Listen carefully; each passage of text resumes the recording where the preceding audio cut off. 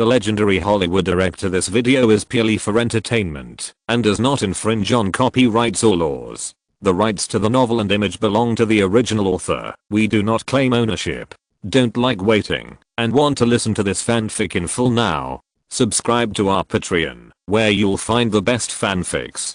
Chapter 776, Lion Gate's First Battle. Subscribe, vote. Paramount Pictures Building. The marketing manager handed the summary box office data to Shirley Lansing. The Dark Knight is off the shelves. 489 million in North America, 977 million worldwide. In the original time and space, North America broke 500 million, and the world 1.001 billion. When Lyman led the Iron Man crew to work hard, The Dark Knight officially came to an end. The box office of more than 900 million also amazed Hollywood practitioners. Compared with the box office of the first Batman Begins, which was less than 400 million, the second one was simply a transformation, a surge that went against market common sense. Then, the movie casually refreshed a series of achievements, the fastest IMAX theaters worldwide, to reach the $20 million mark in total revenue. 11 days, exceeding the 16 days of Harry Potter 5, the fastest to break the $400 million mark. 18 days, becoming the fourth best-selling movie in North American history. The film was released for 6.5 weeks, squeezing out the $466 million of Star Wars. Not to mention, with such a short screening period, it has become the #1 box office of superhero-themed films. Compared with the top few works in the box office list before the new millennium, The Dark Knight was screened in North America for only 8 weeks, the shortest time. If it is screened for 3, 4 months or even half a year like Star Wars and Titanic, it is only a matter of time to break through 1 billion or even more box office. But Warner does not pursue these empty things. Under market selection, the attendance rate of The Dark Knight in the last week was less than 10%, which still reduced a large number of screens and made the audience more concentrated. In other words, holding on not only means that the theaters cannot make room for new films and make little profit, but also Warner itself. So why continue to hang on? Again, the market is prosperous, there are more sources of films, and there is no money in showing old films. After the film was taken off the screen, Warner immediately held a press conference to praise the main creators of the crew and continue to add fame to the rebooted Batman series. At the same time, many media with close relations with Warner took the initiative to provide pages for good coverage. The Dark Knight is finished, and Batman creates another miracle on the screen. 977 million box office broke the record of superhero themes, surpassing Spider-Man 3's 904 million to become the champion of the superhero ranking. Nolan's movies are all in stock, and the unique style is loved by fans. The media's clamor is secondary. The most influential thing for Paramount is that their race project Transformers has accumulated 660 million worldwide, which is more than 40 million less than the initial first week expectation. Shirley Lansing flipped through the market data in her hand and resisted the urge to tear it up. After all, it doesn't matter if the box office can't compare. In terms of the peripheral market, Transformers is a toy series created by Hasbro, while the peripheral derivatives of The Dark Knight are just licensed and have higher profits. At least this project has made Warner earn more than $2 billion inside and out. How can people not be jealous? Revitalizing business, channel demand, etc. are extremely beneficial to Warner. In this comparison, the progress of the production business after the acquisition of DreamWorks does not seem so joyful. They thought they were confident and proved the success of the merger, but how could Shirley Lansing have expected that The Dark Knight would sell so well? Even Columbia couldn't have thought of it. The prestige created by the Spider-Man trilogy was defeated by Batman in an instant. Comparing the two in terms of quality, reputation and film critics' evaluation, they are not on the same level. They both gain fame and profit, and their influence on the audience is really incomparable. Shirley Lansing envied Warner's good luck. Not long after Superman failed, it seemed that it was going to fail, and then another more powerful Dark Knight came out. Do you think Transformers can learn from its style? Shirley Lansing pondered for a moment and looked at the production manager expectantly. Hollywood, it's not shameful to study whatever is popular. In fact, many studios have similar ideas. Just ask you, who wouldn't be jealous when seeing such a work making a lot of money? This is also the reason why Warner went astray. It's not that they are stupid, but that the future given by Nolan is too bright. After all, DC has too many characters with a sense of mission. If there is another Dark Knight, wouldn't it be extremely cool, crushing the market and beating up the competition? Which studio can resist such a temptation? They can't. The production manager was called in, and when he heard this question, he couldn't help but twitch his mouth. He was used to his boss not knowing much about the specific filming of the film. But the magical thing is that Shirley Lansing is very good at judging people. Except for some bad luck in the past 2 years, when she first took over the company, the results were very impressive. But he still found it hard to imagine that a toy adaptation project like Transformers could imitate the style of Dark Knight, just like he couldn't imagine Michael Bay making a deep movie and giving it a so-called postmodern epic tragedy. Should Optimus Prime roar, "Come at me, Decepticons, stop hurting others," and then bear the fate of being misunderstood and exiled, hiding in the dark? Or should the Autobots stop playing cool and stick to their beliefs with justice and not give the hero a chance to show off? In the first movie, the hero drove Bumblebee to pick up girls, and there was no sense of patriotism or mission. The two are not the same path. The upper limit of the subject matter is there. Who would watch Michael Bay's movies if he didn't do some incomprehensible action scenes and big scenes? Has everyone forgotten his disastrous failure in Escape from the Island? The audience clearly knows that watching his movies is just for fun, and they don't think about it. As a result, the foreplay is too long, and the cloning theory and social consciousness about the entanglement of clones are always talked about. The ending just got ignited and stopped abruptly, and the audience sprayed half to death. If you don't know how to play with depth, don't play. What the hell is going on? After Shirley Lansing briefly lost consciousness and said something stupid, she quickly reacted. Yes, Transformers, a toy for children, has cool special effects to attract audiences to the cinema. Why not follow the proven successful routine? Innovation means risk, which means that the market is unpredictable and unpredictable. And by doing so, can you fully believe that the director's ability can conquer the audience and the market at the same time? There are too many uncontrollable factors. Shirley Lansing coughed and quickly passed the topic. Remember to check the accounts with Hasbro and notify the distribution department that the promotion of Beowulf can be launched. Agree to use Angelina Jolie as a gimmick to release a trailer. Yes, it's the CG nude gimmick. Although Angelina Jolie has just married Pitt for a short time and has to contribute her body on the big screen, I think she doesn't care. In fact, all the leading actors in this film only provide dubbing and body modeling, which is a combination of real people and animation. According to Paramount's intention, preheating in advance and then directly sending it to the theaters in November. The rest depends on whether the audience accepts it. Anyway, they still have some confidence in this film.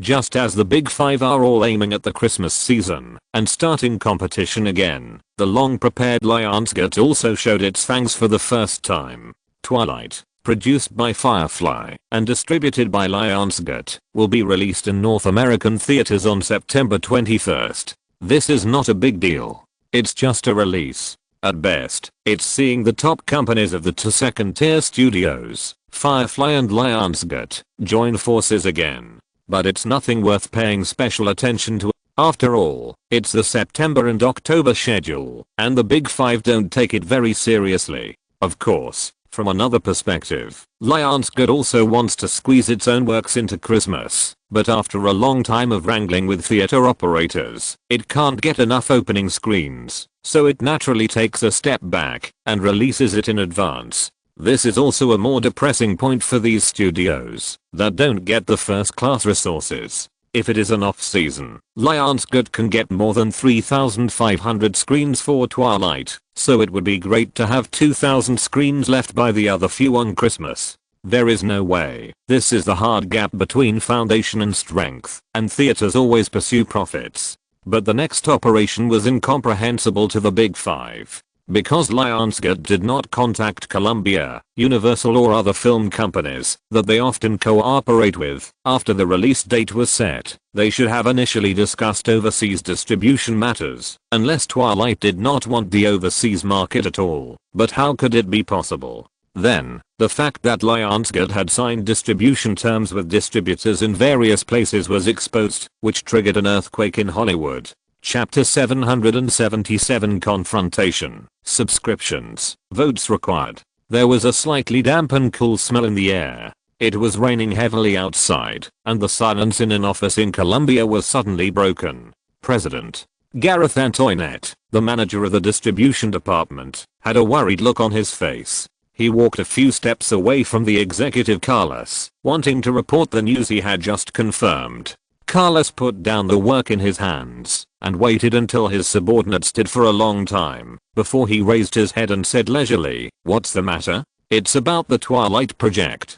Gareth was a few years older than his boss, but he could only be respectful in front of Carlos. "But I asked those film producers clearly." Lionsgate began to expand its overseas business in 2005, but before it was sure of the distribution, it had been hiding its strength, handing in its own film sources, and obediently giving up the project benefits. In addition, it never invested in movies with large budgets, so it was gradually ignored.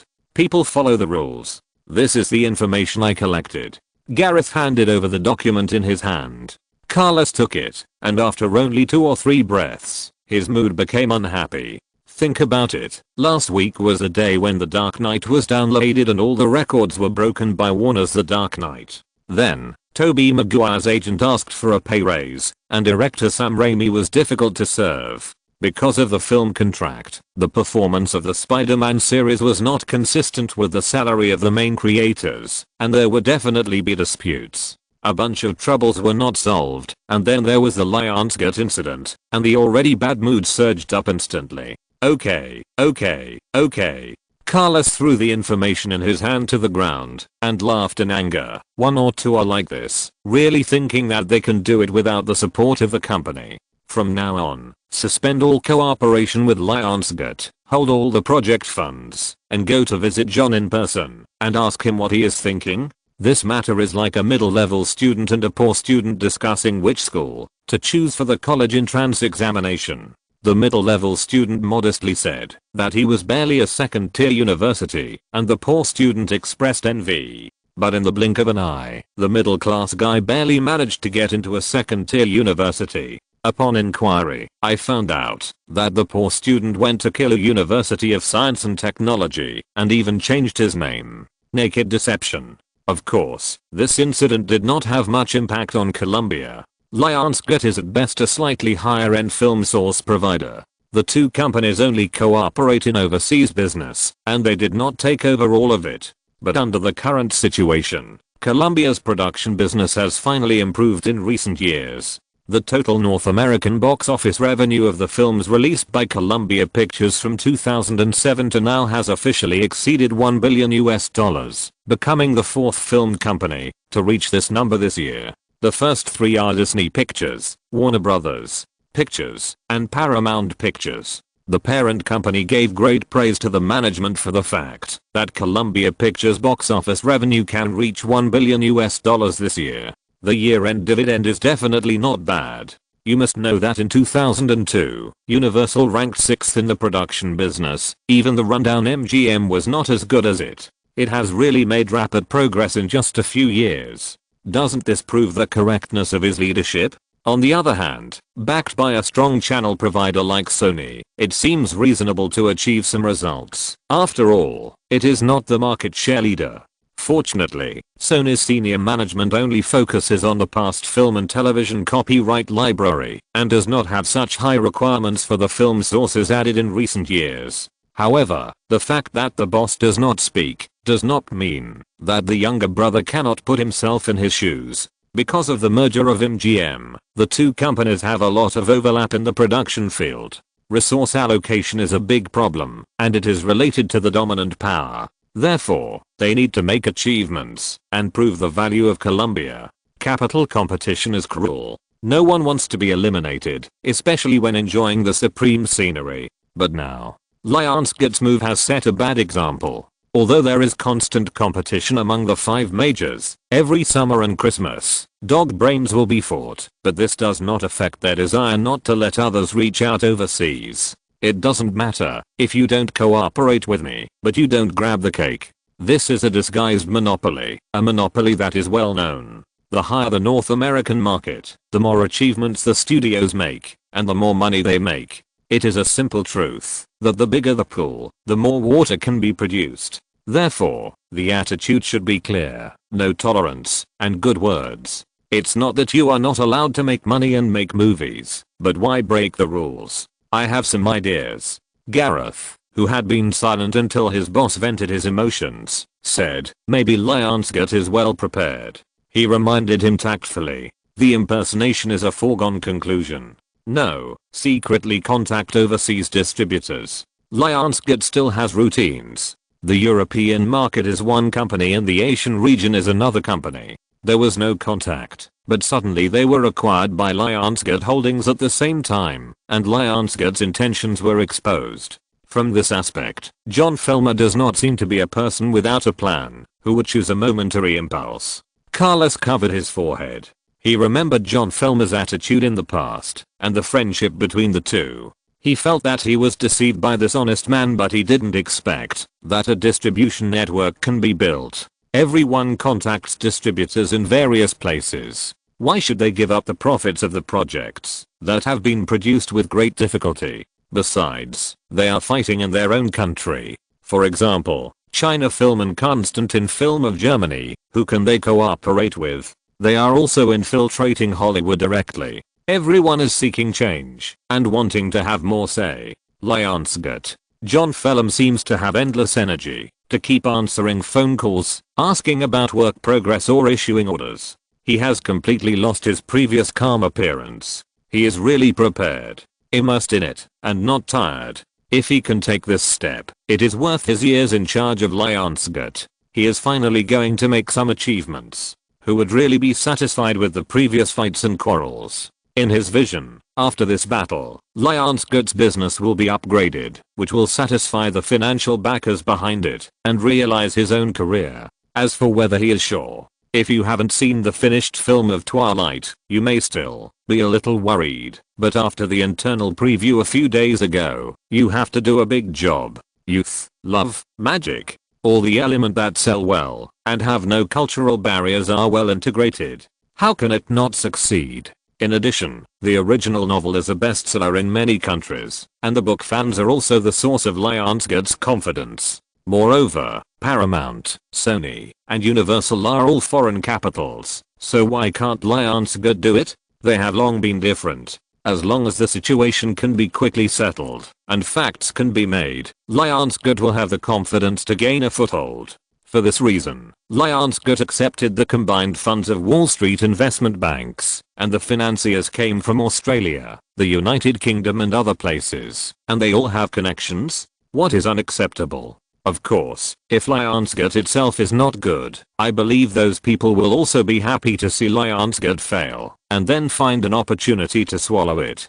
This battle can only win, not lose. Lionsgate executives reached a consensus and invested more resources in the promotion of Twilight. The relevant publicity and promotion strategy is also very simple. It is to release the news of the project adaptation around the popularity of the novel, and then hype up the leading actors, attracting book fans, and arousing the interest of passers-by. That day, Gareth visited John, and the two had a conversation and parted unhappily. Then, Columbia suddenly announced that Loch Ness Monster, Legend of Deep Water will be released on September 21st, competing with Lionsgate. Columbia did not want to use this kind of self-defeating trick, but Lionsgate was indeed well prepared, and had strong financial reserves, plus it was unexpected. Now it is too late to communicate with overseas distributors. What should we do? Try depth. So the project, that was prepared to be screened in December, a work invested by Revolution Pictures and a medium-sized project distributed by Columbia, was taken out to test its strength.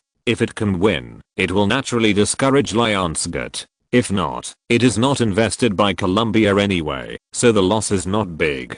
Of course, this move did make Lionsgate a little nervous. The reason why they set the schedule in late September and October is naturally that the theaters did not have any threatening projects, and they mainly focused on small costs. Even if the audience base is a little smaller, they can still make a difference with the help of the market's own capacity. The other party suddenly moved up the schedule, and there were several other companies watching the show quietly, which undoubtedly increased the risk. However, Lionsgate has to prove that it has the strength to share the pie. If it doesn't fight now, there will be conflicts in the future. The sooner you come, the better. Chapter 778 The Sad Child. Please subscribe and vote.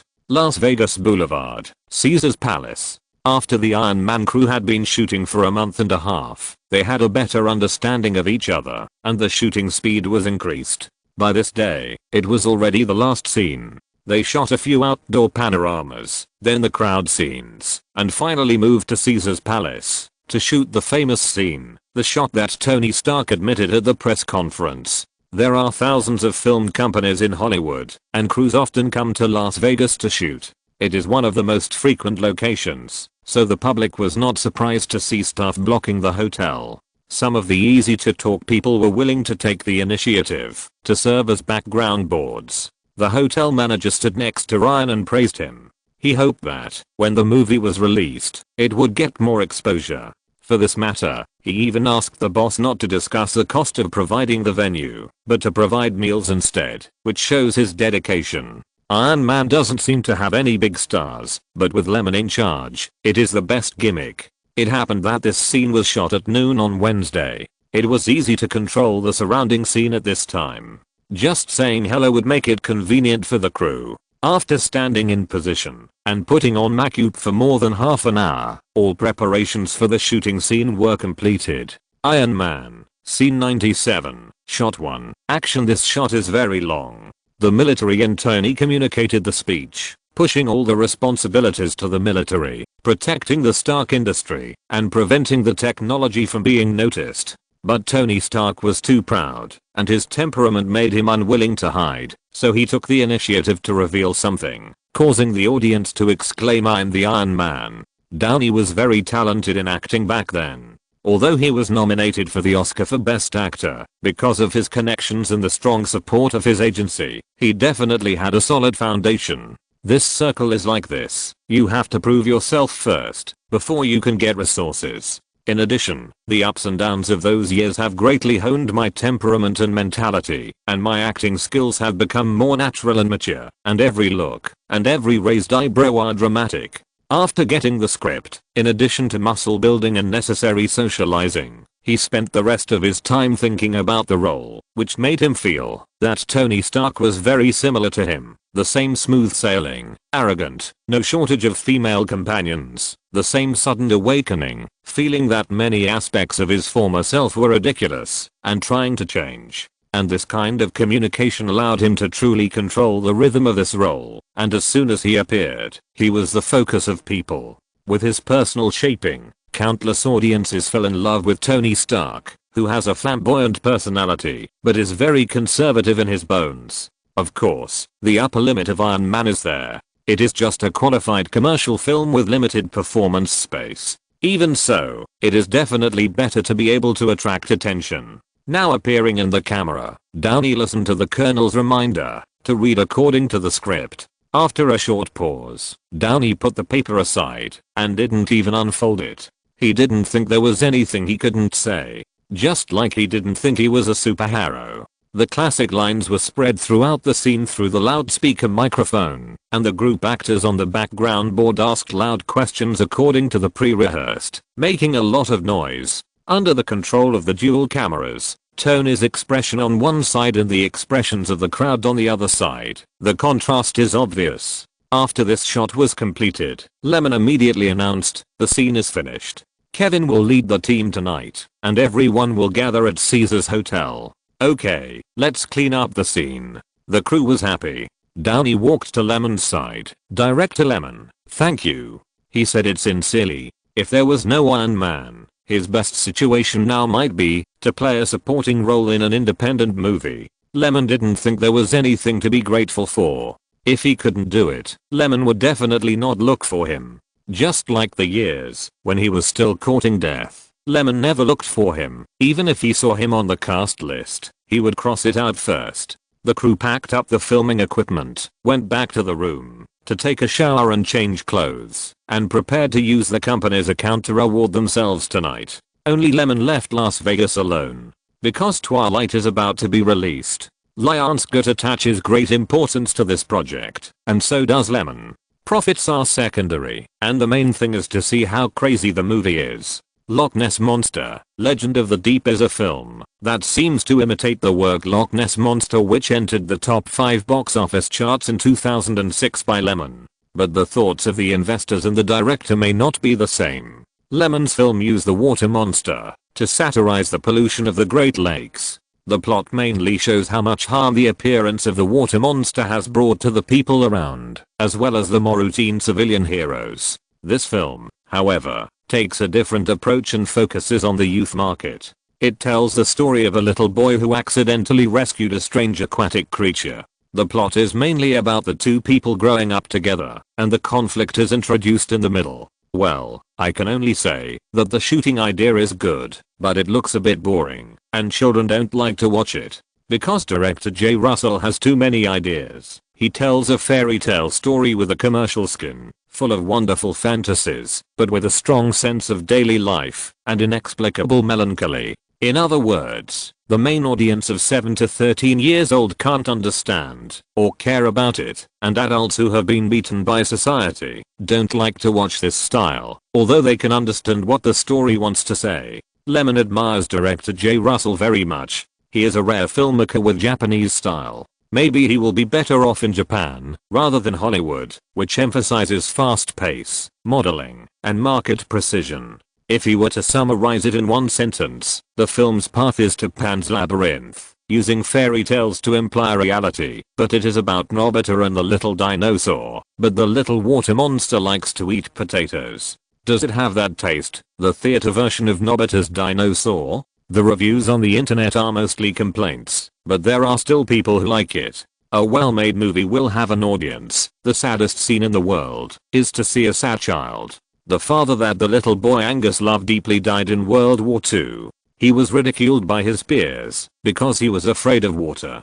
He sat alone on the beach with sadness in his eyes. His sadness reminded me of Ellie, who was unable to win the sneakers in Little Shoes, and Toyne, who ran helplessly on the beach in the 400 Blows, the little ghosts Anne and Nicholas, who were waiting for their father in the island, and even the little Elliot whose parents divorced in it. The charm of the movie lies in this. It is not a panacea for healing the soul, but there is a moment of emotional resonance, which is enough. Angus endured the loneliness of childhood and wandered quietly on the beach. Her mother married a hypocritical officer. His stepfather often beat and scolded him unreasonably. Under the pain of life, one day the little water monster appeared, playing with him, friendship and past that are hard to give up. The little boy grew up, and the little monster was also excluded and feared because of his size. In the end, it was like the director had woven a dream for this poor little boy. The blue tone of the movie is very comfortable, and the whole movie is immersed in such a warm atmosphere, but the story development is tepid, suitable for watching alone at home, not in the theater. Quite pertinent. The first half is innocent and beautiful, and the second half is a bit cliched and deliberately sensational. After the premiere, Columbia's senior management could predict the direction of the film from the attitude of the audience. Although some film critics were mainly encouraging, they still couldn't stop the film's defeat. Loch Ness Monster, Legend of the Deep cost almost $120 million to produce and promote, but it only earned less than $10 million on the first day. Fortunately, this project was not invested by Columbia. They can only comfort themselves in this way. Just regard the promotion resources as a waste and no profit. In the Lionsgate conference room, John Feller and others were smiling. It seems that the biggest competitor in the same period collapsed at the first touch, which is good looking but useless. Haha. Everyone is very happy. In fact, they are still afraid that Loch Ness Monster, Legend of Deep Water will be suddenly advanced and disrupt the release plan of Twilight. This step must be taken to achieve results, and then let those overseas distributors see the dish and show sincerity to cooperate. Twilight is not released simultaneously, and other partners must have concerns. The best way is to wait until the first week's results are out, and how much cost to invest depends on the market performance of the film. There are always more savvy people in this world. However, Lionsgate has no room for nitpicking. Although simultaneous screenings can better accumulate popularity and are conducive to publicity and promotion, as well as local regulation, it is the first time to contact overseas distribution after all, and both sides are a little bit untrustful of each other. Now it's good. Lionsgate has proved itself. Chapter 779 Martians and Mercury. Subscriptions. Votes. Loch Ness Monster, Legend of the Deep is a typical example of a film that is not popular in China, but popular outside China. In the original time and space, in North America, this film was screened for 2 months and only accumulated $40.4 million US. It is estimated that it will lose more than 65 million, and there may be more than 20 million gaps after offline. As a result, Asia brought a surprise to Colombia, Japan, South Korea, Malaysia, Thailand, and China, which have a rapidly rising film market, brought them more than 30 million US.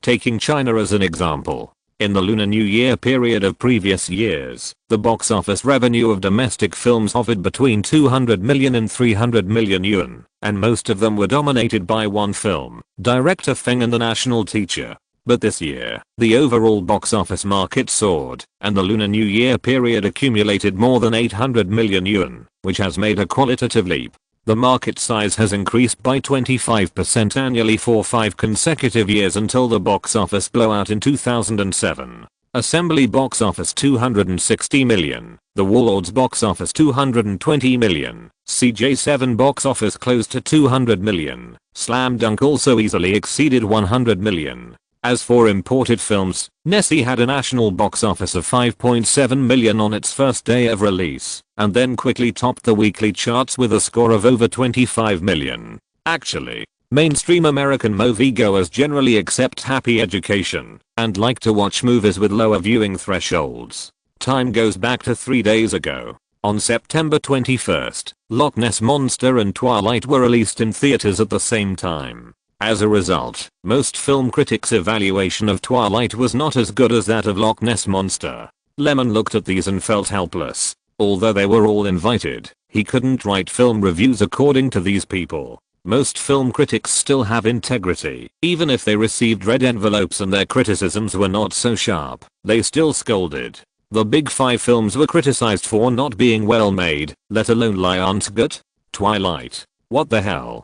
I don't know what it means. It's inexplicable. The actors are exaggerated. They have no acting skills. The plot is piled up incomprehensible, childish, and bloody. It pollutes my eyes. Edward, I was born to kill. Bella, I don't care. Edward, I have killed people before. Bella, that's nothing. Edward, I wanted to kill you before. I have never been so eager to get your blood in my life. Bella, I trust you. Edward, no. Bella, I'm right here. I believe you. A random excerpt of dialogue has that flavor. Kyong Yeo. I added Kyong Yeo. I smelled the breath of Kyong Yeo. Film critics are a group of people over 30 and 40 years old who are very pursuing movies. How can they watch such a movie? Just like the post-90s who always complain about how their younger selves regarded My Fair Princess as a childhood classic when they grew up. Looking back now, it's terrible.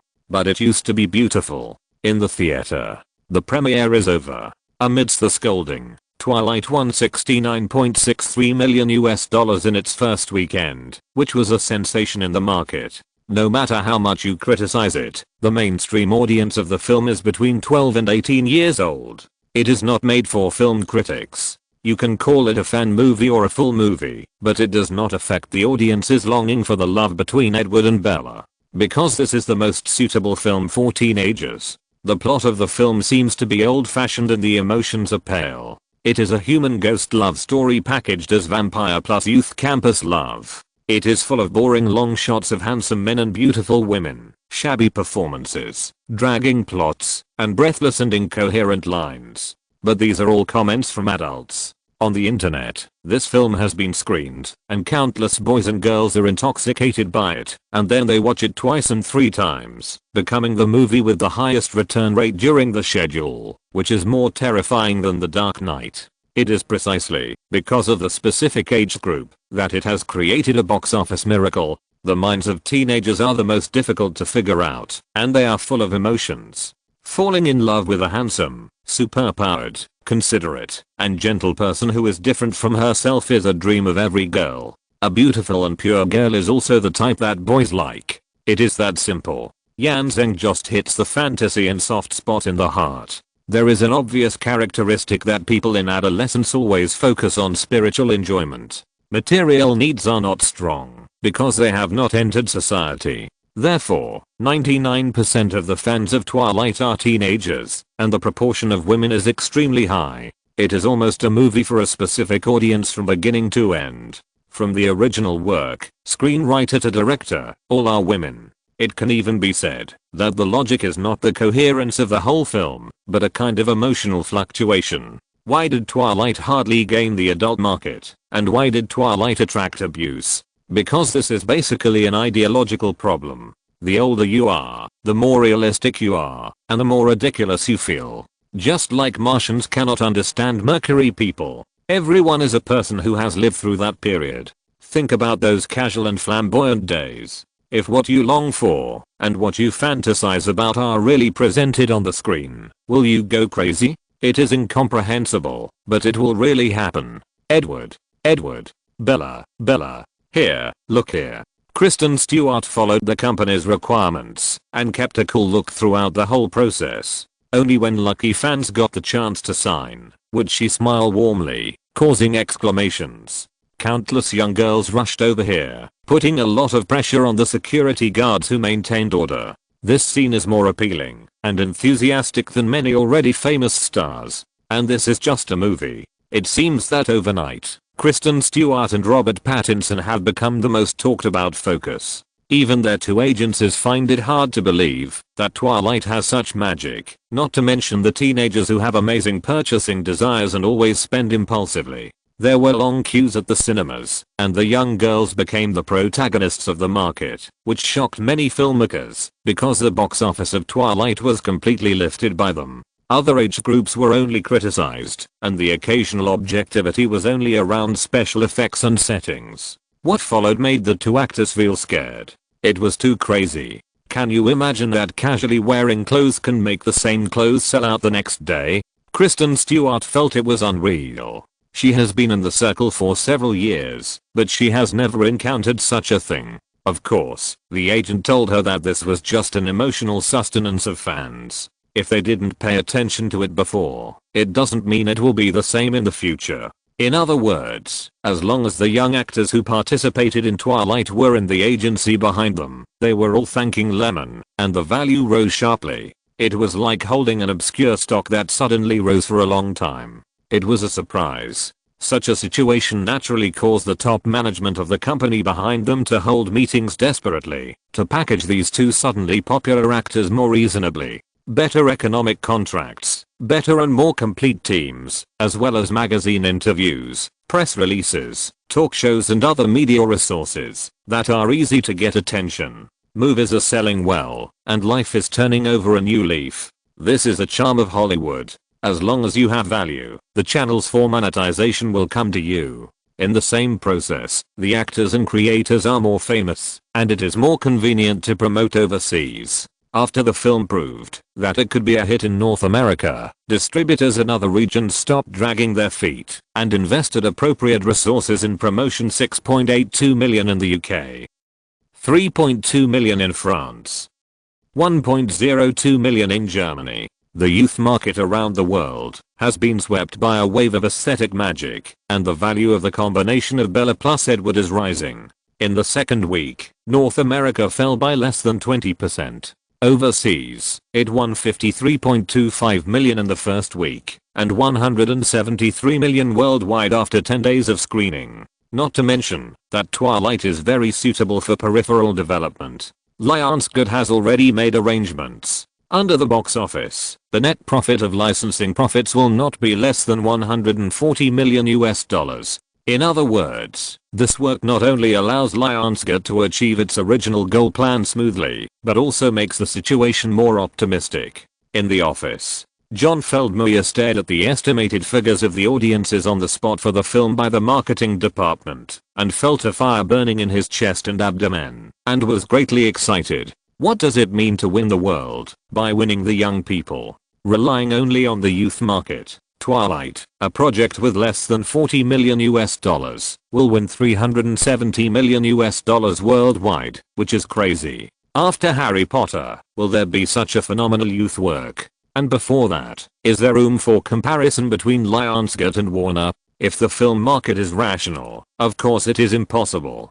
Based on distribution capabilities alone, Lionsgate and any of the 5 major companies are not opponents of the same level. But it is precisely because movies are full of variables, and these variables cannot be controlled by humans, that this industry is so fascinating, and so easy to defeat the strong with the weak. This battle, Lionsgate won. Chapter 780 Mary Sue Explosion. Please subscribe and vote. Entering October, the hottest and most eye-catching movie in the North American film market is still Twilight. Many executives of independent production companies look at Twilight with envy, which is very irrational, but they also want to be the next movie-watching target pursued by girls. Therefore, novels or projects related to Mary Sue have been brought to the desks of major entertainment companies. When analyzing the market of Twilight, they can only see the bloody magical love, so it should be easy to follow the trend. Haha. If it is, the Twilight series will not be the only phenomenal work in a specific market, just like why the ratings of My Fair Princess are so high, and the annual rescreening is high, and it is specially released during the summer vacation. There is no other reason, it is for profit. In the second week of October, Twilight has accumulated $286 million worldwide, officially recovering all costs, and if there is box office revenue, it will be the profit of each share. With this relationship, overseas distributors are working harder than one another. After all, they are all making money for themselves, and it happens that the audience likes it, so why not promote it? In this way, Lionsgate's distribution pressure was greatly reduced, and they finally tied the group of foxes to the chariot with interests. Although it was only the first cooperation, with the first time, how far would the second time be? Gradually, John Feldmeyer's main focus shifted from focusing on the promotion of Twilight to discussing overseas business with some small production companies, and holding on to Firefly's thighs. Everyone saw the scenery of Lionsgate, but they didn't know that Lionsgate paid a certain price to get this project. Just the day before yesterday, John talked to Lyman again, and after testing the waters, they understood each other's thoughts. For the main Twilight project, Lionsgate will at least throw out more than $50 million in publicity fees, but in terms of profit sharing, they only have 10% of the share of all channels plus the priority of the project. What is the concept? Work for others. The bulk of the profits and copyrights are in the hands of Firefly, and it is much lower than the general distribution commission. You know, when Lyman negotiated with Warner about the distribution of channels, he only asked for a reduction from 20% to 15%, and only 5 percentage points made Warner tear his face. Because in cooperation, once the conditions are lowered, can you easily raise them back? You can't ask for 15% distribution for this project, and 20% for the next project. It doesn't make sense. So when Warner thought that Firefly was asking for more, and was not qualified to make conditions, it turned its face, and gave some warnings. Of course, the current situation is different from the past, and Firefly's status is different. With the strong production business, they are fully qualified to do so. If Lionsgate does not come up with a more favorable cooperation plan, Lyman will not be stupid enough to hand over the Twilight series project. Why? Right. First, Lionsgate has just established an overseas network, without foundation and experience. Second, the higher the box office, the more money it makes, or the least profit it distributes. It can also make more money. As for the former, Lionsgate's ability to make the cake bigger is not as strong as the 5 majors, so it can only think of ways from the latter. It just so happens that some projects that do not require cinema resources are handed over to Lionsgate, which is a win-win situation with maximum benefits. For example, Twilight is basically supported by young audiences. If it is handed over to Warner for distribution, they can only capture this part of the audience, but they must take at least 15% of the project revenue from all channels. Now Lionsgate is also focusing on the youth market. This is the limitation of the project type itself, and cannot be changed by human factors. However, Lionsgate is relatively weak, and when it encounters the strong Firefly, the result is like this. Because they need better film sources, and are more eager to open up the situation than the big five. This is the confidence of Firefly to lower the share. John Feldmere also understood, so he proposed some supplementary clauses to make up for the losses, such as the priority of the Twilight series, 2 film contracts per year, and I'm a hero. If you get less than the general distributor, you can get more and better projects. The international general rule is that the distributor takes 17%, but is it universal? It still depends on the status and strength of the 2 cooperating companies. If you are a small studio with low output and occasionally have good projects, it is very reasonable for Warner to take 30%. After deducting the theaters and taxes, the basic film company can't make much money overseas. It's a little comforting, but you have to cooperate, because the other companies also take this way, and there is no choice. At night, John Feldmere stayed in the office, thinking calmly.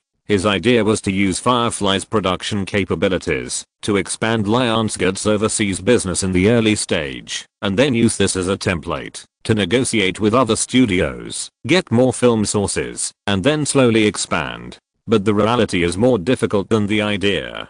Twilight was a success, but the project could only bring Lionsgate $23 million estimated box office, and the bulk of it was taken by Firefly. What made him feel a little frustrated was that despite the success of the project, other film companies did not recognize Lionsgate's distribution capabilities. They all thought that this was the special nature of Twilight itself. Before this, could you see a project that could arouse the fanatical pursuit of teenagers, but other age groups were criticized and scolded, and the box office was not low? Even Michael Bay, the mainstream audience's evaluation was that it was cool and exciting, which was actually quite objective. Eating fast food, it is enough to eat it and have a moment of aftertaste. In other words, he asked his company staff to contact so many film companies and brought the successful case of Twilight, but most studios still felt that Lionsgate was unreliable. Although the big five took a lot, it was easier for them to accumulate box office market when they took over the distribution.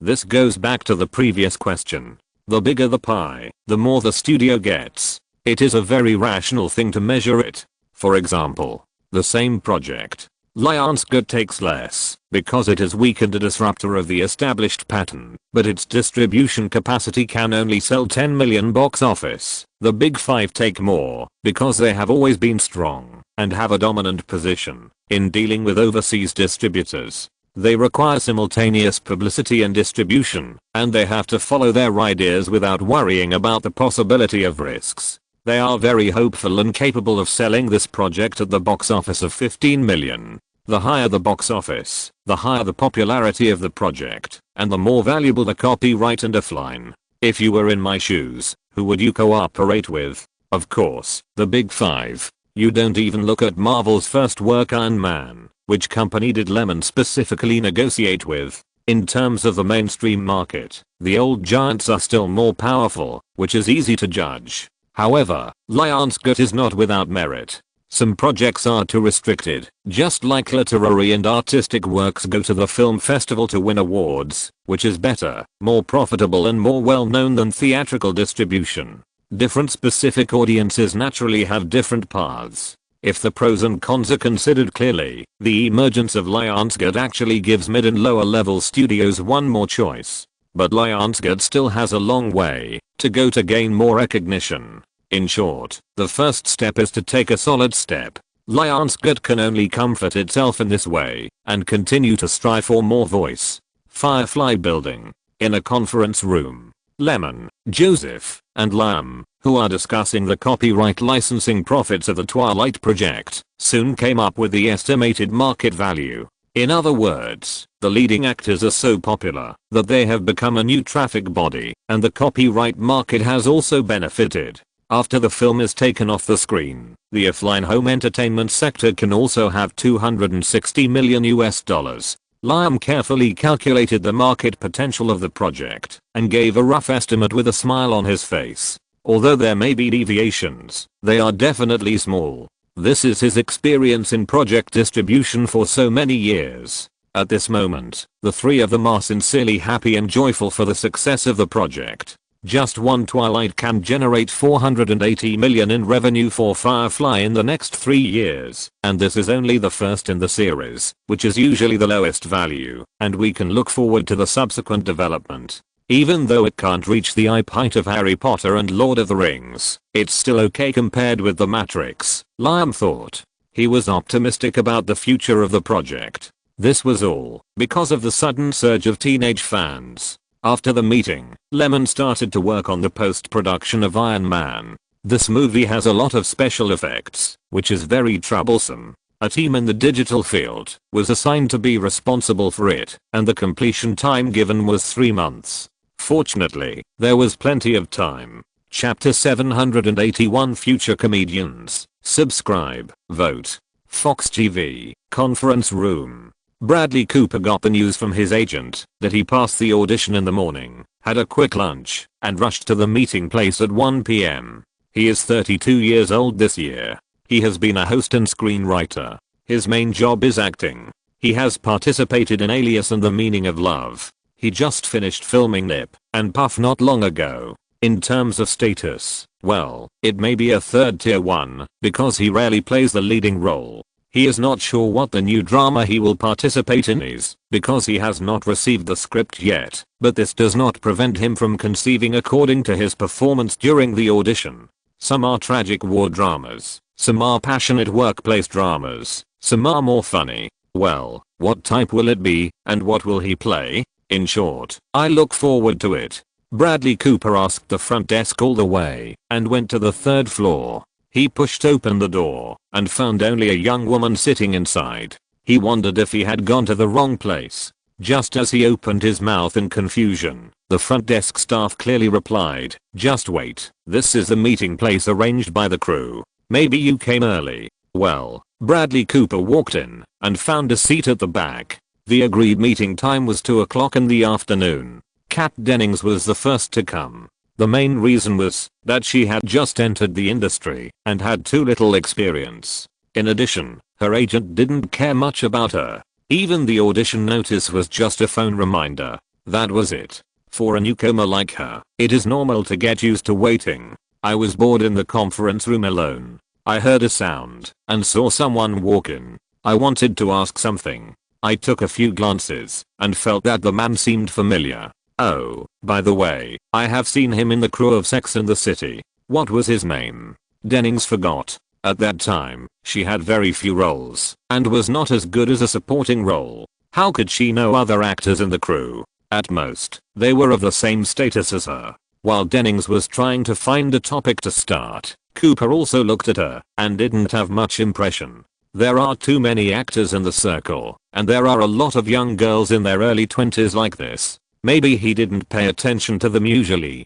Compared with Dennings, Cooper is much more smooth. He waved his hand gently, and when the girl looked over, he greeted her. "Hello, I'm Bradley Cooper, an actor. I'm Kate Dennings. I was notified to come here." The girl introduced herself silly and gave Cooper a polite smile. She felt that this person could talk and was not arrogant, so she dared to ask, "Senior, do you know what drama this is?" "I'm not sure. I also came here after the audition, and I may know when I get the script later." Anyway, everyone was not here yet, and the two chatted with each other for a few words, but Cooper was mostly talking, while Dennings was less sophisticated.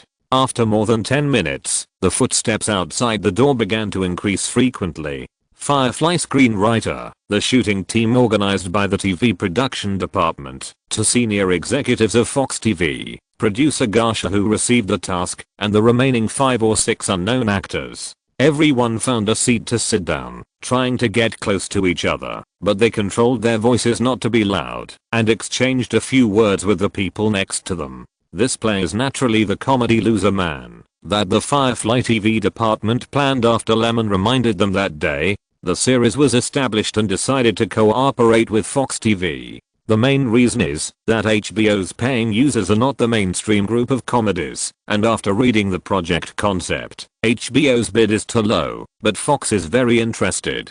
Finally, director Jonathan Dayton closed the meeting door and announced that the main creators had assembled 2 days ago in the office of Firefly Pictures. Lyman and the Dayton couple sat awkwardly opposite each other. It was mainly the latter who was embarrassed.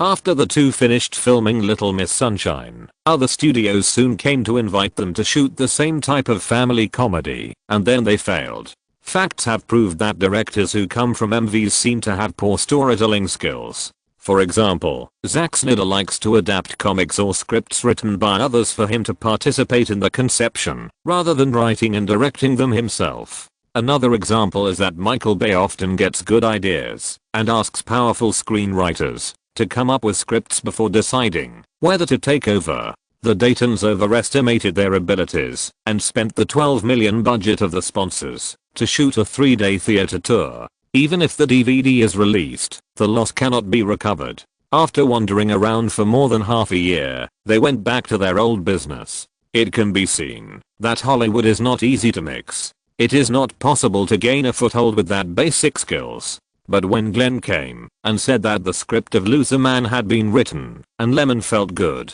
the first director he thought of was this guy. The main reason is that, although the creativity of the Daytons is a little low, they are still very qualified as tools on the set. Little Miss Sunshine was done very well with such a low budget. It was perfectly completed. In addition, the style is in line with the daily contrast of DOC men, using small details in life to dig out jokes. When they met, Lyman exchanged pleasantries and did not mention the embarrassing incident of the two people's failure. He was very tactful. I have a TV series in my hand and would like you to be the director. If it is possible, let's talk about it in detail. The Dayton couple had fallen to the point of shooting music videos or commercials again. No matter what it was, as long as it was better than the current one, there was no room for choice. They nodded repeatedly, which was called refreshing. So, Jonathan finally became a tool director for the comedy direction of Firefly. His salary increased slightly to $3 million, plus a big red envelope for good ratings. The specific number depends on how much profit the project can bring. In addition, Garcia served as producer and Roonier as the first screenwriter of the script. They formed a shooting team with Fox, and the other party provided the venue and studio. After the series was shot, if the trial was successful, Fox was willing to buy the series with a total cost of $8 million for $26 million per season, and the advertising fee was still calculated according to the ratings. After the two companies cooperated several times, they understood the floating standard of distributing benefits. Lyman naturally agreed. He agreed that the better the show, the more the producer would get. With average ratings, he didn't think about how much it could be sold for. In the conference room, Jonathan Dayton, the tool, was calm and listened to Garcia and Roonier introducing the shooting direction with others. However, while the actors were all serious, he was slacking off, thinking that the meeting would be over and where to go for dinner. Well, there is a good Mexican restaurant nearby, we can go there. Alas, why hasn't it ended yet? You said that he was a film director who got to filming a TV series. To outsiders, it was a step backwards, not to mention that he felt bad. If he hadn't failed once, he would never have agreed. The actors didn't have as many feelings as he did, mainly because they didn't have the qualifications to feel sentimental. Bradley Cooper, a third-tier actor, has been acting for more than 10 years. In the future, he will become a first-tier comedy actor with the Hangover series, but he is not yet. His salary is $2 million. Kat Dennings became famous for her sharp-tongued maximum in Two Broke Girls, but she is still a newcomer now, with a salary of $80,000. These two are the male and female protagonists in the comedy. Many scenes are driven by them, and their personalities are basically similar to the mainstream screen after their success. An honest funny man and a sophisticated complaining woman. The rest depends on the screenwriter's ability to write jokes. Loser does not require a connected plot, so it is still easy to shoot. The people from Fox participated in the meeting and were very relieved. The main thing is that Lyman instilled the comedy concept in advance, and the script has been finalized, and then let the tool director Jonathan shoot it. No matter how you look at it, the possibility of success is very high. Moreover, the cost of shooting the project is very low. Even if the ratings are only 2 points, and it can't go to the prime time at 8 p.m., it can still be bought in the afternoon to fill the gap in the program. It's not a loss. Once the results are achieved, it will basically bring the TV station a comedy series that is worth the effort to promote, or a comedy like Mr. Bean that has the potential to be exported to other regions. No matter how you look at it, it feels good. As for the 2 selected leading actors, they were a little confused until the moment their roles were confirmed. Cooper is fine. Although he has always been a foil, at least he has experienced a lot of things and has managed to hold on to his acting career over the years. There are just some surprises. On the other side, Catherine, who is only 21 years old, has been a little dazed since she left the meeting room. Her head is buzzing and she can't hear the sounds around her at all. Her family does not support her to be an actor, but this time being chosen as the heroine has made her determined to keep going. She will be famous, she thought. 3 more updates asking for support. If you're listening to this novel on a channel other than Fanfic World, it means they downloaded and uploaded it without effort. We cordially invite you to visit our channel, Mundo Fanfic Novelos. There you'll find the original version of this story and you can explore many other novels of various genres. We're waiting for you to immerse yourself in a world of incredible novels. Chapter 782, Minions Project. 4th update, please support. In a blink of an eye, another weekend has passed. October 15th, Monday. After the 4th week of screening, Twilight officially passed the 300 million mark worldwide, with a cumulative box office of 327 million. The film's decline was 26% lower than last week, and the single-day revenue in North America was even less than $1.3 million. This can also be regarded as the disadvantage of Twilight's relatively single market. The popularity rises quickly and disappears even faster, and it is completely impossible to screen for a long time. Seriously speaking, ordinary commercial films will account for 60% to 70% of the total box office in the first 3 weeks. Twilight is different. It may account for 80% in the first 3 weeks. It really fell off a cliff in the future. Every day when I wake up, I can see that the cumulative box office has slowed down significantly. Of course, in the eyes of many people, this is already very good. Not every film can detonate the market and be very strong at the same time. Once a similar movie appears, it can at least lock in the top 3 of the annual box office list. In addition, Warner began to deliver the first profit of the Dark Knight project to Firefly. The film earned $489 million in North America and $977 million worldwide, of which North American theaters only took 35%. The box office was too strong. Warner could raise its own chips, and overseas theaters took 47%. In terms of box office profits, theaters took first, leaving $317 million in North America and $258 million overseas. Excluding some losses, labor, transportation, and taxes, the total box office profit was $513 million. According to the contract, Firefly, as a producer, can share $371 million. After deducting some publicity expenses and production costs, the box office net profit was $89 million, and Warner earned $102 million. But this is just an appetizer. The bulk is still offline and copyright peripherals. Since the film was released, the hardcover DVDs that were quickly launched were priced at $128, $65, and $45. The first month sales were 17.65 million sets. As of this time, DVDs, including rentals and services launched by Netflix, had a total profit of more than $135 million, and the market was also hot. According to data estimates, the value created by home entertainment will not be less than the box office profit. That is, it will be more than $500 million, and there are not so many intermediaries to share the money offline. Firefly roughly received $264 million and Warner $128 million. Although Warner's profit sharing is relatively low in this regard, Firefly can only wait and see the income brought by copyright, and it is predicted that it will not be less than $600 million. Overall, The Dark Knight can bring Firefly $353 million and Warner $830 million in net profit. The two sides have made great gains in cooperation. However, compared with the income that can be obtained in the future, Warner only delivered $290 million in the first payment, and the rest will be slowly divided in batches. Twilight is still slowly accumulating box office, and the post-production progress of Iron Man is also slow. The related special effects scenes and picture rendering are very labor-intensive. On this day, Lyman visited the first project that Christopher Meledandri took out after creating the Illumination Entertainment label. The silly shape and the yellow color make people familiar. If someone told Meledandri that a group of yellow creatures about 1 meter tall, without necks or waists, and as thick from head to toe, would become the most popular cartoon characters in the world, he might not believe it himself. Who knows what will happen in the future?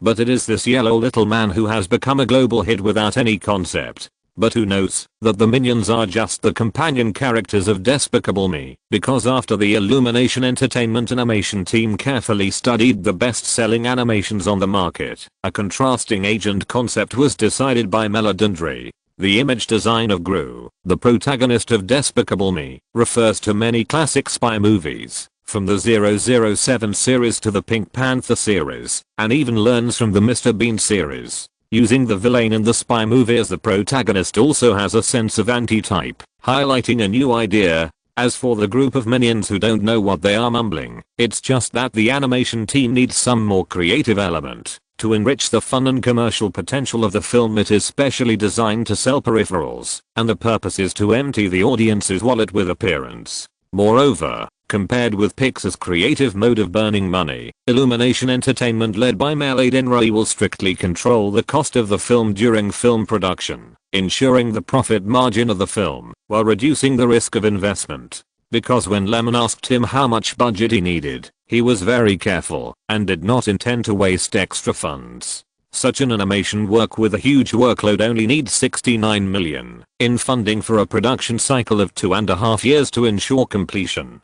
To be honest, Lyman likes this kind of economic management talent very much. He does not raise the risk for no reason, but will take the initiative to consider not bringing more burden to the parent company before the release. After all, animation production has always had slow returns, and the main production is not easy. It is not like a live-action movie that has an idea, invites actors, and pulls up a team to shoot. Animated movies are a field that tests patience, team cohesion and innovation, and cannot be rushed. After confirming the work, Lyman approved the corresponding funds, and Despicable Me was officially launched. He took a few weeks off to see the post-production of I'm a Hero or the shooting progress of DOC Man, and occasionally cared about the progress of Iron Man. Entering November, when the North American box office of Twilight was fixed at $167 million, and the number of screens was reduced to 220, which was the number of screens that would be taken off the screen, Lyman approached Lyman.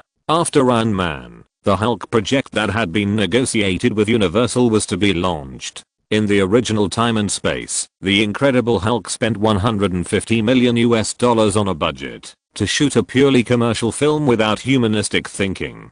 As a result, it only earned $263 million in the global box office, which almost extinguished the fire of Marvel's revival with a basin of cold water, because Iron Man had just broken the financial crisis and led to the integration of Marvel's business. Facts have proved that the second part of the reboot is not as good as the first part shot by Lyman. Although both lost money, the former earned some reputation from comic fans and the character creation was quite fitting.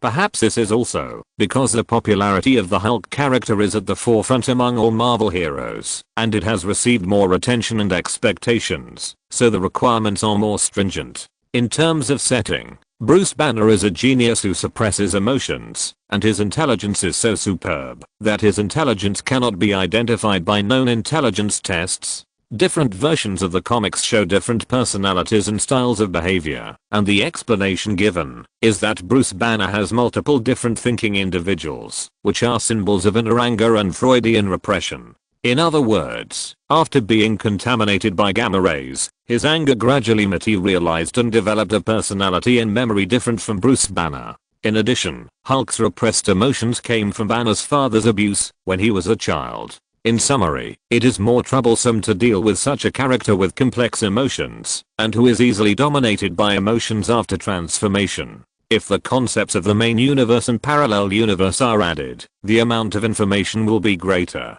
Previously, Lyman had thought about filming the linkage between the Hulk and the first generation of Spider-Man, because that version of the comics was quite popular and the story was suitable. It tells the story of Banner participating in the second phase of the Super Soldier program launched by Nick Fury of SHIELD. As a result, when the experiment was about to succeed, Banner lost control, destroyed the laboratory, and ran away in New York, almost killing the young Peter Parker. After waking up, Banner was hunted by the military. After several years of escape, Banner lost control again, and fought with Spider-Man, who came to rescue civilians. Spider-Man tried his best to let Hulk leave, but he took Hulk to Chelsea Piers. Hulk ate fish due to hunger, and turned back to Banner. Banner didn't have time to explain the situation to Spider-Man. The military suddenly appeared. At this time, Banner turned into Hulk again, and destroyed Chelsea Piers, moving towards Jersey. Unfortunately, this version of the ready-made script could not be negotiated with Columbia. They firmly believed that Marvel was jealous of Spider-Man's achievements and tried their best to get the popularity of Spider-Man. Columbia was not interested in the Hulk or Banner. They just wanted to plan another trilogy after the trilogy starring Tobey Maguire. A brand new story and a brand new lineup are the key points. There was no way Lyman could only follow the idea of the super soldier serum while reperfecting the script, adding Easter eggs, and introducing the results of the first super soldier plan Captain America in a timely manner, while looking for a suitable director to speed up the gathering of the main characters of the Avengers. Anyway, among the current Marvel projects, Lyman may be the one with the most ideas in the market, so why not try some changes? Chapter 783, Tangled. Please subscribe and vote. Regarding the establishment of the Hulk project, Lyman only talked with Ryan and Kevin Feige, and informed the senior executives of Universal Pictures, such as Nasser Mellison, to make a special phone call to discuss it. As for the selection of directors, Universal had been encouraging Nolan, who went to New Zealand for vacation after filming The Dark Knight, to take over, but Lyman refused. As a result, he chose Lyman, who was doubted by Universal as expected. The main reason was that they suffered a loss once. How could they not doubt it? It was a waste of time and energy. The copyright that has been operated for so many years still failed to fill the box office hole. Of course, it is impossible for the impression to improve all of a sudden. However, the project is solely funded by Firefly, and Universal has little opposition. Anyway, if Firefly does not shoot the Hulk, it will be shelved, and Universal will not bear the risk. After getting an ally, Ryan's attitude has always been to support Lyman's decision, and he didn't say anything. Kevin Feige was a little worried after hearing about the candidate. I know this person. He's good at making art films, but can he do other things? Don't make it too boring. The threshold for watching movies is too high, and the audience can't accept it. Lyman's level of director is enough, and he also has business thinking. The key is that someone must supervise him. This time I will personally check and take on the burden of production. After saying this, what else can Kevin Feige do? At least when filming Iron Man, he found that Lyman really didn't mess around. Except for the high requirements for performance, he followed the script completely, and he trusted him. Knowing that he is a reasonable person, Marvel can't go the high-end route. Just when many studios are thinking about whether to learn from Nolan's dark style and social thinking, Kevin Feige is more determined that he can figure out and summarize the market routines. He firmly believes that the success of The Dark Knight cannot be replicated. What Marvel needs is a foreseeable victory, and modeling is Marvel's way out. After chatting, the three talked about the increasingly fierce Christmas schedule in the film market. There are many movies this Christmas, such as Disney's National Treasure 2, The Secret Book. With the first movie as a foundation and Cage's appeal, as long as the plot continues the previous routine style, it will definitely reap the box office. For example, Alvin and the Chipmunks, produced by Fox Animation Department, focuses on the children's market, and its box office potential is not yet clear. In addition, Universal's American Gangster, Paramount's B is Not Bad, Beowulf, Universal's Charlie's War, Warner's P.S. I Love You, focuses Atonement, New Line's Dark Materials, The Golden Compass, and I'm a Hero, produced by Firefly, and distributed by Lionsgate on December 14th. In short, from November to January next year, a variety of 70 or 80 movies will fight in the schedule, as bloody as ever. In the end, the winner wins the market and the loser becomes the cannon fodder of the schedule. But before the competition, everyone thinks that they are the winner. Lyman was struggling. He was certainly not a director who could not see the situation in the market clearly. Just from Crouching Tiger, Hidden Dragon, which was made based on the Western fantasy of Eastern martial arts, we can see that Lyman was a man with great ideas and the courage to implement them. During the filming of that film, many crew members questioned the style of the film because it was not in line with the style and the routine was too old, but Lyman insisted on making it that way and made the film the first-class work in terms of box office and influence of Eastern culture export.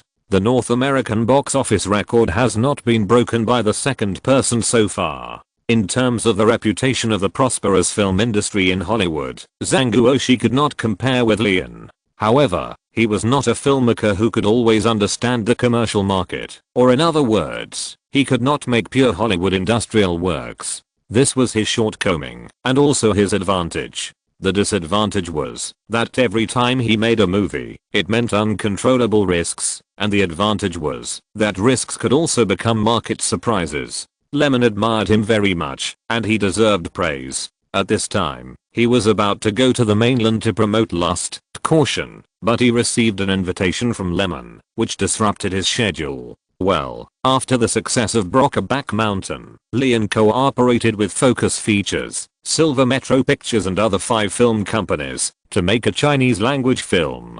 In the room, on the table, are various materials that he had read when filming the Hulk. When they are spread out, you can vaguely see the original intention. Lyman knew that Marvel was acquired by Firefly, but he was not very familiar with Lyman. However, he felt that the man was polite and approachable to him. After all, Lyman had visited the set of Brokeback Mountain and communicated with him. The man's development was much smoother than his, but he didn't think it was a big deal. They each had their own lives. But why did he suddenly come to him? I clearly want to forget those days. Lyman felt even more entangled. At that time, he was really floating in the air without touching the ground. Talking and laughing. He was a big boss, and he was in contact with rich people. Everyone tried to throw money at him and talk about cooperation. In the end, he chose the Hulk, which had the highest investment budget. Then, alas, the past is unbearable to look back on. After that, he wanted to quit acting for a while, mainly because it was difficult for him to make it in Hollywood with his status, not to mention that he lost a big movie. If there were no some people supporting him, mainly Zhu Ligang, the boss of Zhanghang International Film, his career as a director would have really collapsed. Just when Lyman was thinking about the invitation again and again, Lyman came to visit. But it seemed that he was not very good. Even the provocation method was not enough to move him completely. Get up from where you fell. Damn it. Damn. It would be fine if he didn't talk about this, but when he talked about this, Lyman thought of that dark day again. I like your movie very much, Director Lyman. As long as you are willing, I will give you the greatest resource support. Even if you say you want to find all the main creators of the first movie, I will contact you immediately. Lyman was anxious. Don't worry. I didn't agree yet. Why are you planning for yourself? You know, after the failure of the Hulk, the group of leading actors did not hesitate to add insult to injury. Whenever the media saw Lyman, they would say how Lyman was on the set, trying hard to shirk responsibility and reduce the stain on his career. How could Lyman not have a temper? Yes, the film failed, and the director was to blame for the failure. After all, it was not just the actor who failed, and the role that failed was just one role. If the director failed, it was the whole project. There are always people who say that a good film must at least have a good story, but the screenwriter writes the script, and it depends on whether the director follows the idea. This is the truth, but it is still mean to smear it when there is a problem. Moreover, Hollywood is not a director-centered system, and the producer sent by Universal must also be responsible for the failure of the Hulk. Of course, some senior executives were forced to resign afterwards, which can be regarded as bearing the consequences. Lyman shook his head. Lyman was a rare filmmaker in Hollywood who did not discriminate against him and respected him, so he also revealed some of his thoughts. I believe in the financial resources and production level of Firefly. I have also seen the works directed by you, and I'm willing to cooperate, but for this subject matter and this role, I really have no idea. He fell into a big trap and was traumatized. It's okay. It's okay. I believe in you. Don't you believe in yourself? The budget starts at 150 million and ends at 200 million. You can sign the contract when you come. I will be the producer, and I promise not to interfere too much with your creation. How about it? Lyman hesitated again. Lyman is undoubtedly an excellent director. He may understand him, and will not make random comments. This is undoubtedly convincing for a leader who is not an outsider. Really, some tool directors under Firefly are about to cry. They can't get such conditions, a first-line project, with plenty of funds, to do whatever they want. Which director doesn't want such a creative environment?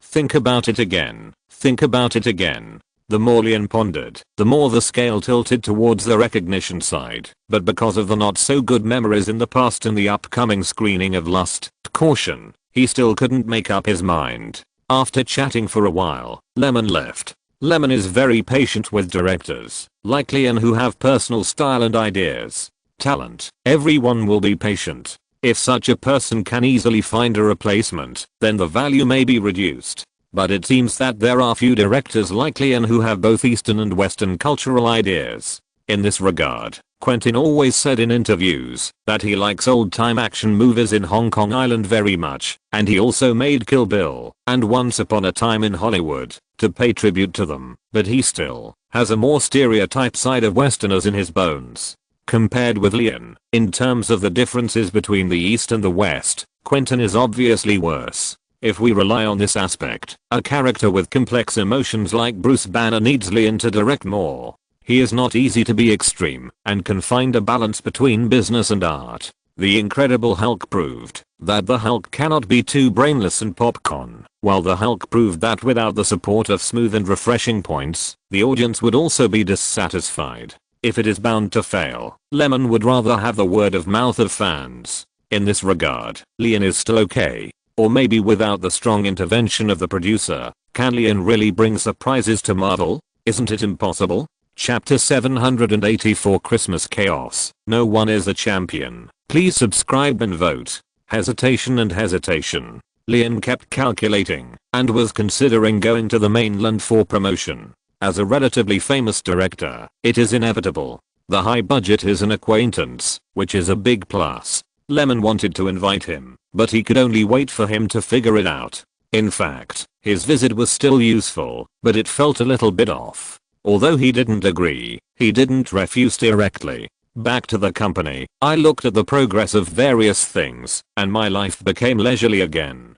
Thursday, November 15th, the day when Twilight was taken off the screen in North America. In fact, this movie has been difficult to accumulate box office since the end of October, and the theaters and schedules have been gradually reduced until it was taken off the screen.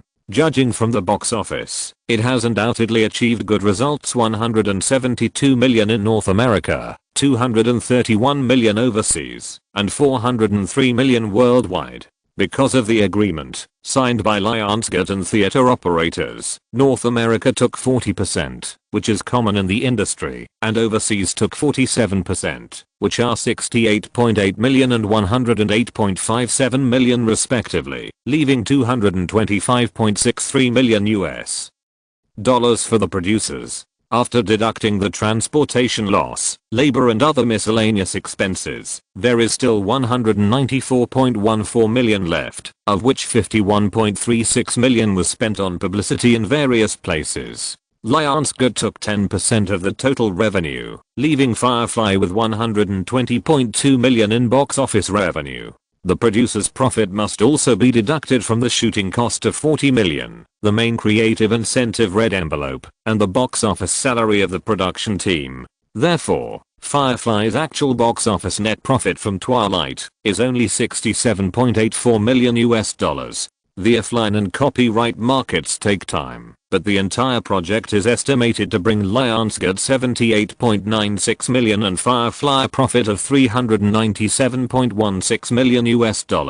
Amidst the turmoil, the Christmas battlefield begins. In the weekly box office battle from November 12 to 18, the 3D animated film Beowulf took the top spot in the box office rankings with a score of $28.1 million US thanks to its outstanding performance, while last weekend's box office champion B-movie slipped to the runner-up position, and American Gangster, which had been competing with it, was squeezed out and ranked third. Robert Zemeckis, the director of Beowulf, is a disciple supported by Spielberg. When the film premiered, Spielberg personally went to the scene to help promote it. But this filmmaker who once made the classic film Forrest Gump has suddenly had an almost paranoid pursuit of advanced film technology in recent years. Even with the failure of the Polar Express, he still did not give up the combination of real people and animation. So when the audience saw the lifelike naked bodies of Tom Hanks and Angelina Jolie in the cartoon, Beowulf still made people worry. The production cost was as high as $150 million US, but it only earned less than $30 million in the first weekend. If there is no miracle, it is impossible to make a profit after a long cost recovery period. At the end of this week, because there were no better works, Beowulf successfully topped the list with $28.1 million. The second B-movie earned $14.3 million US, and American Gangster secured the third place with $13.2 million US. The fourth Santa Claus Brothers at the North Pole earned $12 million US.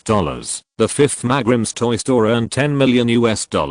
In the next week, November 19th, November 25th, Beowulf had not yet warmed up to the top of the list, and as expected, it quickly slipped as everyone expected, with a box office drop of an astonishing 41%, completely declaring that there was no hope of recovery. At the same time, on Wednesday, Disney launched the animated film Enchanted, carefully prepared for Thanksgiving. It earned $35.3 million in 3 days over the weekend, and more than $50 million in 5 days.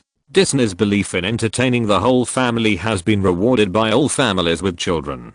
More importantly, the film has a great box office, and the critics are full of praise. The ordinary audiences also give a call, which adds a beautiful landscape to the film. It's like the golden age of Disney has returned, an outstanding and precious all-age entertainment film that can really be loved by all audiences. Disney's old-fashioned fairy tales are cleverly transformed into this charming, modern comedy. Even Disney himself will be deeply attracted. Unexpected joy brings a new definition of fairy tales. The media, led by the Los Angeles Times, Entertainment Online, and the New York Times, have generously praised the blockbuster, and the Rotten Tomatoes website has a freshness rating of an astonishing 93%. After this week, Enchanted topped the list, and the second place was occupied by Sony's new film This Christmas with $18.6 million. Poor Beowulf only earned $16.24 million, ranking third. No one dominated the schedule.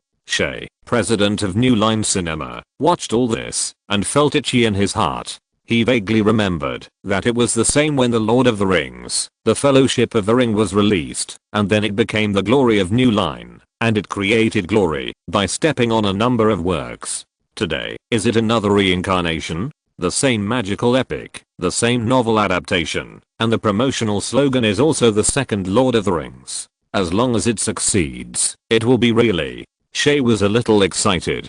The main reason is that he has been under too much pressure recently and urgently needs to prove and relieve his performance. Oh, by the way, the Golden Compass is distributed by Warner, and the publicity team is constantly building momentum to attract the attention of passers-by. Wait until December 7th. That day is the day when the film is released, and it will be soon. Shay looked at the competitors in the market, feeling emotional and adding a little more confidence. Suddenly, he thought of Peter Jackson again.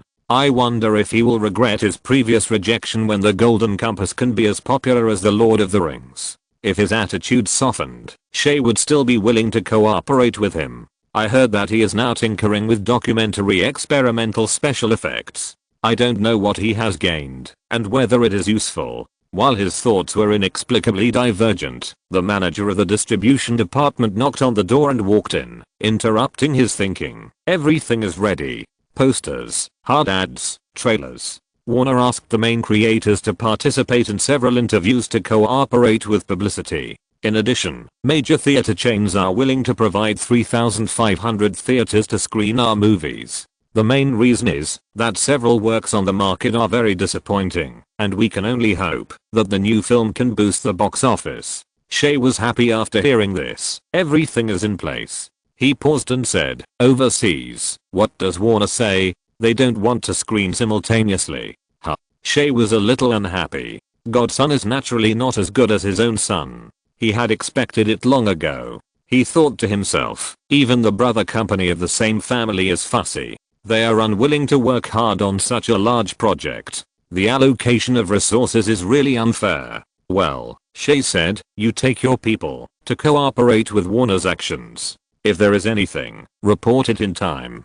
Seeing the nod, Shay waved his hand, and the distribution manager left. After a while, he ordered people to gather several trusted subordinates to prepare the layout of the premiere, make an appointment with the theater, contact guests, film critics and the media, and every link must be determined in advance. When the Golden Compass began to work hard on publicity, Firefly also had its own projects to work on.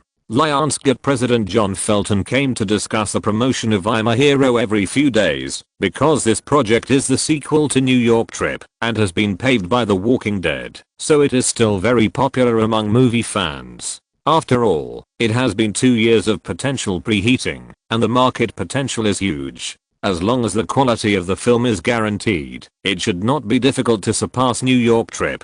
The two companies are ready to work together to make a big move and reap more box office profits than Twilight. Strictly speaking, the market for Twilight is too single. If the series is not too toxic, the kind that poisons the hearts of young people, its value would not be high. Judging from the market audience alone, I'm a Hero will definitely attract more audiences of different ages than Twilight. The expansion and lowering of the threshold, if successful, will be another gold mine for the series, and it can even drive the offline market of the first part and create secondary income. The initial publicity investment will be around $32 million. Traditional media channels plus the internet will be the biggest driving force, so that those audiences interested in zombie themes will know that there will be a zombie movie released on the 14th.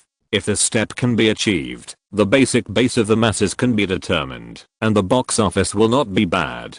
In the conference room, part of the distribution team of Lionsgate and Firefly sat together to listen to the work arrangements. In fact, it is mainly to determine the focus of the publicity. For the rest, both companies are very familiar with how to promote. Afterwards, overseas distributors from all over the world quickly reached an agreement with Lionsgate this time, perhaps because they tasted the sweetness of Twilight. You see, nothing can bind relationships better than real interests, right? Chapter 785, Children's Magical Epic? Subscribe, vote. The Golden Compass is very popular. The novel bonus, star bonus, budget bonus and Warner Brothers help promote it, which frequently arouse the audience's desire to watch the movie. In the market, the news about the movie is overwhelming. Nicole Kidman appeared to tell her story, and the new Bond of the 007 series Daniel Craig was on a show and talked and laughed with the host. The cast is still influential. What's more, this is the second magical epic project that New Line has invested heavily in after the Lord of the Rings series. Such a gimmick makes some fans who got into the movie because of the Lord of the Rings trilogy can't wait for the movie to be screened so that they can have a glimpse of it. Walking out of the pedestrian street, a huge poster for the movie The Golden Compass is hung on the largest billboard. Behind the busts of several leading actors, a giant bear in armor is lying on the iceberg, which is very impactful, as if a slap can make a hole in the iceberg. At the bottom, in addition to the title, it is also pointed out that it is the first part of the His Dark Materials trilogy, which adds to the imagination. The heat continued to rise and finally arrived on the evening of December 6th. Chief Rock Theater.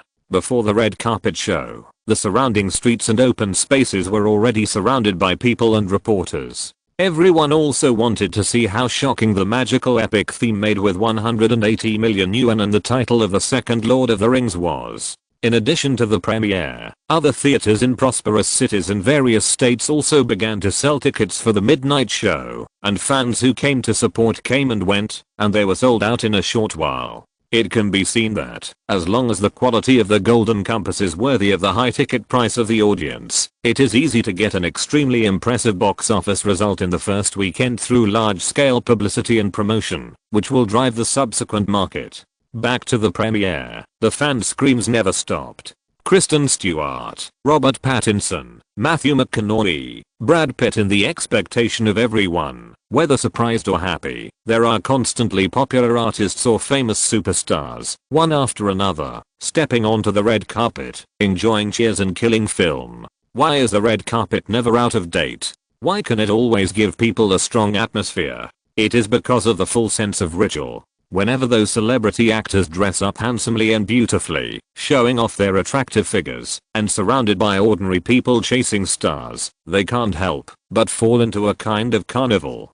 Desperately squeeze forward, just to feel the idol more conveniently, and get closer to the sense of distance. At this time, it is difficult to stay rational, when the organizers provide opportunities. Looking at the orderly scene, Shay nodded with satisfaction. Just as he was about to enter from the side door, the distribution manager came over. "Sir, the tickets are sold out. A lot of tickets for the second show have been released. Just now, the statistics over there show that our movie can get at least 12 million tonight." Okay. Haha.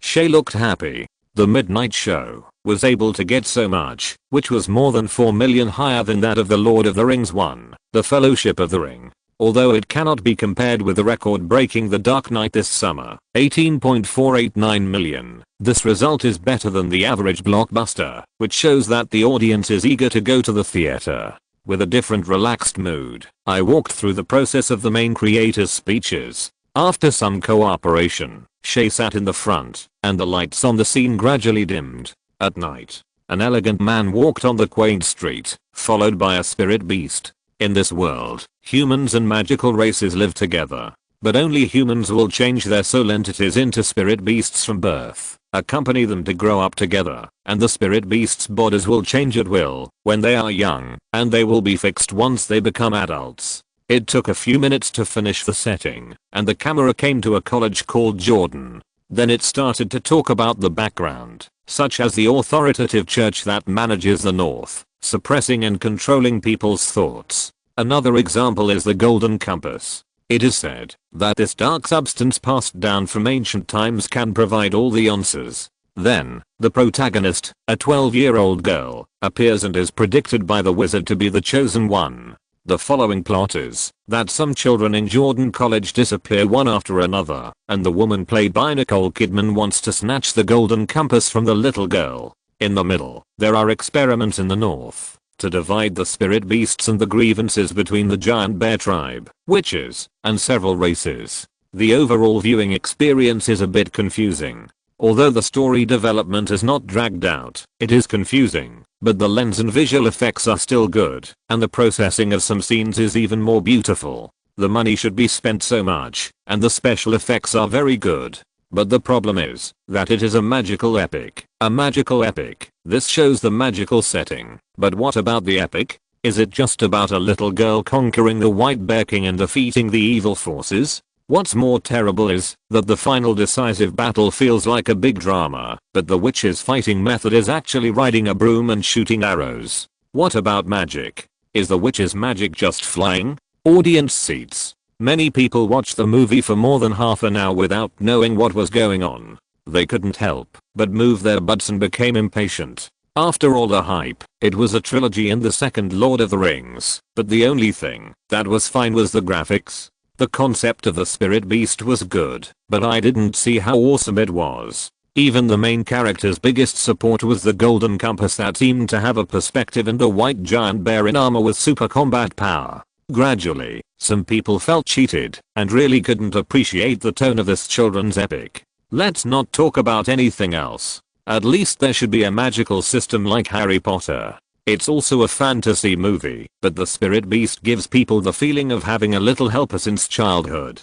Although it's okay and cute, it's not as awesome as magic. Of course, The Golden Compass can't actually be classified as a bad movie, and the publicity gimmick is not wrong. In fact, this movie can be seen as a children's version of The Lord of the Rings. The little heroine does not have powerful magic, no nemesis or pretentious background, and her goal is not to save the world, but just to fulfill a promise to a friend. If you are captured, I will definitely save you. To some extent, it can be said that she was given a responsibility far beyond her ability, just like Frodo in The Lord of the Rings. She also completed this task successfully with her kindness, bravery, determination, and cunning that Frodo did not have. In order to get closer to The Lord of the Rings, New Line even invited Gandalf to voice the giant bear. However, it is not systematic, and there is no impressive force value or magic setting. If The Lord of the Rings and Harry Potter are the high martial arts world in the novel, then The Golden Compass must be the end of the lore. Full of complaints. The movie is over. Because it was the premiere, few people left the venue. After all, there are not many opportunities to meet idols up close. But what is there to brag about in this movie? The audience racked their brains and remembered the witch sitting on a broom and pulling a bow and arrow. Nimmer is poisonous. Shay sat in the front row and was still immersed. No matter how many times you watch it, it is a copy of The Lord of the Rings. The worldview is quite large. The story is not told well. It can't be said to be bad, and the audience market is not well grasped. After the show, the film producers and creators took the guests to the garden cocktail party that had been arranged long ago. Only some employees of the statistics company occasionally interviewed the audience who had watched The Golden Compass. Do you think the movie is good? Can you give it a grade? It's not good. Too childish. It makes me want to sleep. A young man in his early 20s couldn't help but say, it's okay, not amazing. It won't make me particularly motivated to watch the movie. If possible, I hope I didn't buy this ticket. A man in his early 30s commented, I didn't understand it. The movie talked about a lot of dark matter settings, but I didn't feel it was that great. The interviewer finished his work thoughtfully. When the data was summarized and handed over to New Line's president Shay, he happily ended the cocktail party and waited for The Golden Compass to gain a good reputation. Why? Why did less than 14% of the audience give A and more than half of the audience gave D? Is it wrong? Shay's eyes revealed a sense of confusion. How could it be? 180 million, exquisite pictures, amazing settings. The protagonist relied on his faith and wisdom to do something that could influence the direction of the world. What exactly was the audience dissatisfied with? It has been confirmed repeatedly, the distribution manager said with a stiff face. He also found it difficult to accept. Anyone who was full of expectations would not be able to accept the low scores given by the audience just after the premiere. Didn't Dreaming in the entertainment industry also criticize this audience for not being able to appreciate great art? The audience is to blame. The producers are all profound, and the film is all details. But if you want to achieve results, you must first satisfy the audience. More audiences. Chapter 786. Pitfalls. The Lord of the Rings producer collapsed. Woo woo. Fourth update. Please support. The film tells a magical story that looks amazing, with a little bit of epic flavor in it, and Nicole Kidman's terrifying and focused performance is the best. I believe she can replace other monsters and become the biggest nightmare of children and their childhood. Guardians. The style established by director Chris Weitz for the film feels more like routine, rather than the elegance of practice. The editing of the film is also not very satisfactory. It is too hasty, and leads to a sense of compulsion. Critics. The special effects of the film are magnificent and magical, but they lose the fantasy of magic. The times The Golden Compass did not receive high reviews after its premiere. Whether it is film critics or audiences who actually went to the theater to watch the film, it can be roughly said that adults think this film is not grand enough and does not deserve such a high production budget, while children think this film is too difficult to understand and has fallen into a misunderstanding in positioning. The investor New Line Cinema and the distributor Warner Pictures. The former created classic productions such as The Lord of the Rings, and the latter made Harry Potter popular all over the world. It can be said that these two studios are the leaders of the rise of Hollywood magic themes in recent years, but when the two get together to make a movie, there seems to be no reason not to make an excellent magic movie. However, the facts are cruel. New Line and Warner used a living example to tell us that 1 + 1 may even be less than 1. From a more superficial point of view, New Line's The Lord of the Rings is an adult magic film, and Warner's Harry Potter is a children's magic film, so they work together to make a children's magic epic blockbuster like The Golden Compass. But the problem is that the original intention of the work is epic rather than children. Therefore, such a movie feels awkward, no matter how you look at it. As a work that is also adapted from a European classic, the treatment received by The Golden Compass is simply too different from The Lord of the Rings. The Lord of the Rings directly led to the global magic fever, while The Golden Compass did not even arouse the audience's interest in understanding the original work, which is almost worse than a quasi-children's film like The Chronicles of Narnia. After the film officially begins, the story develops in a way that is similar to a children's film. Some things that should have been emphasized were not emphasized, leaving the audience a little confused. For example, why did the authority of the church want to divide the children's spirit animals? What was the purpose of the experiment? And such a small-scale conflict between a group of children and several tribes was exaggerated as epic, which was even more ridiculous than the fight between a few children and a group of animals in the Chronicles of Narnia. The battle in the Dark Knight was not exciting at all. The plot is thin, the war scenes lack atmosphere, and the two major elements required for an epic film are not shown in the film. It is so boring that only the pictures and special effects are left. In general, it may be that the market is somewhat aesthetically fatigued with magical themes, like last year's Dragon Rider also lost money, or Nicole Kidman's strong physique of box office poison really cannot be disbelieved. Since winning the Oscar for Best Actress in 2003, Mrs. Cruz seems to have fallen into the curse of the actress. Films like The Clone, The Interpreter, The Fairy Wife, Dogville and so on, which were starred by her before, were basically neither well received nor popular, and Nicole was ridiculed by the media as box office poison. This time, Nicole originally intended to justify her title of Hollywood's top paid actress with The Golden Compass, but unfortunately, as always, she killed The Golden Compass. A cost-effective actress who once earned $8 for every $1 invested, whose salary is maintained between $13 million and $15 million, and who is ranked 4th among all actresses, is likely to have her salary cut because of The Golden Compass. Even her die-hard fans complained online. Nicole always picks the wrong script. I hope she can learn from it this time. The results of the first weekend of The Golden Compass are out. 3,500 theaters took in $26.12 million at the box office, with an average of only $7,462 per theater.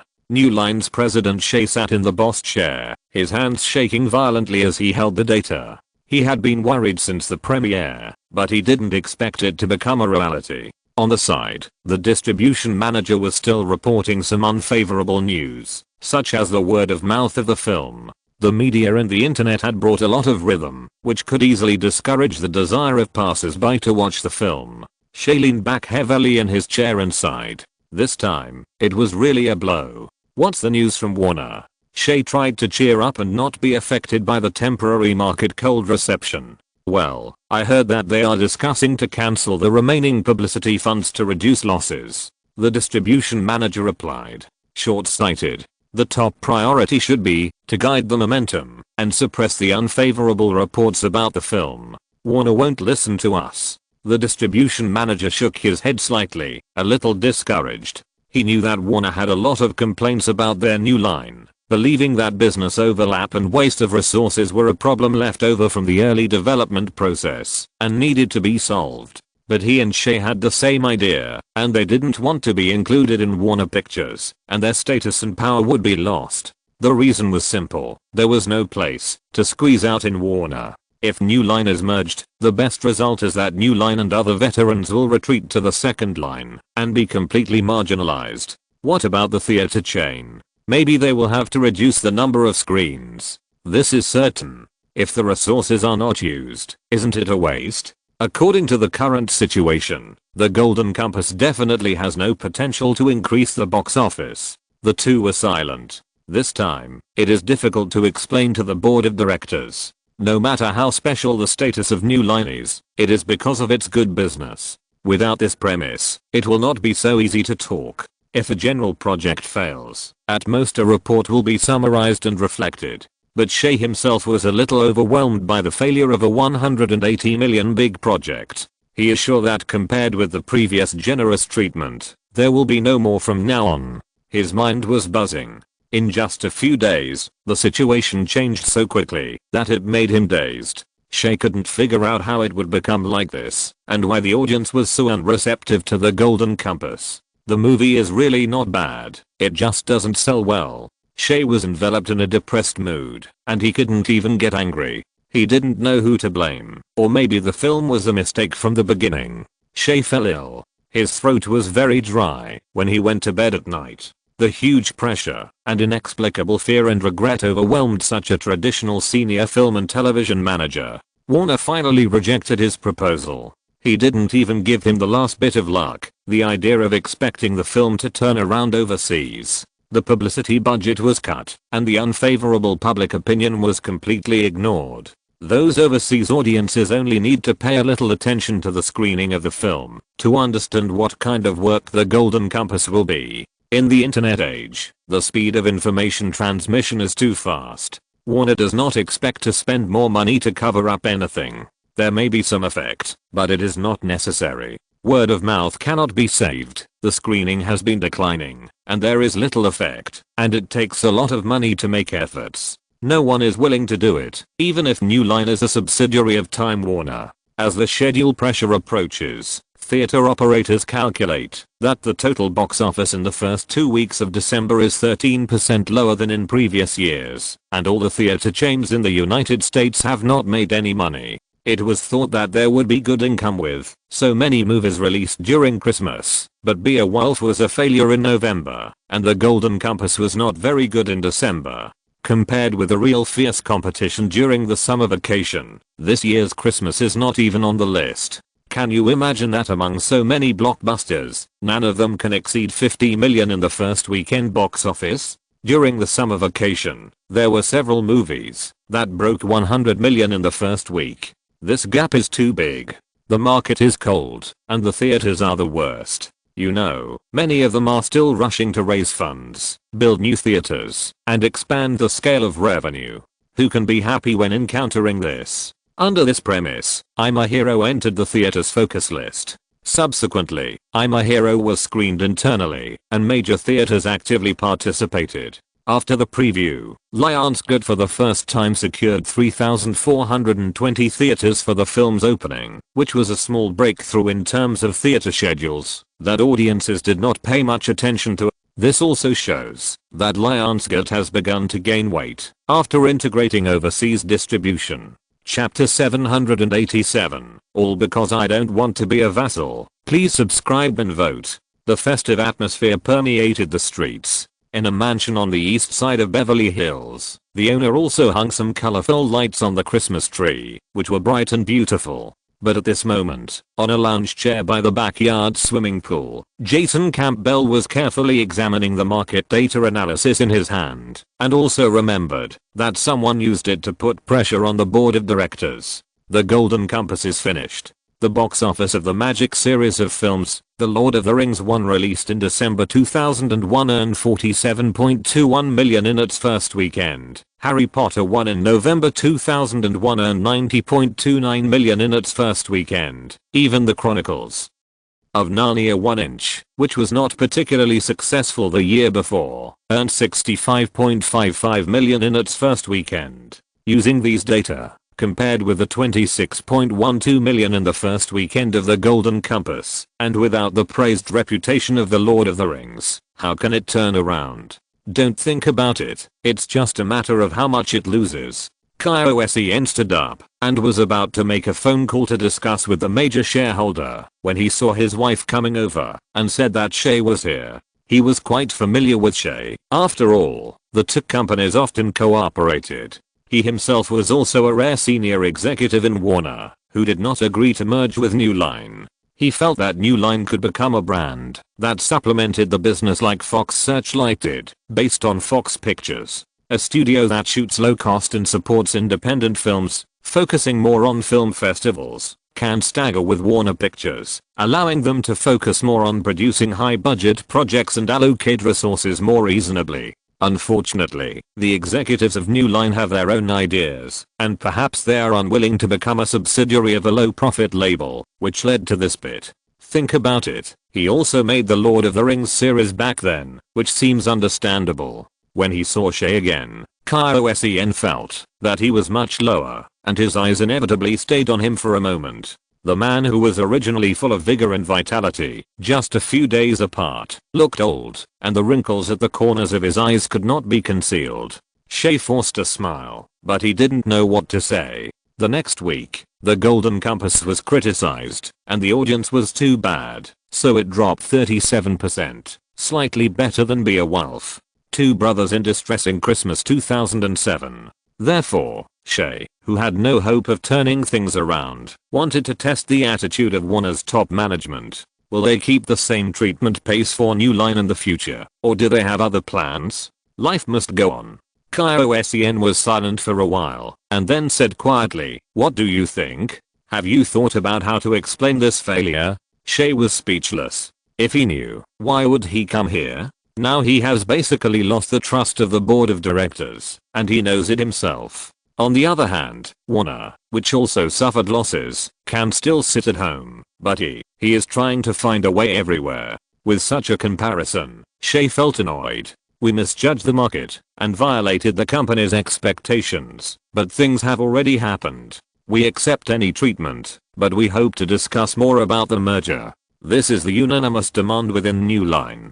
So, I understand. After Shay left, Sen said a few words with some regret. He had previously proposed that New Line should take the initiative to transform and focus on low-cost themes. Now it seems that they are still concerned about their status and are unwilling to do small. I thought that Shay was experienced and managed well, but I didn't expect that he was unmanageable. Alas. Do you really think that you will have some scruples if you join forces? Naive. After the failure of the Golden Compass, they haven't figured out where to stand. How can it be so easy to expose it? What a pity. New Line itself is a little awkward in Warner's layout. Now it has grown crooked and collapsed, and it is even more useless. It's time to find a way to deal with it, Sen thought. Boss, Director Lyman is here. In the office, Lyman was confirming the publicity expenses of I'm a Hero when he heard May's knocking on the door to report. In a blink of an eye, more than half a month had passed since the visit to Lyman that day, and he finally returned to Los Angeles from China. Lyman was refreshed and immediately asked Mays to invite him. The Hulk is a key part of the joint plan. After the screening of Iron Man next summer, if we can cooperate with Universal and push the Hulk into the theaters, it will definitely be beneficial for publicity. More importantly, a series of subsequent works can be launched in due time. When they met again, the two had a lot to talk about. Lyman had some regrets about this trip to China. The film was released on November 1st. The box office of Lust, Caution has been rising all the way. In just 9 days, it has already earned $90 million box office. The momentum is triumphant. As of today, it has accumulated 123 million yuan in the mainland and in Hong Kong Island. Lust, Caution also topped the list, showing 27 days and earning 30.78 million Hong Kong dollars. What is more worth mentioning is that in South Korea, since the decline of Hong Kong Island movies, another Chinese language movie has attracted nearly 2 million viewers. Compared with the production cost of $15 million, Lust, Caution has already recovered its investment before it was released. This is only in Asia. Although the marketability of Chinese language films overseas is definitely not enough, it is estimated that a lot of sales can still be made by selling copyrights. However, although the results are okay, Lust, Caution has been criticized. Everyone knows the reason. After all, the 20-minute uncut erotic scenes in the film have stunned Korean audiences who have been baptized by 18-rated movies.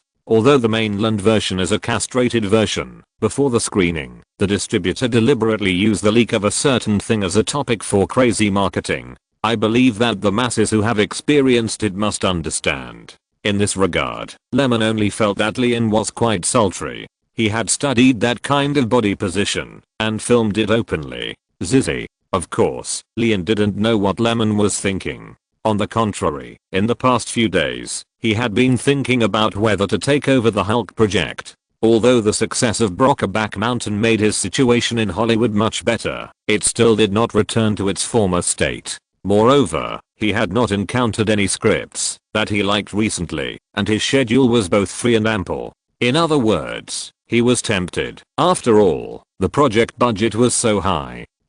Lemon was also very happy. Lyman could take over, which saved him a lot of trouble. Regarding the filming, you can put forward any requirements, and we will try our best to meet them. Lyman sat upright in his seat, and was not vague. Salary in my team. Every director has his own filming staff that he often cooperates with. The so-called royal team is nothing more than more familiar. In this regard, Lemon has no objection.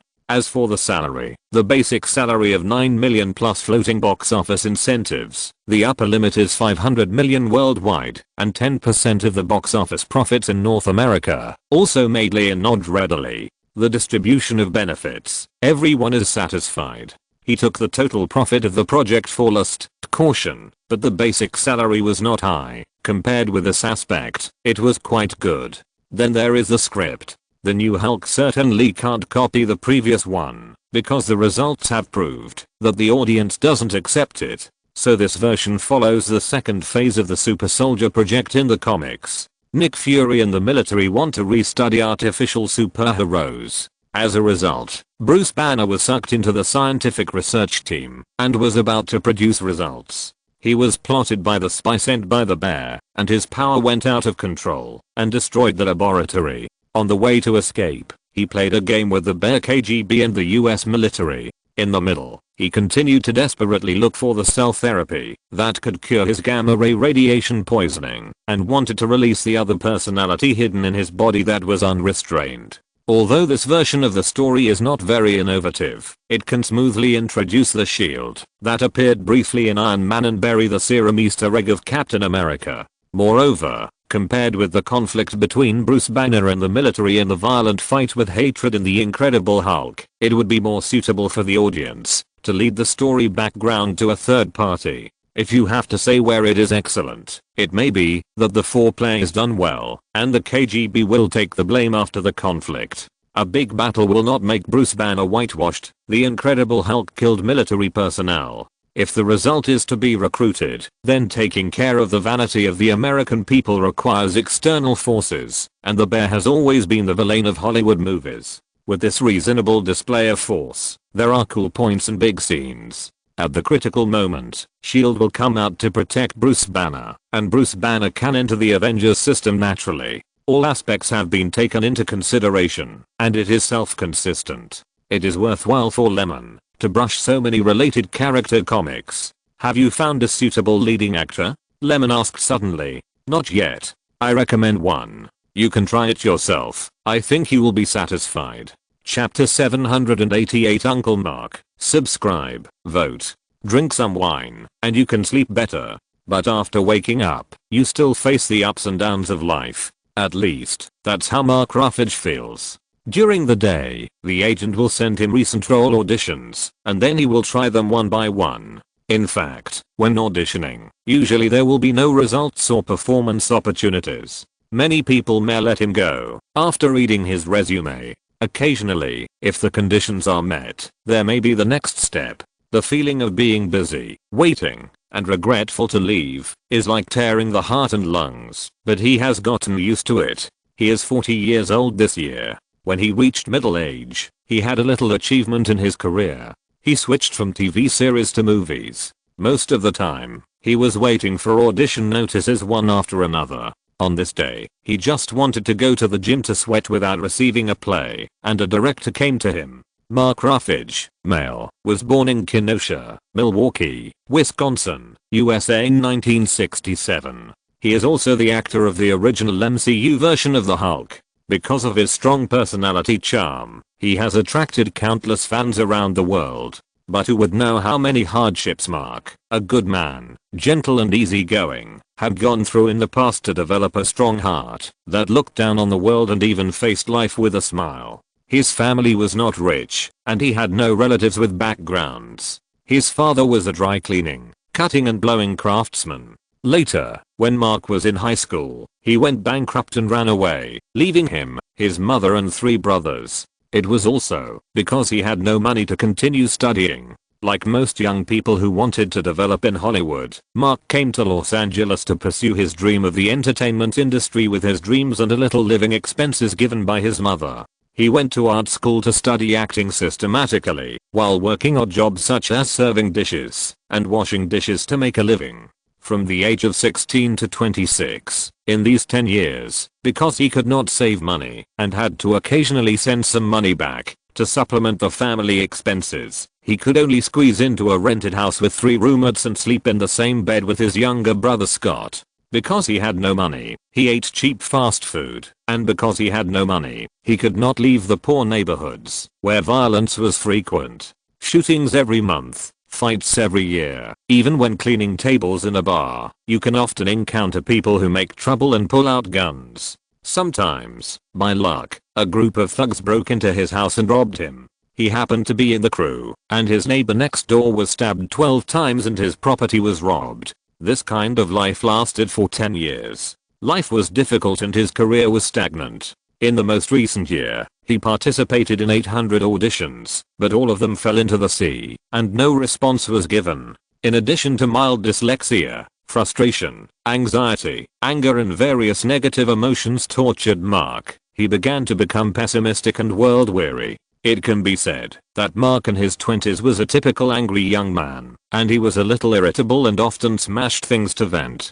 But life has to go on. As he grew older, Mark's way of looking at things began to mature. When he was 33 years old, his career finally ushered in a turnaround. At that time, he got rid of the identity of a small role and a supporting role for the first time, and starred in an independent work You Can Trust Me as the first male lead. With this film, he won the Best Newcomer Award at the 26th Los Angeles Film Critics Association Awards. Yes, a 33-year-old new actor. Although it is a little funny, only when he is recognized or praised by mainstream film critics can he step into the mainstream entertainment industry and not have a good agency. And in the dark, a comic character who suffers from loneliness and anger like him and needs to overcome his inner demons is quietly approaching.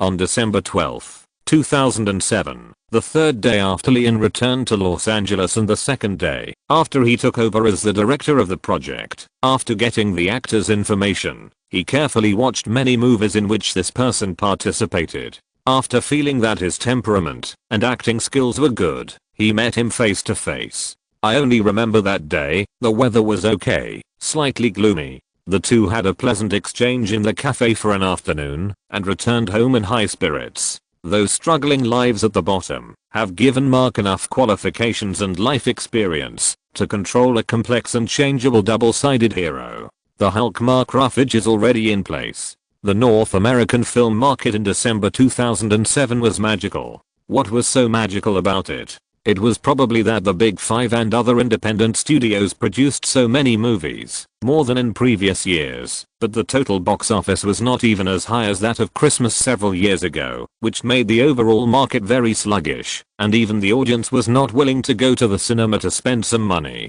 The first place in the weekly list was even the animated film Enchanted, which had been released for a month, with a cumulative box office of $83.86 million. The second place was the epic blockbuster The Golden Compass, with a cumulative box office of $33.76 million, which was released for 7 days. Looking at these data, it was completely a disaster. And this was not the worst. The media review of 51 points and Yahoo gave it a B. The freshness of Rotten Tomatoes was 43%. 62 in favor and 81 against, which simply killed the future of copyright. Without results and reputation, the offline and peripheral values would be greatly affected. In the blink of an eye, it was the evening of the 13th, and I'm a Hero was ready to be released. The online discussion about it had already exploded. After all, New York Trip is also a movie that has won many tears and touched people with its plot. Because it is not a mainstream zombie theme, the audience finds it novel and has no aesthetic fatigue. In addition, through the spread of DVDs, TV and other channels, it has already attracted a large number of fans, just waiting for the sequel. There is no way. The pit has been dug, so it must be filled. It will finally be clear whether New York can be defended or not. I think it can. Didn't the last broadcast of the first part say that New York was under martial law by the military and there were heavy firepower weapons at several entrances and exits? Little girls and pregnant women were almost killed as zombies. I really want to watch it, but it's a pity that I didn't get a ticket. Yeah, I'm curious too. The audience's expectations are very high, mostly because of the long fermentation and foreshadowing. This is also why the series of movies must be released every 1 or 2 years. It plays on the audience's psychology, unconsciously raising expectations for the film, and then detonating it. At this moment, a rare long queue formed at the Emperor Cinema in the center of Suffolk County, Boston, the capital of Massachusetts. No way, so many people. 2 tickets for I'm a Hero. Excuse me, 2 tickets in the middle. It's the zombie movie I'm a Hero. The ticket seller was busy and found a sense of the Christmas war in previous years. Maybe it was also because of the contrast of his peers. Several big movies did not stir up any waves, but attracted the vast majority of criticism, which made I'm a Hero more prominent. After all, the previous movie left a good impression on the audience. In the theater, Orachinasa sat in his seat and chatted with a white man of the same age next to him. Because they both watched the first part of New York Trip, the movie had not been shown yet, and there were many plot directions to guess. After a long while, they were still not satisfied. The familiar Firefly title appeared on the big screen, and the two of them quieted down. Blue butterflies, light spots, soft music. Cage, did you sell your house? It was also a theater, but not in Boston, but in the Chinese theater, where the premiere took place. Lemon looked at Cage, who was dressed in a suit and sitting upright, and greeted him one by one. The US housing market has been falling for several months, and there is still no sign of recovery. In fact, due to the tightening of credit, many real estate speculators have lost their capital chain and gone bankrupt. From time to time, you can see from the social news that someone has so many houses and then jumps off the building to commit suicide. Cage is somewhat relieved and said, "Fortunately, I still have 3 houses left for myself, and I have sold the others." Speaking of this, Cage is finally going to get out of the fate of the bankrupt king. When Lemon and Cage first worked together, he advised him not to hoard houses at the wrap party, saying it was not cost effective. He listened to him a little and his desire to buy houses in various places was reduced. In 2005, when they worked together on Bad Guys, Lemon suggested again, and Cage began to seriously think about whether there was a problem with his investment philosophy, and came to the conclusion that he was indeed stupid. The house was not occupied, and the monthly expenses were not small. After all, each state had residential taxes. It was only because the house prices were rising, and there was room for profit, that Cage started to make moves, but he didn't care much. It was not until this year that he really got out of the market due to fluctuations. The two chatted for a while, and Lemon went to see John Feldmeyer, the president of Lionsgate.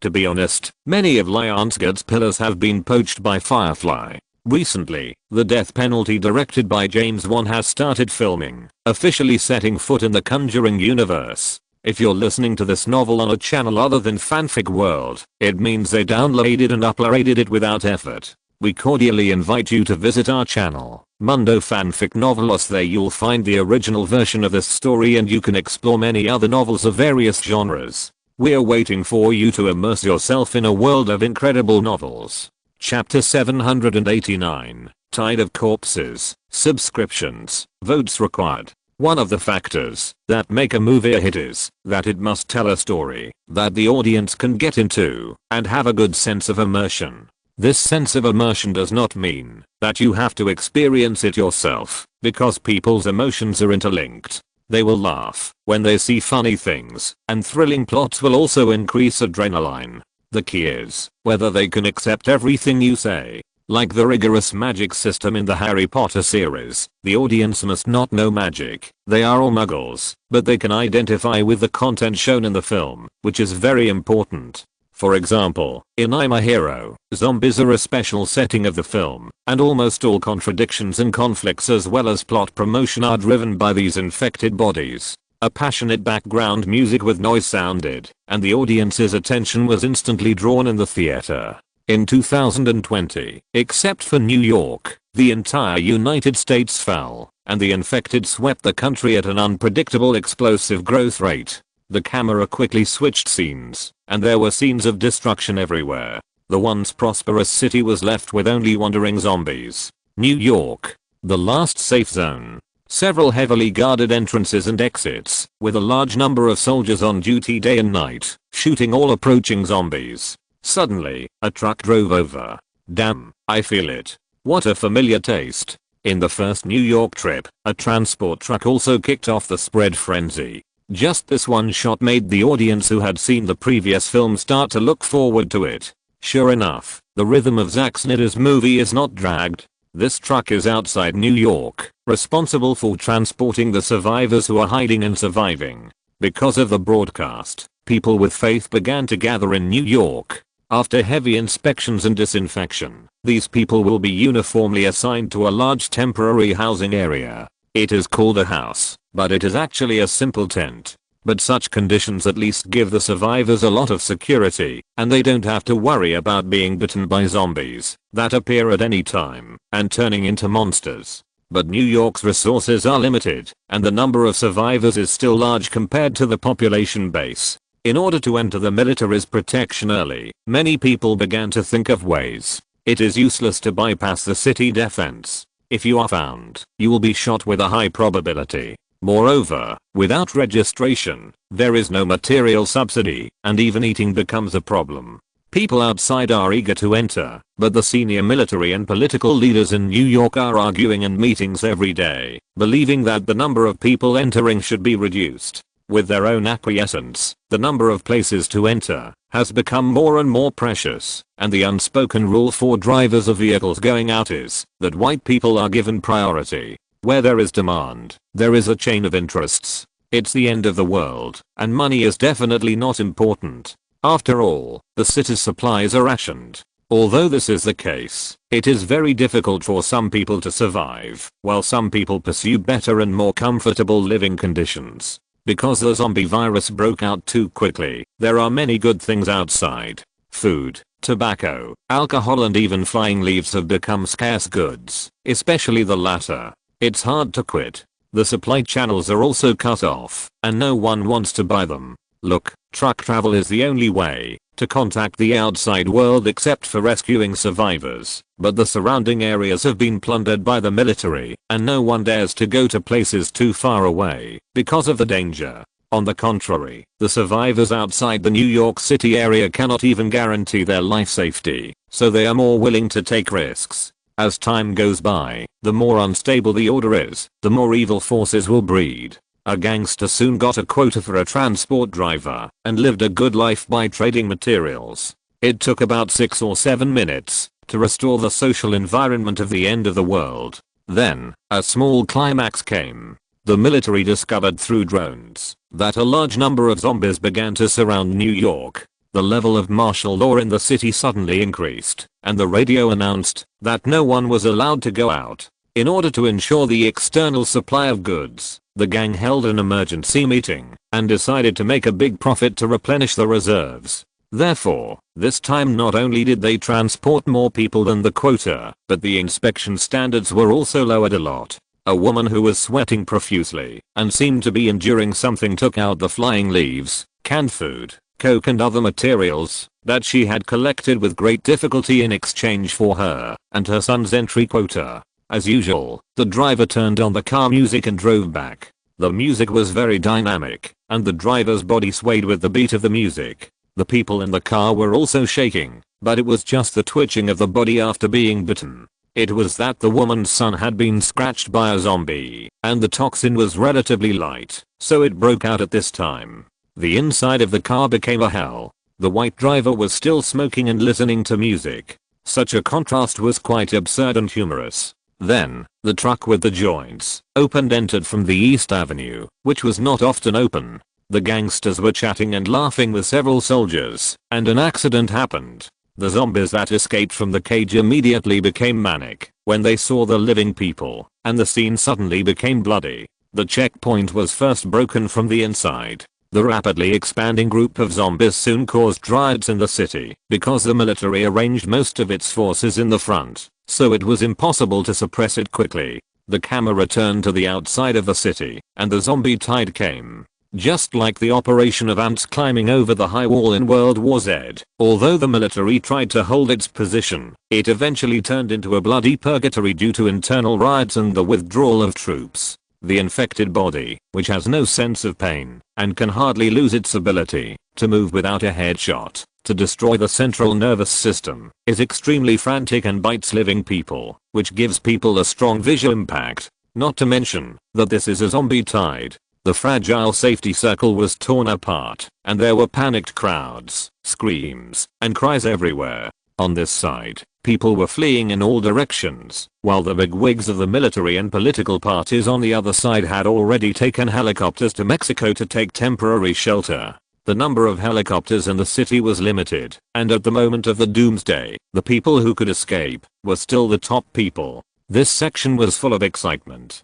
Because of the number of zombies rushing in to chase the survivors, the scene gave people a more shocking feeling than the escape from the station in New York trip. Of course, I'm a Hero had a larger budget, and it cost more than $20 million for just 6 or 7 minutes of urban warfare. How could it not be exciting? In a homestay, a middle-aged man chewing gum was about to go out, and he saw a picture of an old man being pounced on and bitten by several zombies behind him at the window, and he was so scared that he immediately closed the window and the door. "It's Cage," an audience member said excitedly. After the zombies broke through New York, the character played by Nicolas Cage officially appeared. This lucky ordinary office worker who lived in New York at the beginning and escaped the first wave of disasters finally felt a life threat brought by zombies at close range. Because of fear, he hid in the room for a week. A piece of bread and a few glasses of water can survive a day, but he still has to go out. There is no food at home, and he will starve to death if he doesn't go out. Many viewers think it's funny. The screen tough guy in National Treasure has become a life-saving person who sneaks into other houses with a gun to search for food. It must be said that Cage's role gives people a sense of no abruptness. He has the temperament of this kind of tragic middle-aged man. When his face is not smiling, it is quite sad, which is in line with the character setting. After the zombie tide, the bustling and crowded streets of New York seemed to become bleak. Cage avoided possible zombies and wandered around the city alone. He had an inexplicable sense of freedom. The impact of the big scene just now suddenly became relaxed, which eased the mood of watching the movie. One day, Cage came out of the temporary boarding community again, ready to search for supplies, but in another community, he met a woman being chased by zombies. The two people were separated by a wall, and the subtle space and position seemed to be two different worlds. Cage wanted to leave quickly, but after looking around carefully, he heard that there were not many zombies surrounding him. Maybe that wave of zombies caused many infected bodies to leave with the main force. At least, in his observation, it was far less dangerous than that day, and they didn't dare to show up at all. Bang! A gunshot. There was no extra movement, just a simple headshot, and Cage pulled the woman towards the inside of the community. He found that the zombies' hearing was not sensitive, but they had a strong sense of blood. The streets were full of desolate things, and before the zombies surrounded them, the two escaped smoothly. That night, the two survivors had a very simple dinner. Compressed biscuits with tap water. As they ate, the woman started crying. She and her family were separated in the zombie tide, and they were also very hungry, so they came out to find food, and then alarmed several zombies. Chapter 790 Suggestions. Subscribe, vote. The road ahead is confusing, and it is inevitable. In terms of the rhythm of the movie, the audience needs to relax after the passion of the opening, and the strings should not be too tight, but the development of the plot cannot be always flat, without ups and downs, otherwise it will be anticlimactic. Especially this is a zombie movie that uses visuals to create an atmosphere. After saving the first person, Cage's psychology slowly changed. The courageous and resolute side began to appear in him, instead of hiding in the room for a week without going out and starving at the beginning. No one in this world is born a hero. The so-called growth is nothing more than the promotion of life. He will hesitate, be afraid, and lack courage. Multiple static close-ups depict in detail the mental journey of an ordinary person after the end of the world. When encountering zombies, he also runs away and avoids, but actively designs to kill, clears threats, and searches for supplies. The huge and empty city gradually became popular. At this time, the audience felt that they were watching a high-level player playing a construction-type development game, constantly attracting them to continue watching. Slowly, Cage gathered a small group. They built a cable bridge between two community buildings. The exit of one building was blocked and used as a resting place at night. The other building was shorter, and one exit was reserved. During the day, they searched for supplies from the shorter building. Even if they were surrounded by zombies, they could easily avoid them because of the special geographical location. But where there are people, there will be conflicts. One of the team members, Joaquin Phoenix, who also has good shooting skills, began to question Cage's indiscriminate rescue behavior. He proposed more than once that he hoped to give up children, the elderly and women, because they had no ability to survive and wasted the little food that was searched at the risk of their lives. Another one-sided argument. The members of the search team pulled Joaquin away and asked him to calm down. At this time, the lighting was given to Joaquin in a shadow. Typical dark tone processing is generally used to express the complex thoughts of the characters. The atmosphere of the movie is very compact, and the scenes of ambushing zombies can always create tension and make the audience more involved. Until an accident, the team encountered a small group of zombies. 2 members died, and watching the once familiar faces numbly wandering on the streets, people's hearts changed again. It's the end of the world. Are there still fools who follow morality? Joaquin admires Cage, but the threat of death at any time has aroused deeper resentment in his heart. As if it wasn't enough, another conflict came. The radio that hadn't been on for several months suddenly broadcast a message that the US and Mexican governments jointly sent a search and rescue team. If you hear it, you can move to the City Hall building. But the same opportunities are limited. What is one wave just calmed down, and another wave rose. The temporary gang suddenly became subtle. Finally, the conflict came. Led by Joaquin, they directly wanted to separate from the old and weak group led by Cage, and even accidentally attracted a group of zombies when distributing supplies. Cage could have run, but he didn't. Everyone has their own choices, don't they? He has people behind him who he protects. At the end, several adult men took a small commercial flight to the sky, but Cage was surrounded by endless zombies, with a resolute face. It was a tragic scene full of blood, but it was unknown how long he could hold on. Pa pa pa. Pa pa pa. The film ended with a wave of applause, especially the few movies in the schedule that either did not meet the market taste or were very bad. It was all thanks to the good contrast of his peers. Cage is so handsome, and the zombie tied in the first part was really exciting. The scene is more exciting than the first one, but it's a pity that I don't know if there will be a third part. There should be, didn't they say Mexico at the end? If there is, I'm looking forward to it even more. The audience left, and the discussion was heated, because they could really watch it. When I'm a Hero was officially released, Lyman was discussing the preparations for The Incredible Hulk with Lyman. Mark Ruffalo was the first confirmed leading actor in the crew, and he also signed a long-term contract for the role, with a salary of $6.2 million for the first film. What do you think of the script? Almost, except that the love line needs to be changed. I don't think Banner loves Betty that much. It's more of a protection of some beautiful memories, and he has split into a second personality. What about the rest of the roles? I'd like to ask Skeet Ulrich, 37 years old, who has worked with Lyman in Ride with the Devil, to play the KGB agent. The others are not yet confirmed. Lyman flipped through a stack of actor resumes he got from the agency, picked out a few, and said, well, okay, look at these again.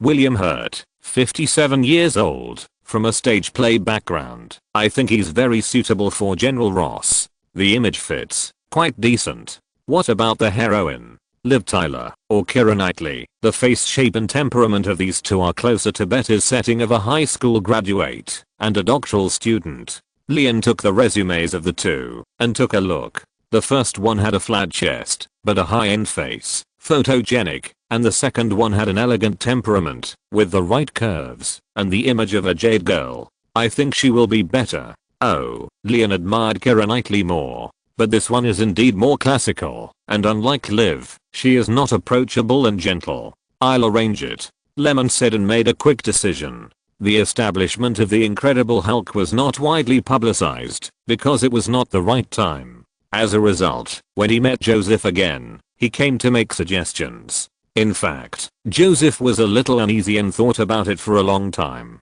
He knew that his boss's personality was a relatively strong type. Although he was usually gentle to others, no one would reject him. But he came to make suggestions this time, hoping that the company could slow down the pace of developing Marvel, which was undoubtedly a euphemistic denial of Lemon's decision.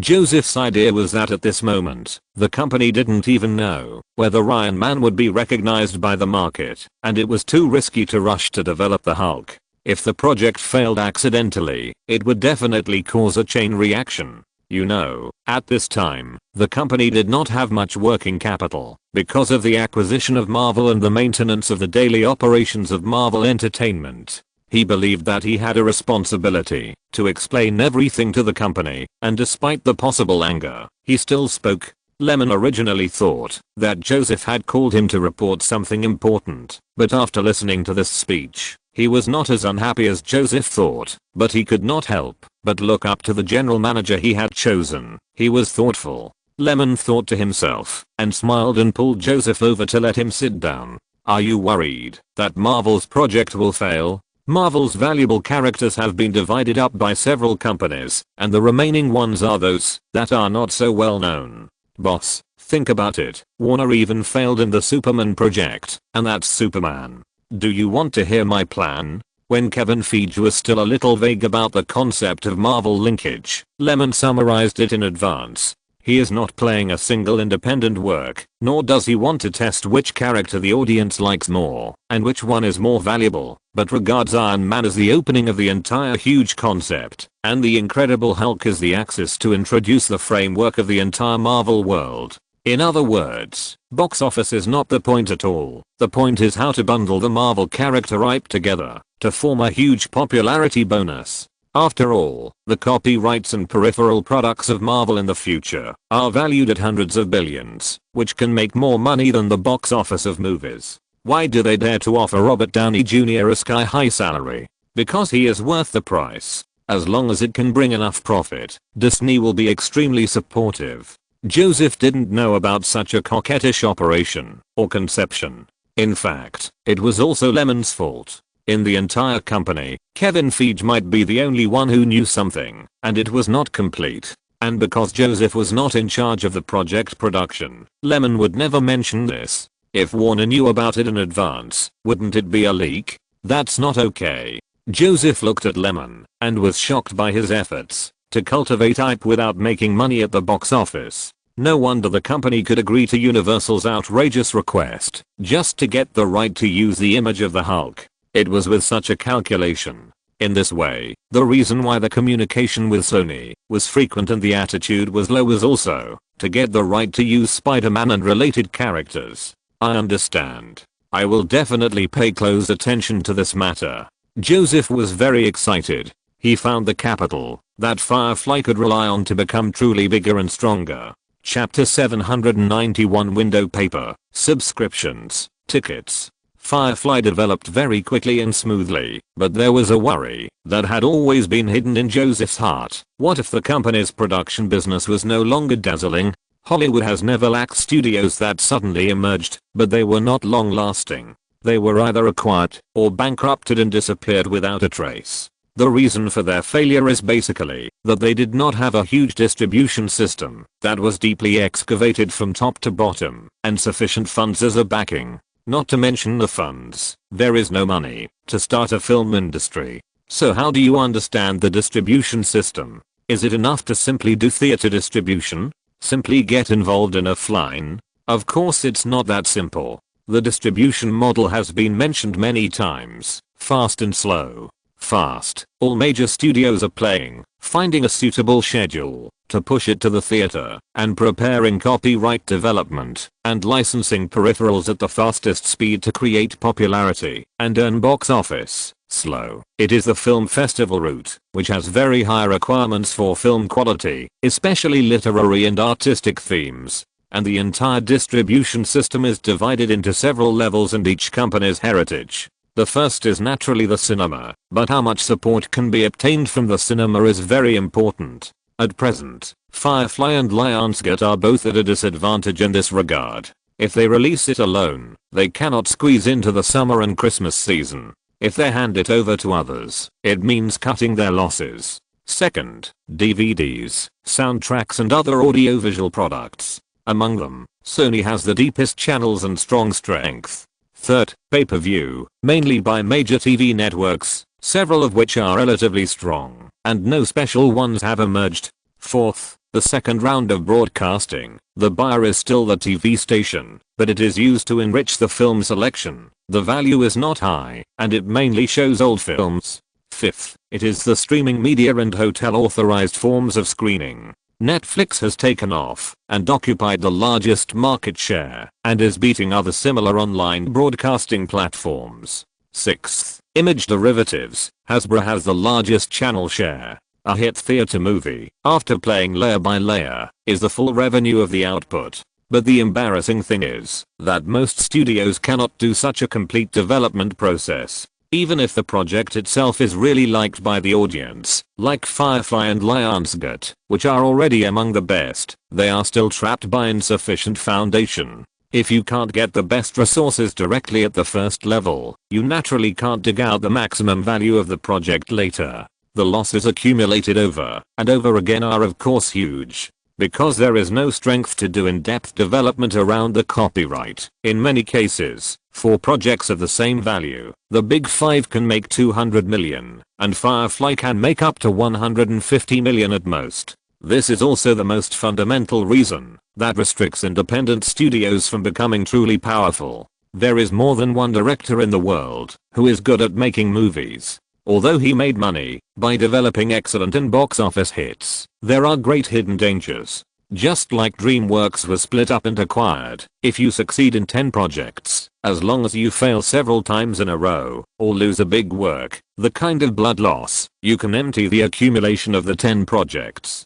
Because DreamWorks also can't play in-depth development, a lot of profits are earned by the big five, but when there is an occasional failure, it is DreamWorks alone that bears it. In other words, everyone makes money, and DreamWorks fills the pit by itself. This is why some people joked that Michael Bay's escape from the island bankrupted DreamWorks. DreamWorks funds certainly could not afford a failure. At most, they could mortgage copyrights for loans. Marvel could borrow 400 million or 500 million. Couldn't DreamWorks borrow money at that time? But some things have to be added up, and the operating costs have to be calculated. DreamWorks shareholders suddenly don't want to play anymore. And what is the power of Lemon's plan now? Because it can really touch the shortcomings of Firefly, improve the distribution structure, and deeply sync the channels. The copyright value of some movies is not high enough, but for a company like Marvel that started with comics, it is different.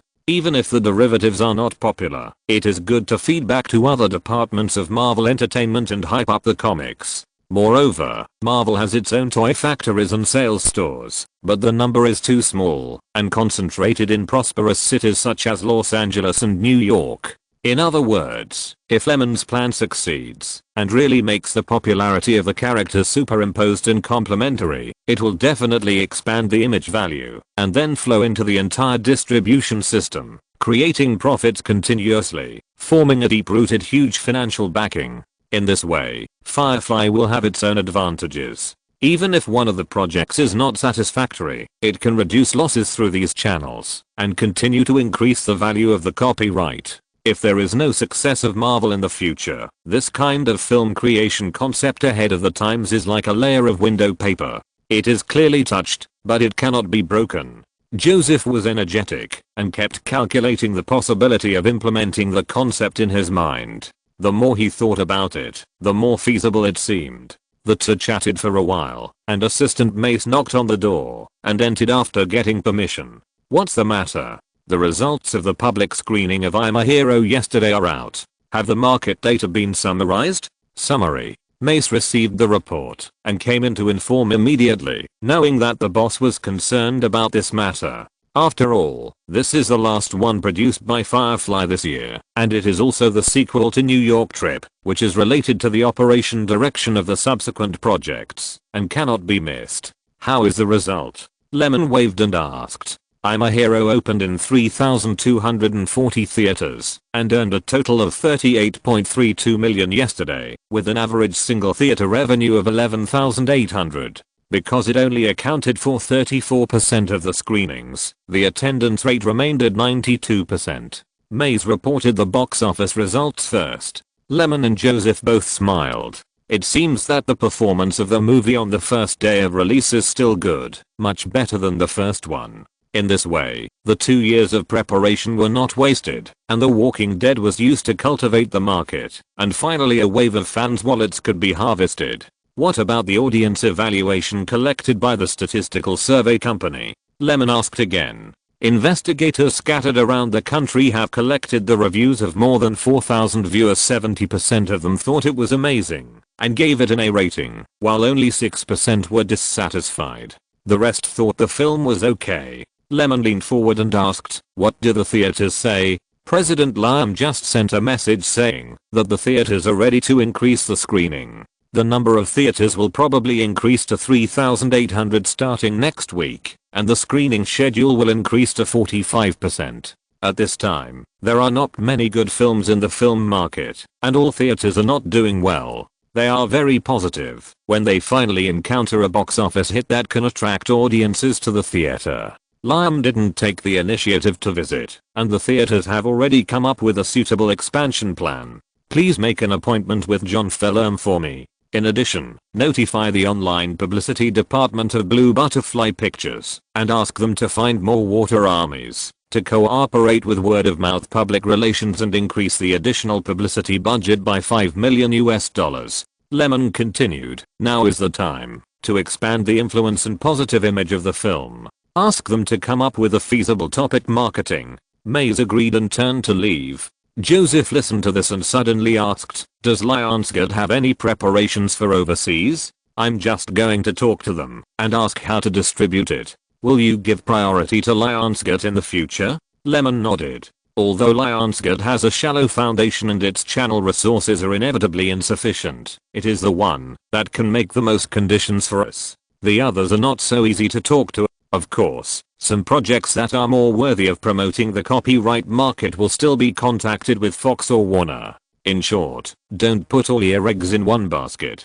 Joseph heard this and understood that doing so would provide the company with more flexibility in dealing with film source cooperation. On the other hand, Lionsgate executives were also excited. Although the distribution commission obtained by cooperating with Firefly is lower than the average level in the industry, their films are easy to sell.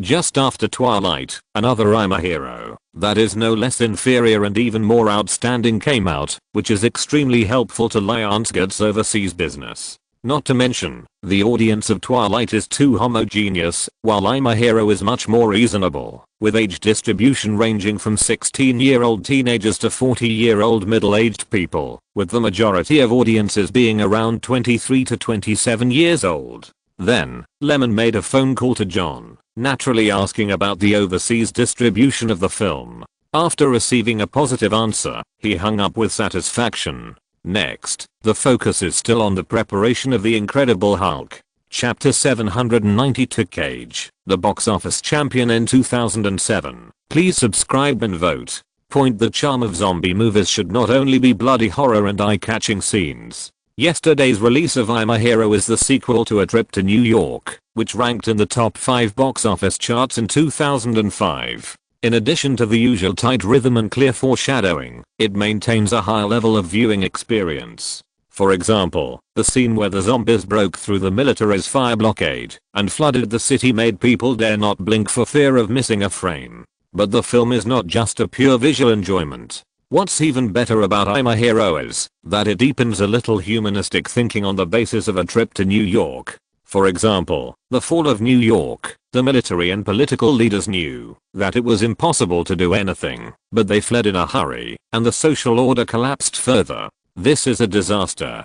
It does not destroy your body, but it can completely destroy your self-consciousness as a person. It does not take a long time, just scratches and bites. The closer to the brain, the faster the infection, and it cannot be reversed. What's more terrifying is that it will turn your loved ones, your friends, your colleagues, and your children into the things you fear. The fear of this contact, the powerless struggle of individuals facing the entire zombie group, and the fear and madness during the period after contact and before transformation are the essence of zombie movies. Fortunately, this is just a movie. I'm a Hero fully demonstrates the bloody, violent, and imaginative lens language of director Zack Snyder. From New York trip to 300 Spartans to I'm a Hero, Zack Snyder's control of the rhythm and details of the film can only be said to be very solid. What is really amazing is the processing of the lens images. Under his hands, the seemingly bloody scenes do not make people feel disgusted, but have a little more beauty.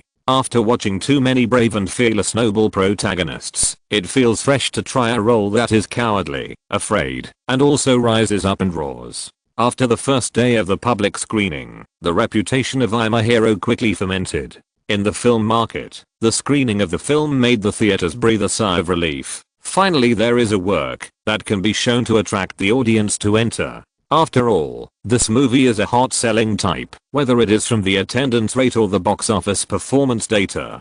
It earned $38.32 million on the first day, including the midnight show, and earned $29.75 million again on the second day, landing at the top of the box office list. At this time, the market data report shows that the second to 10th place combined are not as high as the single day cumulative box office of I'm a Hero. Well, Atonement, which ranked second, only earned $9.67 million, and The Golden Compass, which has fallen to 6th place, only earned $3.37 million. With the market popularity of I'm a Hero, the movie market in the third week of December finally showed signs of rising.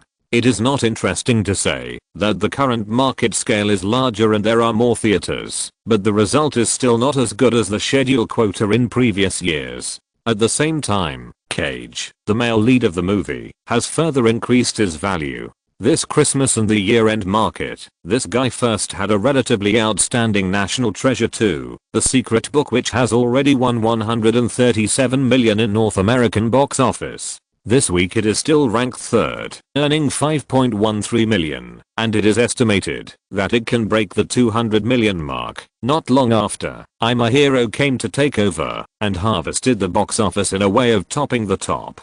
Two consecutive hit movies, don't they prove Cage's market appeal? Nowadays, there are many well-known male stars in Hollywood, and the most popular among fans is still Leo. After all, his appearance is there, and he has not degenerated into a greasy middle-aged man. However, in recent years, the highest cumulative box office honor belongs to Nicolas Cage, and his salary is actually over $20 million. In this regard, Leo has not had a commercial blockbuster for some time, because he is too eager to win an Oscar. Tom Hanks, who is also an excellent actor, and has won an Oscar, has only The Da Vinci Code as a hit in the past few years. In the eyes of the studios and other investors, Cage's market value is also not comparable. He has a National Treasure series, A Travel to New York, and A Bad Guys. And Cage is also the first male star this year to have a cumulative North American box office of more than $600 million. If it weren't for the unsatisfactory performance of Ghost Rider, he would not only become the annual box office actor champion, but also try to reach the $1 billion goal that most studios may not reach in the whole year.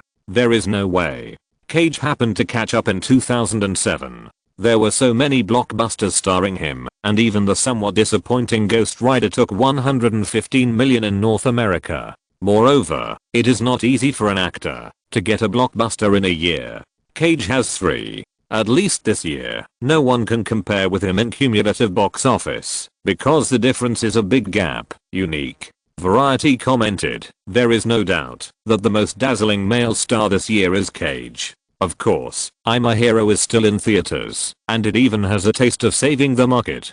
The visual shock and impact presented in the film made passers-by flock to the theaters after watching for a while, bringing a second wave of popularity. Among them, there are fewer potential fans who have watched the first New York trip, but it does not affect the viewing experience of everyone at all, because strictly speaking, I'm a Hero only inherits the background of the previous work, and there is not much connection in the plot. It is not possible to understand I'm a Hero without watching New York Trip. Although the older audiences such as those over 40 years old among the moviegoers are not impressed by this film, this does not prevent I'm a Hero from being sought after by other age groups and making a lot of box office in various states. Not only Cage's income, but also Joaquin Phoenix, who has secured the annual box office actor championship, has also seen a sharp increase in his value. Although he plays the villain and sings the opposite tune, it can only be said that his attitude towards the survivors is different. In terms of the role, he can also stand out and leave an impression on the audience. Thus, Joaquin Phoenix had already become a little famous before he met the role that made him famous. After all, he used to be in the independent art circle and won many small awards, but the mainstream audience must still be unfamiliar with him. With such a hit I'm a Hero as the first supporting actor, he can always show his face in front of more audiences. Lionsgate has finally made a big profit this time.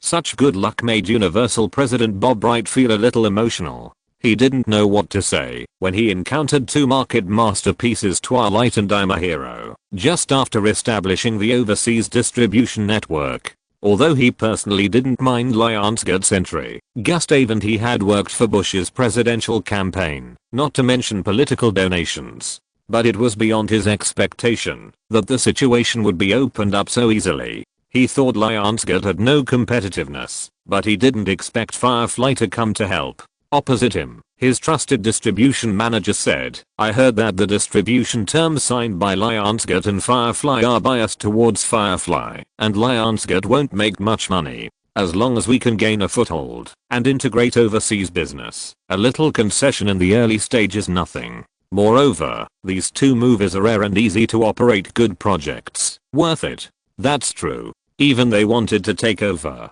At the end of this year, American Gangster produced by Universal only got $130 million box office. Although there is room for profit, it is still far behind I'm a Hero. In addition, the overseas market has been sluggish recently. With such a movie, it will definitely have a good harvest, which makes Bob Wright a little envious. Of course, Universal's business output this year is not bad, it just wants to be better. While chatting, an employee of the distribution department summarized the market data. The distribution manager took a few glances and sighed. It looks like another hit series has been born. It earned $89.51 million in the first weekend. When the third film comes out, with the market accumulation of the first two films, as long as the production is at the same level, or even lower, the value will be higher. Isn't this the advantage of a series of movies? There is less risk, accumulated value, and great market returns. The popularity of I'm a Hero even boosted the DVD sales of the first trip to New York. It has been sold for 2 years. Logically, the potential market should have been almost consumed. As a result, the sequel was released and sold more than 70,000 copies in 3 days. Bob shook his head. He had expected such a result and couldn't help thinking of the Hulk again. Firefly's production capabilities are really guaranteed. Chapter 793, The Fighting Power of the Girls. Please subscribe and vote. The news that Firefly was preparing a new project spread among the actors through several agencies, but no one knew what type of film it was, and the confidentiality was done quite well. Afterwards, the agency first selected a group of actors who met the audition requirements and gathered in the Firefly audition room. Although they didn't know what to play, it was important for these people to get the opportunity to perform.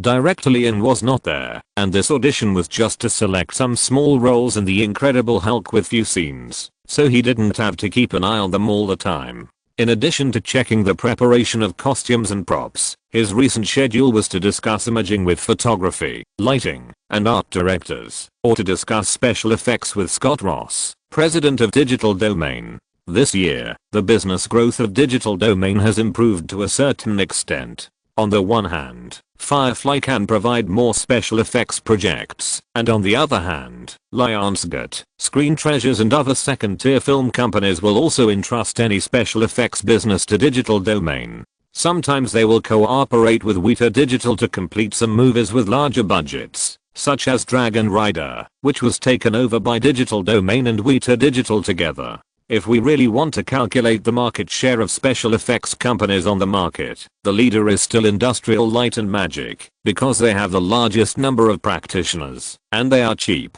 and are loved by major studios, followed by Weta Digital and Digital Domain, which is slightly inferior. The three companies together can take up 70% of the special effects business. The rest is taken by more than a dozen studios and special effects companies like Robert Zemeckis, whose business only focuses on the combination of real people and animation. Beverly Hills. Keira Knightley received a call from her agent. She has a total of 3 movies this year: Pirates of the Caribbean, At World's End, Atonement co-starring with Joe Wright, the director of Pride and Prejudice, and James McAvoy, in addition to an independent work called Silk. Of course, all 3 movies have been released, so she is now in a relatively free state. What the agent mentioned on the phone was naturally the new work that Firefly was preparing. The company had already helped her find out some information. The character positioning in the script was normal. She was not a villain, but a female protagonist who had emotional scenes with the male lead. There was no conflict in the type of roles. The last sentence on the phone was that the agent advised her to think about it more and not to miss the opportunity. If she agreed, she would immediately contact the crew for further negotiations. At this time, Keira Knightley was only one of the better actors of the same age in terms of fame and room for advancement. The Pirates of the Caribbean series had already made her famous, so she had room for choice. After hanging up the phone, Keira Knightley did not have any particularly excited emotions. She was not ecstatic, because it was a project of Firefly Pictures, because the so-called emotional scenes basically meant that this project was a Vaz-oriented role. In the living room, her best friend Suki Waterhouse, who was sitting next to her, asked, "Who's calling?" "My agent." "A script? What kind of movie are they looking for you to do?" "I don't know. I just know there's a love scene." Then she sighed and said, "Why can't I come across a good project like The Devil Wears Prada, where I can either be a Vaz or a Vaz, and I want to show my talents, but they are all independent works?" Suki Waterhouse nodded in agreement. In the whole of Hollywood, there are only a few who can be the core of a female lead like The Devil Wears Prada, not to mention that it is a mainstream commercial film. Which actress doesn't want to experience the life of a leading role? It's too restrictive to always be a foil. Then do you want to take it? I'm a little hesitant. I heard from my agent that the project director has confirmed that it will be Lyman.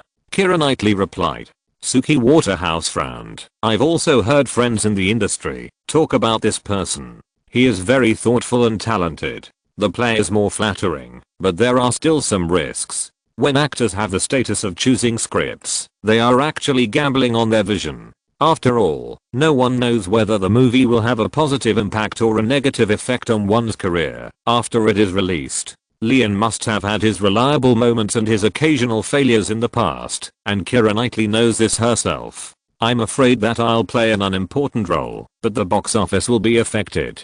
But I plan to try it out first. Good luck. The next day, Keira Knightley met with director Lyman, accompanied by her agent, in the reception room of Digital Domain. To be honest, Lyman's vision for selecting actors is still great. When they met in person, I felt that Keira's intellectual temperament was more prominent, more emotional than in photos and DVDs, and very consistent with Betty's personality. After all, the actress who played Betty in The Hulk was Jennifer Connelly. The gentle dancing clip in Once Upon a Time in America is an absolute screen classic, but this actress is too old to play a girl. After all, time is unforgiving, and actresses are not as valuable as actors. The three chatted for a while. Because the filming of The Hulk had to be kept secret in conjunction with publicity, when faced with Kayla's request to see the script first, Lyman could only say that the character positioning was not bad, there was room for development, and the character was more intellectual. In this project, the male lead was the female lead's guardian knight, and there were only kissing scenes, and no other radical scenes. As he spoke, Lyman remembered something, and reminded her as a bargaining chip. By the way, this project is jointly produced by Firefly and Universal. The screening schedule is likely to be next summer, and the budget is more than $150 million. Before the actors signed the contract, they could not mention too much about the script to prevent leakage, but it was still okay to talk about other topics. Sure enough, when she heard that Universal had joined, and it was a first-line masterpiece, Kayla was tempted, and her agent's attitude became more enthusiastic. Let's not talk about anything else, it's easy to get high pay for commercial movies. Blue Butterfly Pictures. Lyman's focus at this time was still on promoting the surrounding areas of Twilight with various partners, and he was full of energy. The reason is that the peripheral products of Twilight are so popular. It is the easiest and best film to develop among all the projects he has taken on. This also makes him side the purchasing power of female fans with young girlish hearts once they place their emotions on it. The box office of the film was raised to $172 million, North America, and the offline DVD sales were also hot. It can be reasonably estimated, based on the idea of collecting one copy, but why is the original soundtrack, which is obviously a collection of old songs and some new arrangements, so popular? In the original time and space, the Twilight series has always been a case study in market research, because it has a profit potential that exceeds the imagination of major studios. The market positioning is so single, with only students, some female white-collar workers and housewives as the main customer targets, but the appeal is comparable to many popular series with a wide range of audiences. Is it so easy to make money from women? It's too easy to make money. Although Lyman knows through market research that this film has a very good reputation in the eyes of most female audiences, don't worry about the fact that the ratings on IMDb, Yahoo, Rotten Tomatoes and other websites don't seem to be very good. That's because there are too many men who give low scores, which is completely emotional. In the female market, this film is super good. Don't ask, just ask. It's romance, it's love, it's love. So the ratings of Twilight are prone to extremes, because some female and male netizens have started to curse each other online about this film. Isn't this polarization? The reality is that the female audience of Twilight seems to be irrational in consumption. Because according to the data sent back by various partners, the sales of the hardcover DVD version of the movie are very high, just because the hardcover version has exquisite photo posters of the leading actors. Fans like to buy this version. The purpose is not like ordinary fans who just want to watch the content of the film repeatedly. In addition, if you have bought the DVD, don't you buy a copy of the original soundtrack? Don't you buy the same bracelet and clothing? Don't you buy the customized hair accessories? If they are true fans, they must buy it. What's more amazing is that they buy more than one set. Such fighting power and desire to buy made Lyman negotiate with more than a dozen peripheral partners such as Sony Records like a duck in water, and he took the initiative more than the previous film promotion. Although the bulk of the money was still taken by them because of the hot sales performance, can they discuss the share ratio more? After all, Firefly only paid for the right to use the copyright, and the other aspects were their channels and sources of goods. But the copyright is valuable, which is a bargaining chip. Chapter 794. Take advantage of the opportunity and acquire again. Please subscribe and vote. December 17th. A new week has arrived. Since I'm a Hero won 89.51 million last weekend, the film has slightly declined. After all, the more viewers who have seen it, the fewer potential viewers there are. It's normal. As long as it doesn't explode, it's fine to suddenly cut it in half. However, Firefly is very comfortable, but the atmosphere at New Line is terribly depressing. The failure of the Golden Compass, estimated to lose 60 or 70 million, the Warner Board of Directors finally made a decision on New Line, which is that the top management of New Line is most reluctant to see it merged into the Warner label and no longer have autonomy. In the president's office of New Line, the distribution manager and Shay sat opposite each other, without speaking or even moving. It seems that he has been in charge of New Line for 7 years. In addition to being responsible to shareholders, he is basically in charge of everything. Even if the masterpiece that he carefully prepared and invested a lot of money failed, he never thought of giving up this power and status, let alone transforming to focus on low-cost business and giving up the production of high-budget projects. Why are you so unreserved? Shay finally spoke. His voice was terribly hoarse. The distribution manager continued to remain silent. Now it seems that the top management is determined to integrate New Line, but they don't know where these people will go. After all, they have united all the management of New Line, but it is useless. They have tried all the methods, and the emotions that should be vented and dissatisfied have lost their spirits under the established facts. Capital is ruthless, and they have known it for a long time. It's just that they don't have enough ability and vision. On December 20th, 2007, the Golden Compass became the heaviest straw for New Line's downfall. In the circle, no one paid special attention to the mess between New Line and Warner, but one person paid attention to it. That day, after Lyman told Joseph about the role of the Marvel adaptation project in the future company's territory, Joseph thought about what their company still lacked and how to quickly accumulate foundation. Joseph was an experienced manager and always paid attention to the market. After this happened, he thought about it for a while and thought of some things that could expand the overall structure and business capabilities at the moment. Huh? You said that the integration of New Line would help us? In the office, Lyman looked up, a little surprised. He knew that New Line was going to quit, but he hadn't thought about what he could gain from it. Lyman thought about it carefully. New Line's most valuable copyright library flashed through his mind. That was the accumulation of more than 10 years. But the problem is that Warner will not be stupid enough to sell it. No studio will easily transfer copyrights, otherwise Marvel's hero repair case work would not be so difficult. Moreover, those film and television copyrights of New Line can really create profits. They are not products without potential to be developed. They are a small gold mine with a long-term flow of water. Well, if it's not this, what else is worth paying special attention to? Management familiar with the work in the circle? Forget it. They played a good hand badly. They had a director like Peter Jackson who was born to make masterpieces, but they still made enemies. I don't know what kind of thinking and position made the decision. It's the 21st century, and they still don't win over talents. Go to hell. Joseph didn't know that Lyman had gone through so many things in a flash and thought that his boss didn't pay much attention to New Line.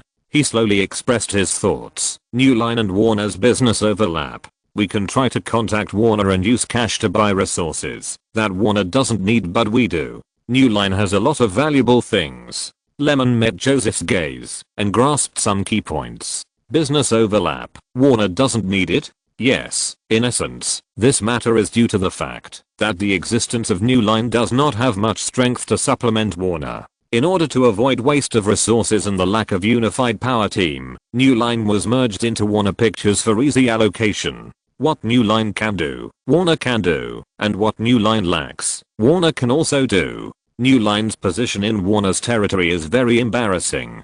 The contradictions that have always existed are the main reason for New Line's collapse. The failure of the Golden Compass only made those hesitant board shareholders lose confidence in New Line's management. So what does New Line have that Warner doesn't need but Firefly does? Studios, some valuable shooting equipment. When New Line was booming, it took 3 years to build a comprehensive filming site in the suburbs east of Burbank, which also provided basic conditions for filming, covering an area of more than 22,600 square meters. However, this small studio is not necessary for Warner, as they have a larger and more comprehensive one. Moreover, Warner also has a studio built for the filming of Harry Potter in the UK, so the resources overlap greatly. Then there are the grassroots production staff, because Warner itself has a very complete production system, and it is estimated that some of them will be laid off. As Marvel Pictures and Marvel Entertainment have separated, Marvel Pictures needs experienced and skilled production staff to supplement.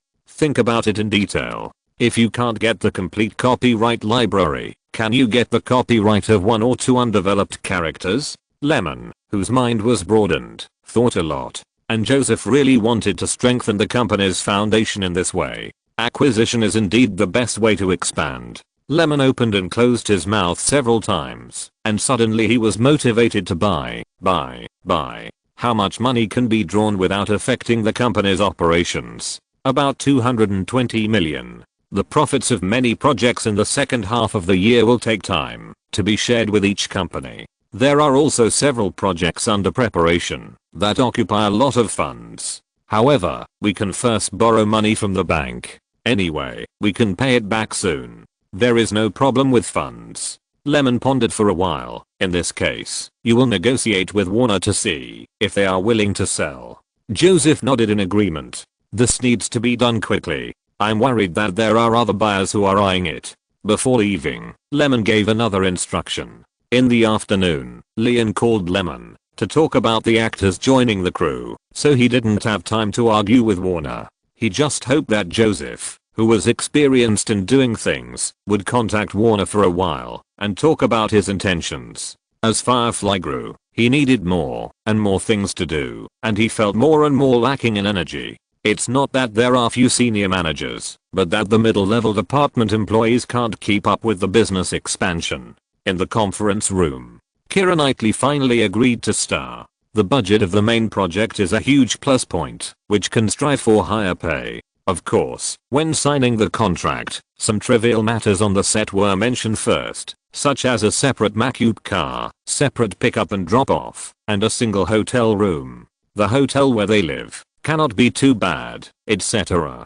Famous actors are very clear about these crew standards. I don't know, their agents will also seriously raise them. In a way, this is actually a symbol of status. When acting, young actors don't need to ask who is who. They can know the status of the crew by looking at the standard treatment of others. When it comes to the most critical salary and image issues, Keira's agent team is even more detailed in every aspect. For example, if it is determined that there are only kissing scenes, there can be no nude scenes. If it is not explained in advance, the right to refuse all unreasonable scenes is reserved. For example, the bad side of personality is not accepted, and the role setting of swearing to faced White Lotus will not be played. It is impossible to play a vase and damage the public image that has been established with great difficulty. As for the salary, Keira's agent asked for $9 million. After several rounds of tug-of-war, it was reduced to $6.5 million, and Lyman agreed.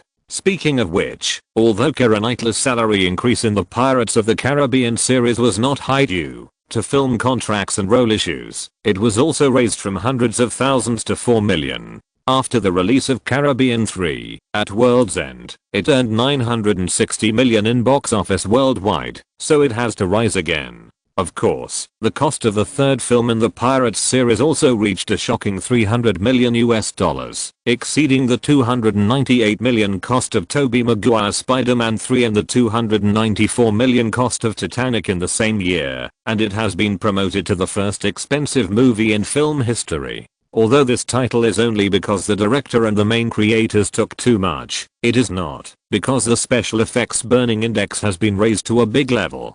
In addition, because the competitors in the summer were more fierce than each other, the Pirates finally plundered only $309 million in North America, which did not reach the $400 million box office that Disney expected at the beginning. The results were slightly less impressive, but the huge hype value made Disney's huge surrounding market and other channels such as the theme park's eponymous project reaped a lot of rewards. After Keira Knightley joined the crew, the original elf princess Liv Tyler naturally couldn't play the role. Of course, the latter couldn't compare with Keira in terms of acting style, image, or popularity. In order for the Incredible Hulk to be popular in the market, it was worth spending more on the film, and the latter's development prospects were not high. Chapter 795, Bush's Fever, Subscriptions, Votes. The casting of the Incredible Hulk was roughly completed, but the crew still did not start filming immediately. Mark Ruffalo needed some time to gain muscle and adapt to the motion capture equipment to serve as the face model for the transformed Hulk and enrich his expressions.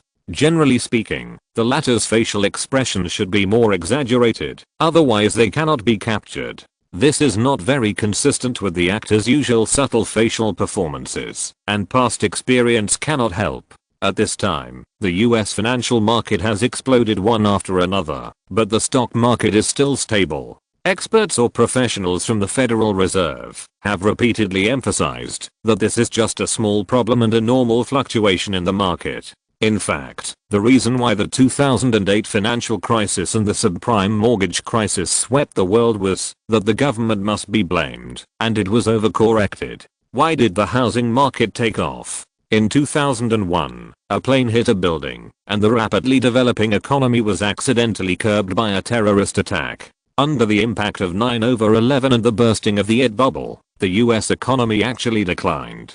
The new president of the United States was George W. Bush, nicknamed Mastermind. Based on the principle of grasping both ends, Bush launched the Taliban's anti-terrorism war and the Iraq war to divert domestic conflicts and maintain his own regime and reputation. This is just like when something happened in India. It immediately publicized wars against several neighboring countries and then danced the cha-cha at the border.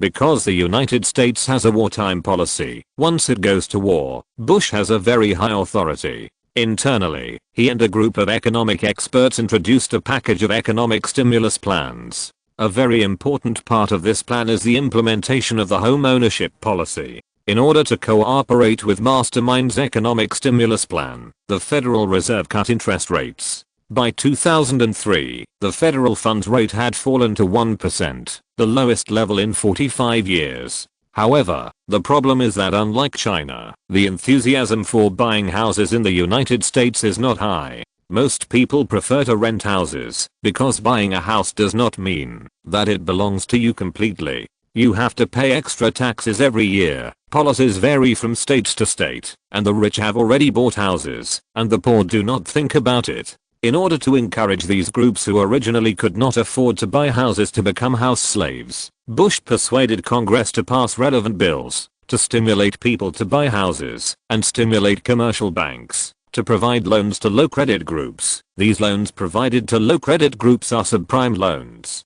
In the end, Congress even allocated funds to subsidize first-time home buyers to pay down payments. Under the stimulation of these policies, the American people felt the warmth of the country's sea and bought houses enthusiastically, and then GDP really rose rapidly. Bush said, "Real estate, the god that always drives the economy, don't stop," referring to housing prices. With more people buying houses and rising demand, housing prices will naturally change every day, but under the care of the government, the masses welcome the rise in housing prices. It's not just the Chinese who speculate in housing. The United States can explode such a big thunder, isn't it all, because of the cooperation of the elites on Wall Street? Bush Jr. only wanted to boost the economy.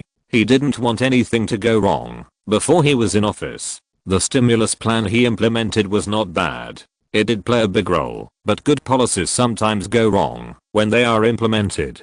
The United States was founded on a federal constitutional system. How could the White House bosses always manage other state governments? In addition, there were conflicts between the southern and northern states due to the legacy issues after the Civil War. It is definitely a result-oriented approach to focus on inflation in the stock market and demand economic development. The process has been ignored by many people. Real estate speculation has become a securities for real estate speculation. Even subprime loans can be turned into financial products. People are desperately trying to attract people and make a beautiful KPI report. The American people are also very good at taking out a loan and then mortgaging it to take out another loan. The elites on Wall Street have also encouraged this operation and provided business value preservation for these people. It has been soaring for several years.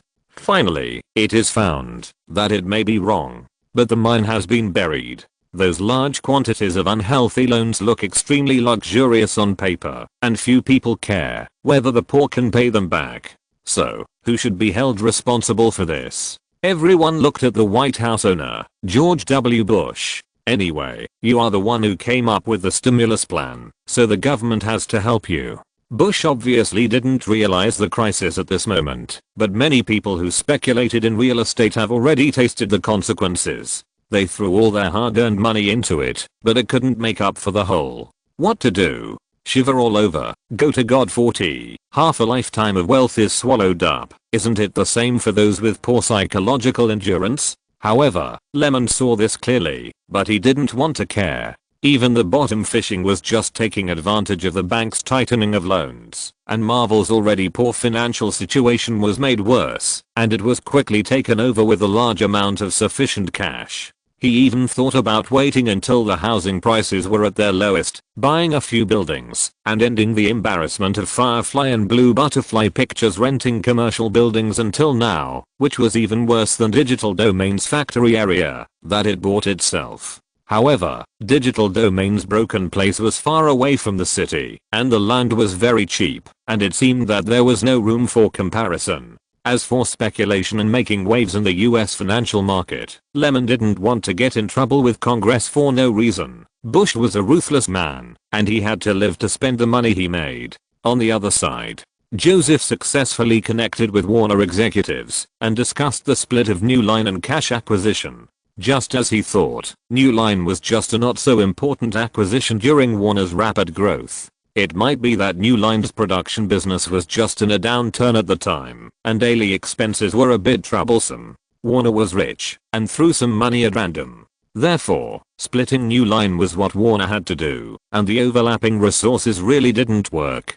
Warner was so happy that someone took over. Except for the copyright library, there was no room for negotiation, small studios, photographic equipment, etc. After all, Firefly was a cash transaction for something Warner didn't need, and the two sides just had to agree on the price. And Joseph's most important thing was definitely the studio, so he first went to PricewaterhouseCoopers to hire a professional team to estimate the property value of this small studio. That place is a little far from the city, but it only takes about 20 minutes by car. However, because the studio was invested and built in 1993, the structure is a bit old and some places need to be renovated, which is another expense. In other aspects, it is suitable. Although it is a bit small, it can help Firefly reduce the shooting budget of the project. At worst, it can be expanded on this basis in the future. After all, there are no large residential communities around. In other words, if the studio is acquired, there is no need to waste rent at Warner Studios for future shooting to build interior scenes. The 5 major studios all have their own studios, but Warner has the largest and most complete area. Although it seems that it does not save much money, it will still be useful if it accumulates over time and the assets themselves. Even if it is bigger, like Warner Studios, selling tickets to tourists to see how movies are shot is also a business. After the liquidation of assets, the studio, filming equipment, including some printers, burners, editing tables, etc., were sold in a package for about 270 million yuan.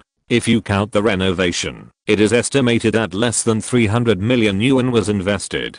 But the money was well spent. As long as Firefly can maintain a higher level of production, it is absolutely cost effective to own a studio of its own. Moreover, this is real estate, which is easy to maintain its value, unlike the inflated prices of general film and television copyrights. Of course, due to different needs, the valuation and the actual bid are different. These things are useless in Warner's eyes, and it is still okay to lower the price. After several rounds of tug-of-war, Warner agreed to Firefly's offer of 245 million. Anyway, Warner didn't think there was any bargain in dealing with New Line's assets. When it came to negotiations, the bottom line was very loose, and even easily agreed to return the copyright of the extremely relevant characters of Blade to Marvel. New Line didn't give it, because the management still attached importance to it. Although Blade couldn't make money after the third part and the audience was tired of it, it still had a certain value. Warner gave it, because it never attached importance to it. Didn't care about Marvel before. Do you think it's amazing now? Warner has DC, which is enough. If you're listening to this novel on a channel other than Fanfic World, it means they downloaded and uploaded it without effort. We cordially invite you to visit our channel, Mundo Fanfic Novelos. There you'll find the original version of this story and you can explore many other novels of various genres. We're waiting for you to immerse yourself in a world of incredible novels. Chapter 796. I'm the screenwriter of the legendary project. Please subscribe and vote. There are 24 hours in a day, and it always feels like a long time, but it also seems very short, because just sleeping and replenishing energy will take 7 or 8 hours. After a night, the sun rose. The split of New Line has been partially completed, at least Firefly got what it wanted. By the way, both parties are quite satisfied with the transaction. Warner got rid of the burden and obtained a large sum of cash, and it did not delay their integration of New Line. Firefly seemed to take over, but in fact it strengthened its foundation. After all, the convenience of shooting is still very important for film and television companies. Then there is Kevin Feige's happy supplement of the grassroots production staff of Marvel Pictures. At this time, Marvel Pictures mostly relies on the production team of Firefly, which is actually not very good. In Lyman's vision, the business of Marvel and Firefly should be separated as much as possible.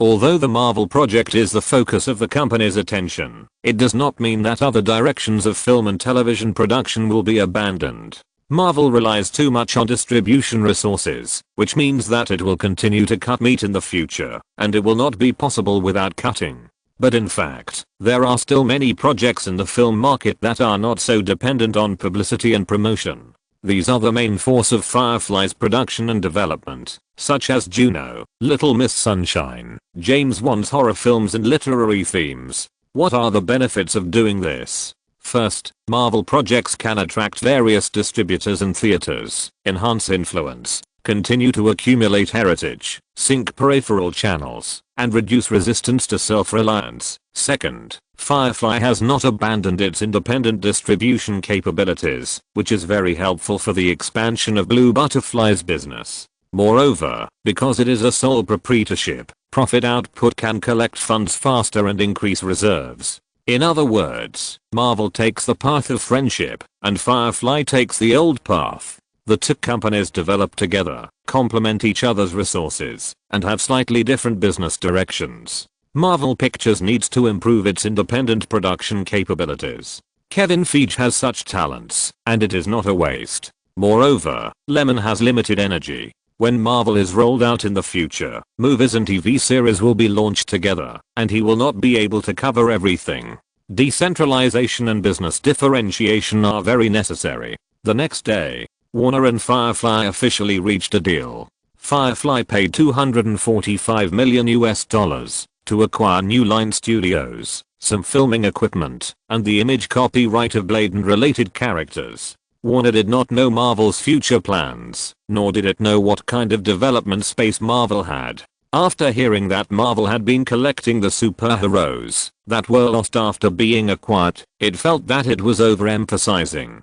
Coincidentally, after the transaction was completed, Warner's senior management was in a good mood, so it was just a small matter. For this reason, Warner also held a more private cocktail party to build relationships and deepen cooperation. Firefly now carries the golden signboard of its production ability and has achieved brilliant results with a series of hit films. For a powerful studio like Warner and an entertainment company with overseas business channels, it is inevitable that there will be many projects that may cooperate with Firefly. Apart from anything else, when looking for a distributor, considering Warner more is also a possible result. There is no irreconcilable contradiction between the two parties. After Warner began to take Firefly seriously, its attitude will naturally adjust to the way it should be treated. In the banquet hall, Lyman and several Warner executives drank some wine. Unlike the formal atmosphere in the morning, they were all relaxed and communicative.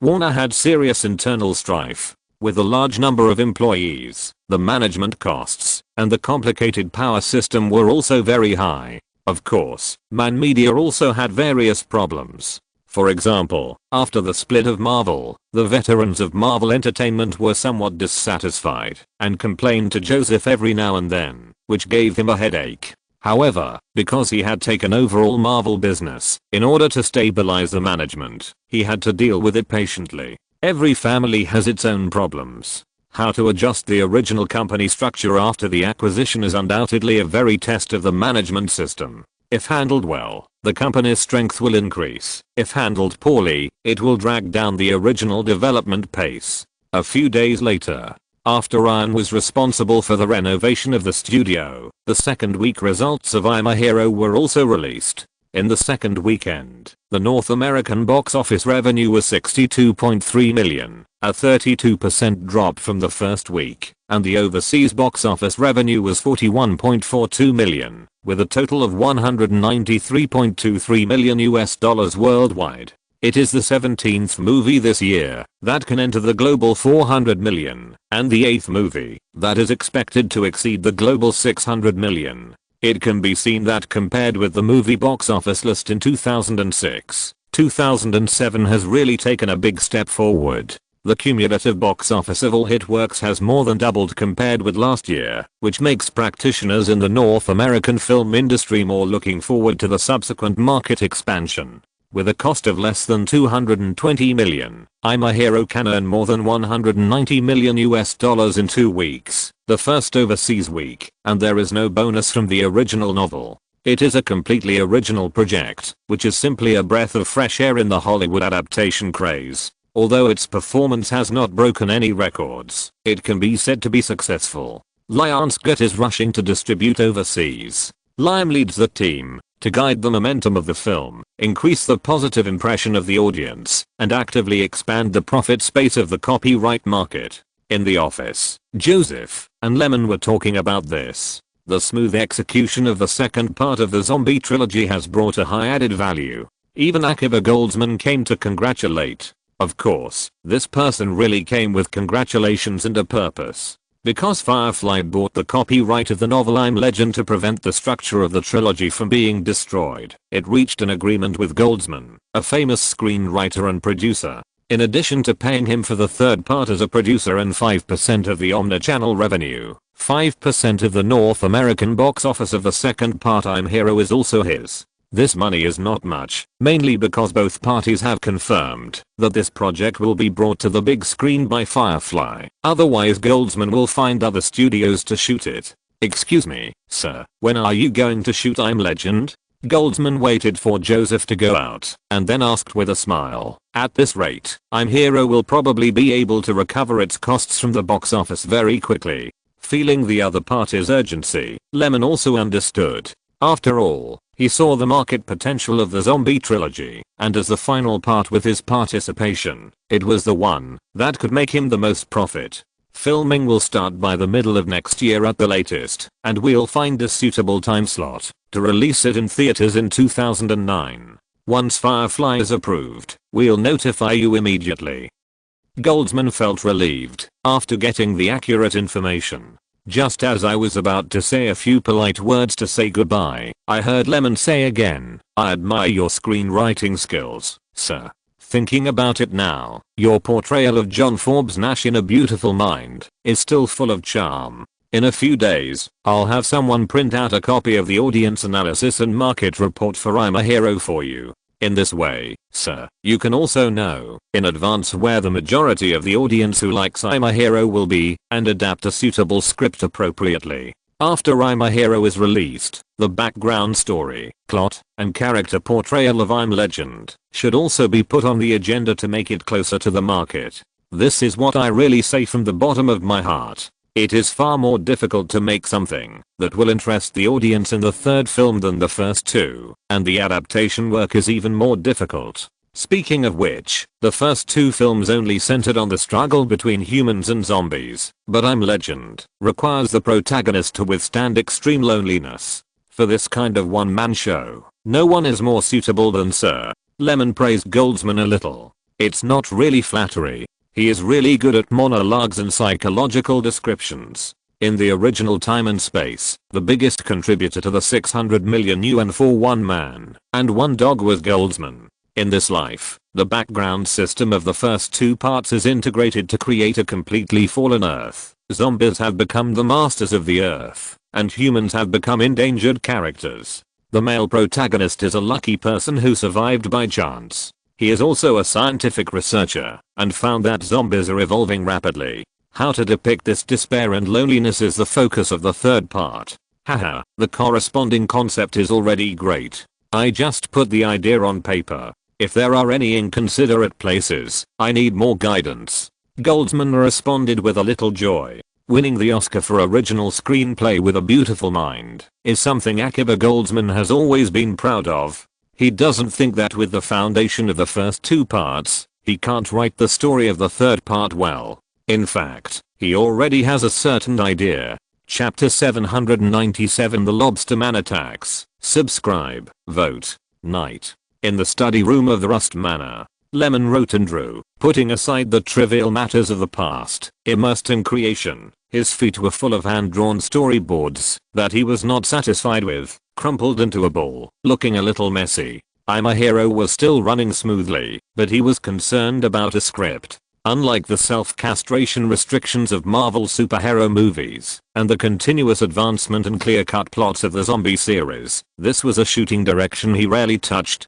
Dong dong dong cap, squeak, refers to the sound of the door being pushed open. A little elf wearing a small vest and a half-dressed silk nightgown, who had just taken a bath, with a blush on her face from the warm water, walked in, becoming more and more gentle and delicate, and her hands were restlessly playing with her hair. Are you still not going to sleep? After the little elf followed the Twilight Project, he had been free, but on weekdays he would discuss the adaptation of the second part with the screenwriters, or fulfill his several endorsement tasks. As for the roles, he became more picky and took fewer. Finish this part, right away. The little fairy came over, glanced at it casually, and his eyes were fixed on a composition. It was a giant aircraft-like thing lying quietly in a ruin. Outside was a fully armed army, and inside was a strangely shaped lobster monster. The two sides confronted each other, and the monsters showed fear and confusion. In the next scene, the lobster monsters were locked in a cage, their ugly bodies curled up into a ball, being visited and pointed out, just like those rare species in the zoo that attract tourists. Eve rarely saw her man pay so much attention to a script, but as long as he paid attention to it, he must be as meticulous as he is now. This is a director's persistence in a movie. Just like an actor constantly ponders a role and constantly builds a more three-dimensional character image in his mind, it is a performance requirement for himself. Eva was interested and asked quietly, "Do you have a script?" "It's not finalized yet. It only exists in my mind. I want to finish the storyboard first. Oh, by the way, is there a role for you?" "What kind of role?" "Well, an antagonist. Anyway, it's not a positive role. The contrast is quite big. The role is to highlight the crueler side of the story." "Well, you are a female researcher." There was silence for a moment. Just then, Eva saw a disgusting storyboard of the dismemberment of a shrimp larva, and she took a breath unconsciously. "Why does it feel so cruel? How did you think of shooting this kind of subject matter? Have you read Kafka's Metamorphosis? I think the idea of the exchange is very dramatic. Maybe it's because I didn't have enough fun some time ago. Iron Man is the most boring movie I have ever shot. I want to shoot something fun. This one is a more stylized release, at least that's what Lemon thought. So during the creative process, there is always a sense of pleasure. Okay, go to sleep. It was late at night, and Lemon, who was a little exhausted, slowly fell asleep. In the following days, Lemon put most of his energy into the new work. After finding Ryan, Lemon provided ideas, and Ryan was responsible for implementation, optimization of structure and character dialogue. Of course, he has also been paying attention to the situation of the film market. Yesterday at noon, Lyman also reported that I'm a Hero has broken 370 million and has been the box office champion for 3 consecutive weeks. And he also found out that, because of the audience market for zombie themes, some film and television companies have been looking for corresponding ideas and projects in an attempt to replicate the success of I'm a Hero. Similar things also happened when New York Trip was a hit. But the facts will prove that zombies are a niche theme that cannot be overturned by 1 or 2 explosive works. If the plot is not novel enough and the scene is not exciting enough, this type of theme really has a low ceiling. Like Shaun of the Dead, it is already a cost-effective work. It cost $4 million, earned $12.89 million in North America, and $15.5 million worldwide, but because of the low budget, it looks pretty good. The rest of the messy follow-up works such as Jew and the Zombie and Corpse Paradise have not even made a splash. The theater line is a 7-day tour. In other words, original projects are still too risky, especially for zombie movies. If you want to achieve good results, the investment must not be low, but the market risks brought by high budgets cannot be ignored. Therefore, none of the leading studios have the urge to shoot zombie themes. Instead, many third-rate companies want to try to make a fortune while the market is hot. But how competitive are the works made with such ideas? Disney Studios building. Robert Iger slowly stepped into the conference room and sat at the top seat. Today is the company's usual morning meeting. What's a little different is that Disney has some different opinions on a certain project that need to be discussed. After everyone came, the quiet atmosphere was quickly broken. Robert Iger nodded, and the department executives below naturally reported their work or raised problems. This matter is actually New Line's fault. Its operation is more fierce than a tiger. Looking at the record of 0 to 5, it has poured a lot of cold water on the hot fantasy theme market, which instantly made some Disney executives worried. Why? The preparations for Kingdom of Narnia have begun again. The first film, The Lion, the Witch and the Wardrobe, produced in 2005, grossed $745 million worldwide with a budget of $180 million. Although the film's reputation did not meet expectations, it made a lot of profit. Then it planned to produce a sequel in 2008. At this time, even the script was written, and the main creators were in place, and the project was established. Originally, Disney had great confidence, but the box office of Dragon Rider was not good, and the Golden Compass wiped out the Lord of the Rings producers, which made people think more. Before this, the fantasy theme was so popular that everyone rushed to buy and sell the copyright of fantasy novel adaptations, so that the price was raised quite high, and the film and television value of the novel copyright was repeatedly refreshed. On this basis, the Tolkien Foundation even called for a 20% share of the global share, which made a number of studios give up the idea of taking over The Hobbit. In addition, the more you analyze the failure of the Golden Compass, the more you will find that the audience market has some visual fatigue with the fantasy theme. The blind special effects and exquisite pictures can no longer meet the needs of the audience. Not to mention how the Golden Compass was boycotted by the audience and its box office performance plummeted. Some Disney executives couldn't help but think of the first film in their own fantasy series, which was also compared to The Lord of the Rings during its screening, and was criticized for being too childish. This audience is not easy to lead, and more people have higher standards. Then, looking at the final draft of the second part of the Kingdom of Narnia, the character of Prince Caspian also took a younger route in Disney's vision, and the casting criteria were all underage actors. How should I put it? This feeling is not good. So this matter has become a project that Disney has been arguing about for some time, and has not been able to make a real decision. Whether to shoot or not, or to wait and see how the market changes. This is indeed a problem. Things like this that concern Disney's flagship projects are naturally not something that can be decided by one person on a whim. Robert is a qualified manager, but he did not start from the grassroots level on the set, and does not interfere much in project production. However, he has a sharp eye. He has single-handedly led the acquisition of Pixar Studios, Lucasfilm, Marvel Entertainment, most of Fox's production business, the establishment of Shanghai Disneyland, and the launch of Disney's own streaming media Disney+. In fact, Disney is not yet the leader in the entertainment and media field. At best, it has shown some signs of being a future hegemon.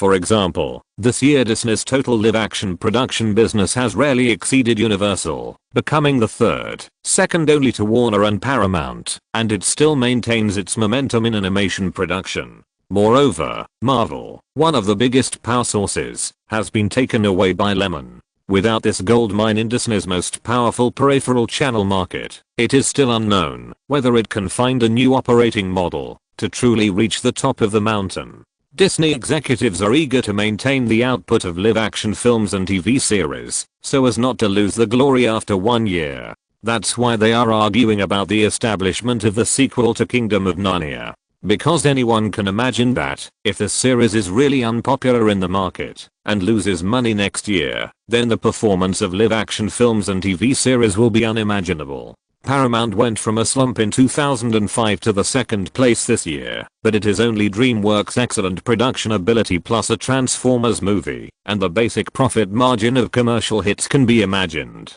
Chapter 798. This wave is an emotional blow. Fourth update. Please support. Robert Iger had a headache. Because the executives from two factions were already arguing with each other. Those who supported one side believed that the failure of the Golden Compass was purely due to the problem of the shooting ideas formulated by the senior management of New Line. The market positioning was also awkward. What kind of joke was this about a children's epic? It was both childish and mature. Moreover, they did not choose the right director. They did not win over Peter Jackson. It was ill-considered to let a director who shot youth sex comedies take over such a budget production. Chris Weetz's famous work is the American Pie series. The goal of Narnia has always been clear, that is, it is a family drama. Group viewing with parents and children has always been Disney's best method. The inevitable childish production is to let those children understand what the movie is about, so there is no risk of failure. At most, the box office is not impressive, but it can recover the cost. Disney does not rely on box office profits. But the opposing party believes that no matter what, the audience's fatigue with fantasy movies is obvious to all. The Golden Compass was not well made and had the wrong positioning, but it was definitely not rotten to the core. The low box office was the result of the market's overreaction. Well, the Golden Compass is about to be taken off the screen, and the cumulative US box office is less than 70 million. Compared with the budget of 180 million, it is indeed too bleak. This movie is indeed not that bad. If you don't look at the story, look at the special effects, and there are exquisite pictures to support it. It is because there are too many fantasy types and the excellent Lord of the Rings that caused market resistance. Neither side can convince the other. Once the argument gets fierce, it's about whether they dare to take responsibility. You know, Disney also has many factions, and the shareholders are not easy to deal with. One by one, they like to insert people. Who dares to guarantee the position and is sure that the Kingdom of Narnia will never fail? Robert Iger was silent, but his eyes kept scanning the crowd.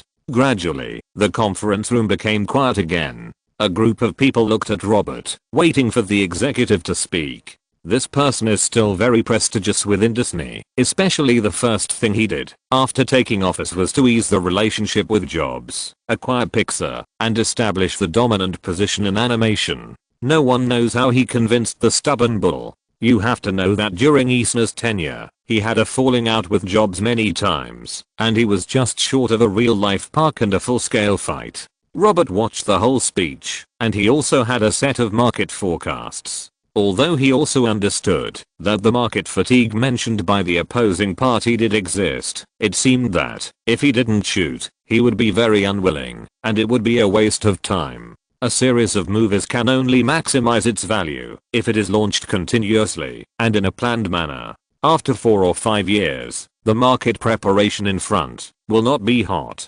Moreover, there are a total of 7 original novels of the Chronicles of Narnia, namely, The Lion, The Witch and the Wardrobe, Prince Caspian, The Voyage of the Dawn Treader, The Silver Chair, The Horse and the Child, The Sorcerer's Nephew, and The Last Battle. At this speed, the leading actors will have to change 2 or 3 times, right? Then it won't be possible to make the main creators grow up with the audience like Harry Potter and become the symbol of childhood. After all, the production idea of Narnia Kingdom is to learn from the successful experience of the Harry Potter series and integrate Disney's consistent family style. Robert Iger squinted his eyes, thought for a while, and made a judgment in his heart. Let's start the project. Don't delay the schedule. After the meeting, Robert turned around and called his assistant. Help me make an appointment with Director Andrew. Meet in my office. The assistant got the order, nodded and made a phone call. Not long after, Andrew Adamson, who was thinking about the storyboard at home, drove over. This man with shoulder-length hair and a beard was the director of the first part, and there was no plan to change the second part. Although this guy looks more unrestrained, he is indeed a talent. Moreover, Andrew Adamson is a New Zealander and knows Peter Jackson. When he was young, he came to Hollywood and quickly made a name for himself. His record is very brilliant. His directorial career began with Shrek the Monsters in 2001, cooperating with DreamWorks Animation, and his first work won the Oscar for Best Animated Film. 3 years later, Andrew continued his success with Shrek 2, in which he served as both director and screenwriter, and received 2 Oscar nominations for Best Animated Feature and Best Original Song. The reason why Andrew left DreamWorks and joined Disney was because DreamWorks Animation had separated from DreamWorks, and Jeffrey Katzenberg was not involved in live-action films and television.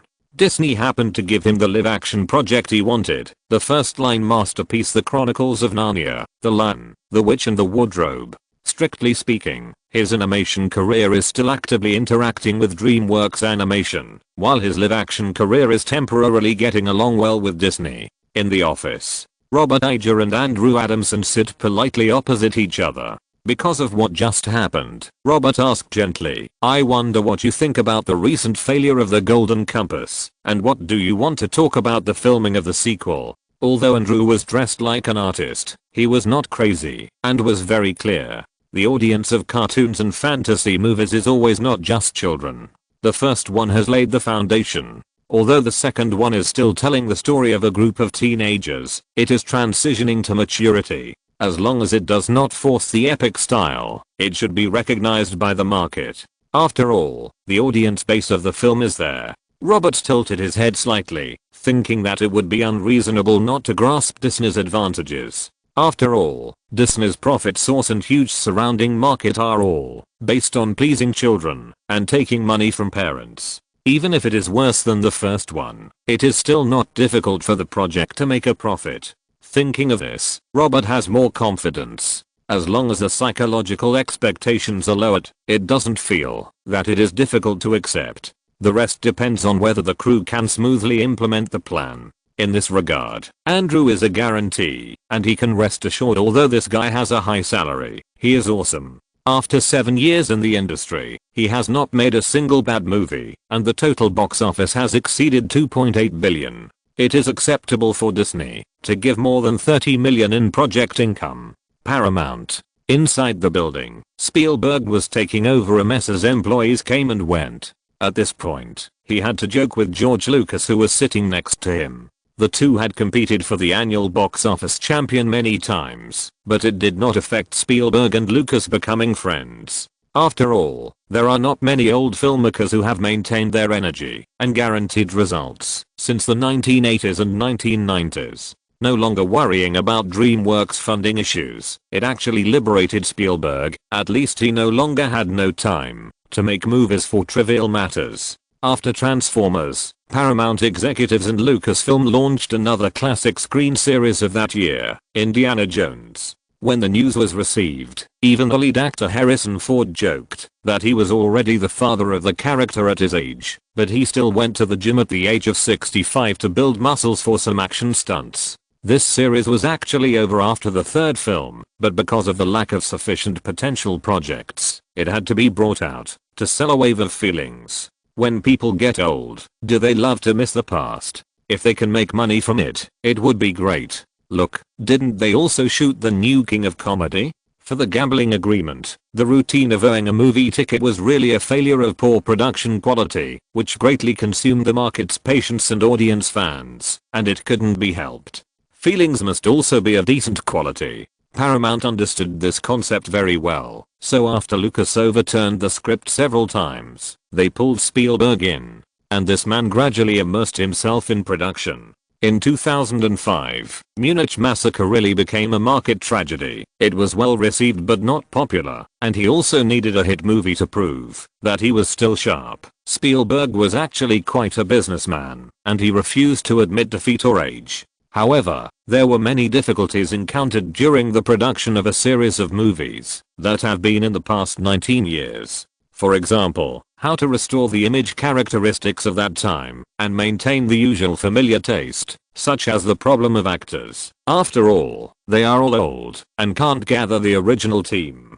But there are always more solutions than difficulties, right? This wave of feelings must be refreshed. If you don't refresh it, you are not a smart person. It's still a bit difficult to update 4 times in a row. It would be great if I could turn into a tentacle monster. Chapter 799. Top, the god of pulling friends. Please subscribe, vote. 2007 passed, and 2008 arrived. The new Line Studios, that was purchased not long ago, has now become a construction site. In addition to the renovation of the interior and exterior, the construction of a new building complex, and the expansion of the warehouse for storing filming equipment, some necessary interior scenes are also being laid out. Because the first crew received by the studio is the Incredible Hulk, the laboratory scenes and some street scenes will be filmed here, so they are arranged in advance. Lemon looked at all this with some satisfaction, and felt a kind of busy labor charm. After all, this is their future industry. When he was immersed in himself, a call came in. It was Gyro. This guy finally had enough rest after filming Pan's Labyrinth, and called about the movie. After learning this, Lemon drove back to the Firefly building, feeling very good. At this stage, increasing the production output will be of great benefit to the development of the company. One more project means more strength. Lemon's expectation for the company this year is to launch at least 10 movies, which is still a certain difficulty in terms of quantity. Smiling, Lemon went to the front door to greet them. He didn't expect that besides Gyro, there was also a man with small eyes and a wide forehead standing next to him. Who is this? The man was a little reserved, but Gyro introduced him. His name is Juan Antonio Bayona, and he's a director. Just call me Juan, Mr. Last, Juan said. He welcomed the two of them in warmly, and Lemon understood something at the sight of this. Directors, especially those who are not yet famous, always lack investment. Sure enough, after a few greetings, some things were brought up in a very tactful way. Gyro knew Juan since 1993, but at that time he was still a reporter, with some enthusiasm for movies. After work, he would go to an art school to study. Later, when Pan's Labyrinth was filmed in other places, they went to Spain. Since they were close, the two of them got together more often. Juan had graduated from the film school at this time. He usually took on some advertising and music videos.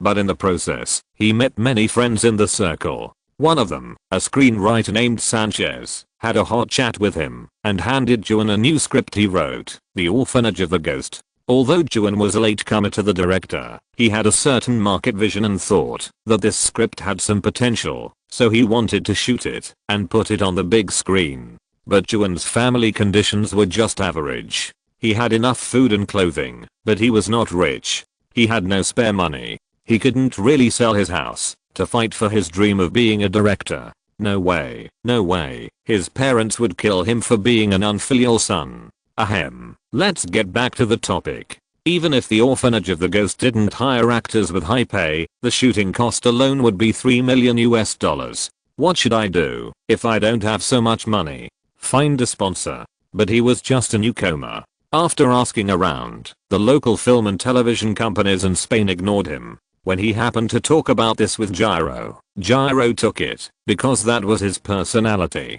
He was willing to help friends who got along well. But he thought about it carefully. The Spanish market had no future. If he wanted to release the film, he would definitely find Lemon first to see if he was willing to invest. So he asked Juan to write the script in English and put it in Hollywood for release. He had to make some minor adjustments based on the market there. Juan was very excited and yearned for the unfamiliar Hollywood. No one had led the way before, so now that he had encountered it, he was naturally willing to spend time. After changing the script and explaining it to Sanchez, Juan contacted Gyro and then rested at his house for a few days until it was roughly ready and then rushed over. As for Gyro, in addition to being the producer of The Orphanage, his new work is The Golden Army, the second part of Hellboy. Under Juan's expectant eyes, Lemon took the script. After flipping through it for a while, he looked at Gyro steadily. What kind of vision is this?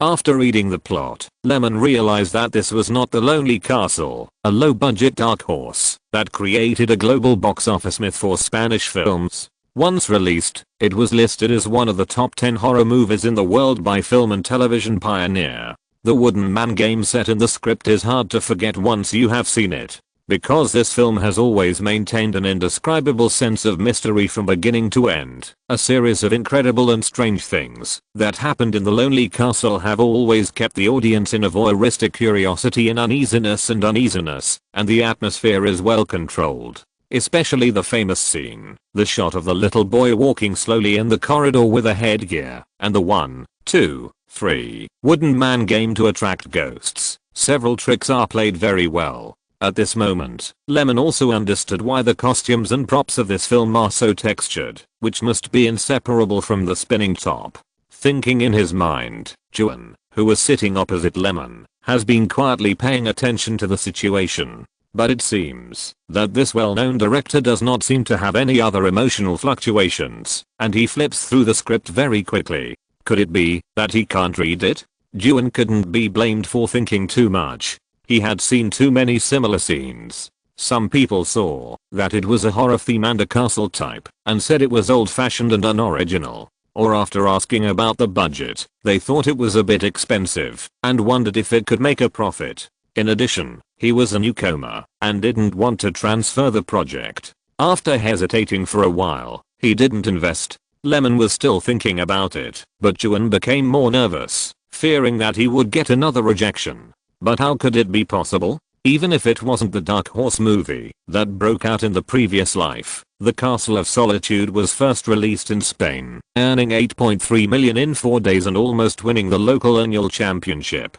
Then it came into the sight of many overseas distributors, and subtitles and dubbing were added to make an English version, which was sold all over the world. A few $1 million of investment was just a drop in the bucket. This amount of money was really nothing for Firefly at that time. The Spanish market was too lame, and there was no capital to enter, so the local production studios were crazy about big directors and rarely supported newcomers. If Juan didn't know top, but had some connections in Hollywood, he could still get investment with this script. Apart from other things, Lionsgate is a professional horror film producer. If you take this kind of subject matter to Lionsgate to attract investment, as long as it is not too bad, it will basically succeed. In fact, it is just a matter of cognitive gap and information channels. After all, Juan has never been in Hollywood. Director Bayona, it's like this. Firefly has invested in this project. Sir, just call me by my name. After saying that, Juan looked at Gyro. Gyro had an expression on his face that I knew it would be like this. But before coming, Gyro confidently guaranteed that he would definitely get investment because Lyman is a straightforward person with a good vision. It is impossible for him to not see the market for the project. If it is too bad, Gyro will ask the screenwriter to change it himself. This guy is a writer, artist, and director. He is a real director genius, and he has a very unique personality. In the original Time and Space, this guy also rejected the invitation to be the director of Harry Potter and the Half-Blood Prince, and insisted on exploring his personal image style. Then, Juan, you make a shooting plan. After the project is established, Firefly will be responsible for the funding, production, and distribution. You can prepare the crew with peace of mind. As for the actors, I suggest choosing 1 or 2 Hollywood actors, which will be good for the future release and publicity. The all-Spanish cast of The Orphanage in the previous life actually slightly restricted the distribution of the film. At least in the United States, the film market here is very exclusive. In terms of cultural inclusiveness, there are basically no films from other countries that are particularly eye-catching after entering. They all say freedom, but in fact they are closed. Of course, Juan's ability to get the filming funds is already very tempting to him, and his own goal is to break into Hollywood. He listened to Lyman's words very seriously and nodded repeatedly. Lyman was also happy that this matter was settled. This project is undoubtedly very valuable. It is also a horror film. The audience is relatively small, and there is not much pressure on publicity and distribution. Blue Butterfly Pictures can fully afford it. As for overseas, it will naturally be handed over to Lionsgate. After Juan got the promise, he felt lightheaded. Next to him, seeing that the deal for The Orphanage was done, Gyro mentioned his upcoming project The Golden Army. He still hasn't forgotten his Hellboy. Although the first film had a small profit margin, he likes this kind of weird character with horns on his head, red body, and costumes and makeup. Chapter 800. Not enough character content. Please subscribe and vote. In the brightly lit city, humans always intentionally or unintentionally ignore those strange phenomena: peeling walls, cracked ground, chilling wind, and inexplicable surging in the streets. The human world and hell have signed a truce contract since ancient times. As long as the contract is not violated, the evil demons in hell will not be able to make trouble. For thousands of years, the two worlds have been at peace, so several generations of human beings have long forgotten that mysterious world and even sneered at it. However, people don't know that the peace contract has long been in jeopardy. In hell, a long brewing evil force is quietly ready to go. In the human world, more than 70 guests at an auction venue were killed, and the scene was razed to the ground. The seemingly ordinary murder and destruction case is actually the arrogant declaration of war by Prince Noada, the leader of the evil forces.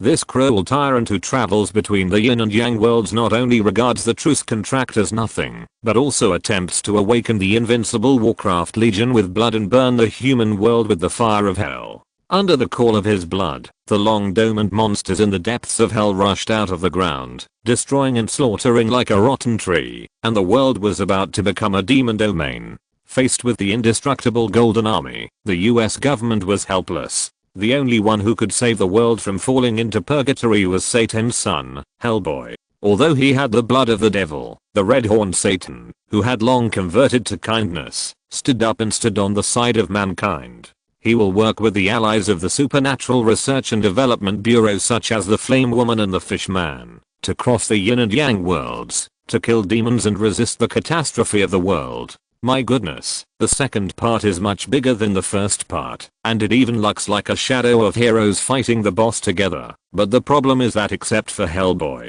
who has been portrayed in detail, the other characters that appear are all new additions, and they are definitely not very attractive to the audience. In other words, it should be that the Avengers were launched just after Iron Man was released, and the audience couldn't figure out who was who, and not everyone is a loyal fan of comics. But if a single character is filmed in one movie, the dramatic tension is not enough, because it is difficult to portray. Hellboy is not like the Marvel theme with a grand background, and it is easier to determine the plot. For a moment, Lemon felt a little emotional.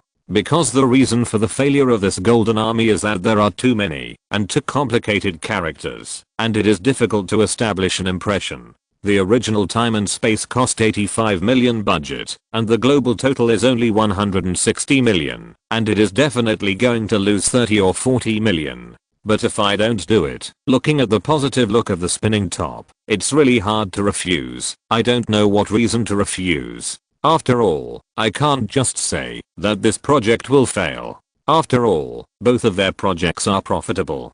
Pulling Alfonso in is also a disguised way to increase the company's strength and production output. Moreover, not every director has a keen eye for the market, and it is normal to make profits and losses. The next day, the Orphanage and the Golden Army were established as projects within Firefly, with a budget of $5 million each. Juan did not plan to ask for salary at first, but Lemon decided to give him $500,000 plus 3% of the North American box office, because this director was quite powerful and later shot Jurassic World 2, Fallen Kingdom. He was not an ordinary tool director, so Lemon planned to win him over seriously. The Golden Army wanted to achieve good results, and $85 million was not enough to save. Gyro himself took $8 million salary plus part of the production income. In addition to Death Penalty, which James Wan had already finished shooting, a work of Lemon's own to be prepared, The Incredible Hulk directed by Lyman, and Iron Man waiting for the release date. There were 6 projects in total, and there were 4 more to go before 10.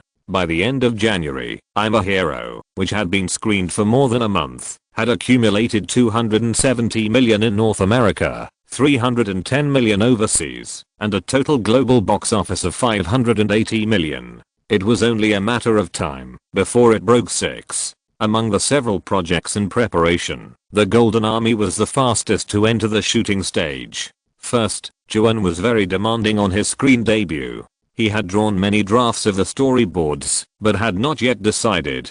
The main and supporting roles were also interviewed one by one. As for Lemon, he was currently working as a producer on the crew of The Incredible Hulk. to control Lyman's literary and artistic atmosphere during the shooting. Second, Gyro's network of contacts was quite wide. With the funds, the crew was quickly formed. The actors were all old acquaintances. One was a monster professional, Ron Perlman, and the other was Dow Jones. The two had schedules and started shooting as soon as they signed the contract. A few days later, I'm a Hero officially broke $600 million. For this reason, Lyman had to leave the crew of The Incredible Hulk and return to the Firefly building. Not for anything else, but simply for Zack Snyder's promotion. As the saying goes, if merits are not rewarded, benefits are not tied in time, and people are always thinking of giving favors, but getting unfair treatment, they will become estranged one day. Among the allies of Firefly directors, the first to come forward was Christopher Nolan.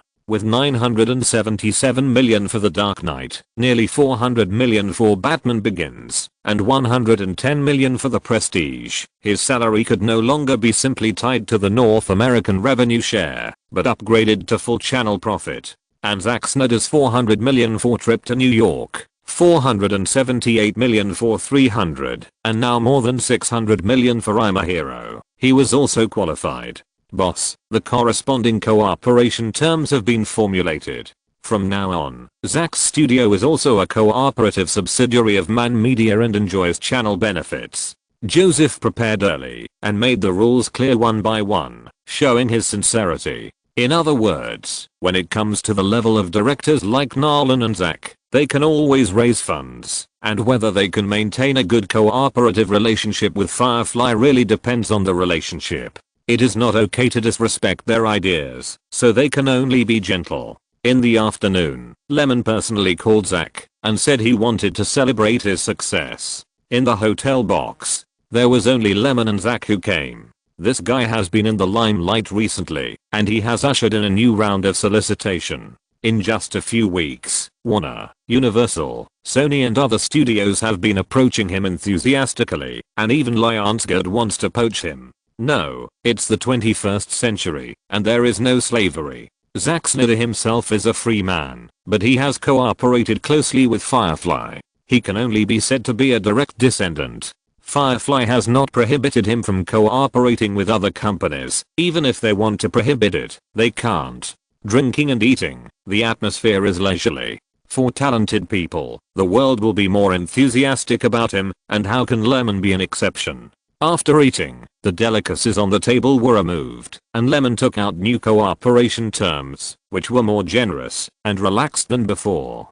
With the relationship between Zack Snyder and Lyman, there is no need to be shy, just agree readily. Americans don't like to be polite. They always believe that, if their abilities can match better treatment, they will basically ask for it. Lyman said, I heard that several studios have approached you recently. Have you come across a project you like? Zack Snyder nodded, and even spoke of this with some lack of confidence. Lyman rarely saw him lack of confidence. Warner Brothers has found me for Watchmen, and I'm hesitating. The project is good, and I've liked the related comics since college, and I still read them now, but I'm worried that I can't tell the story well. It's too heavy, and it's completely different from the general superhero theme. Lyman asked, did you encounter any difficulties? Zack Snyder replied, the story is too long. I feel that it will take at least 4 or 5 hours to tell it clearly in a movie. If I cut too much, everyone who likes this comic will hate me, but if I don't cut it, it will be a disaster if it's more than 3 hours long.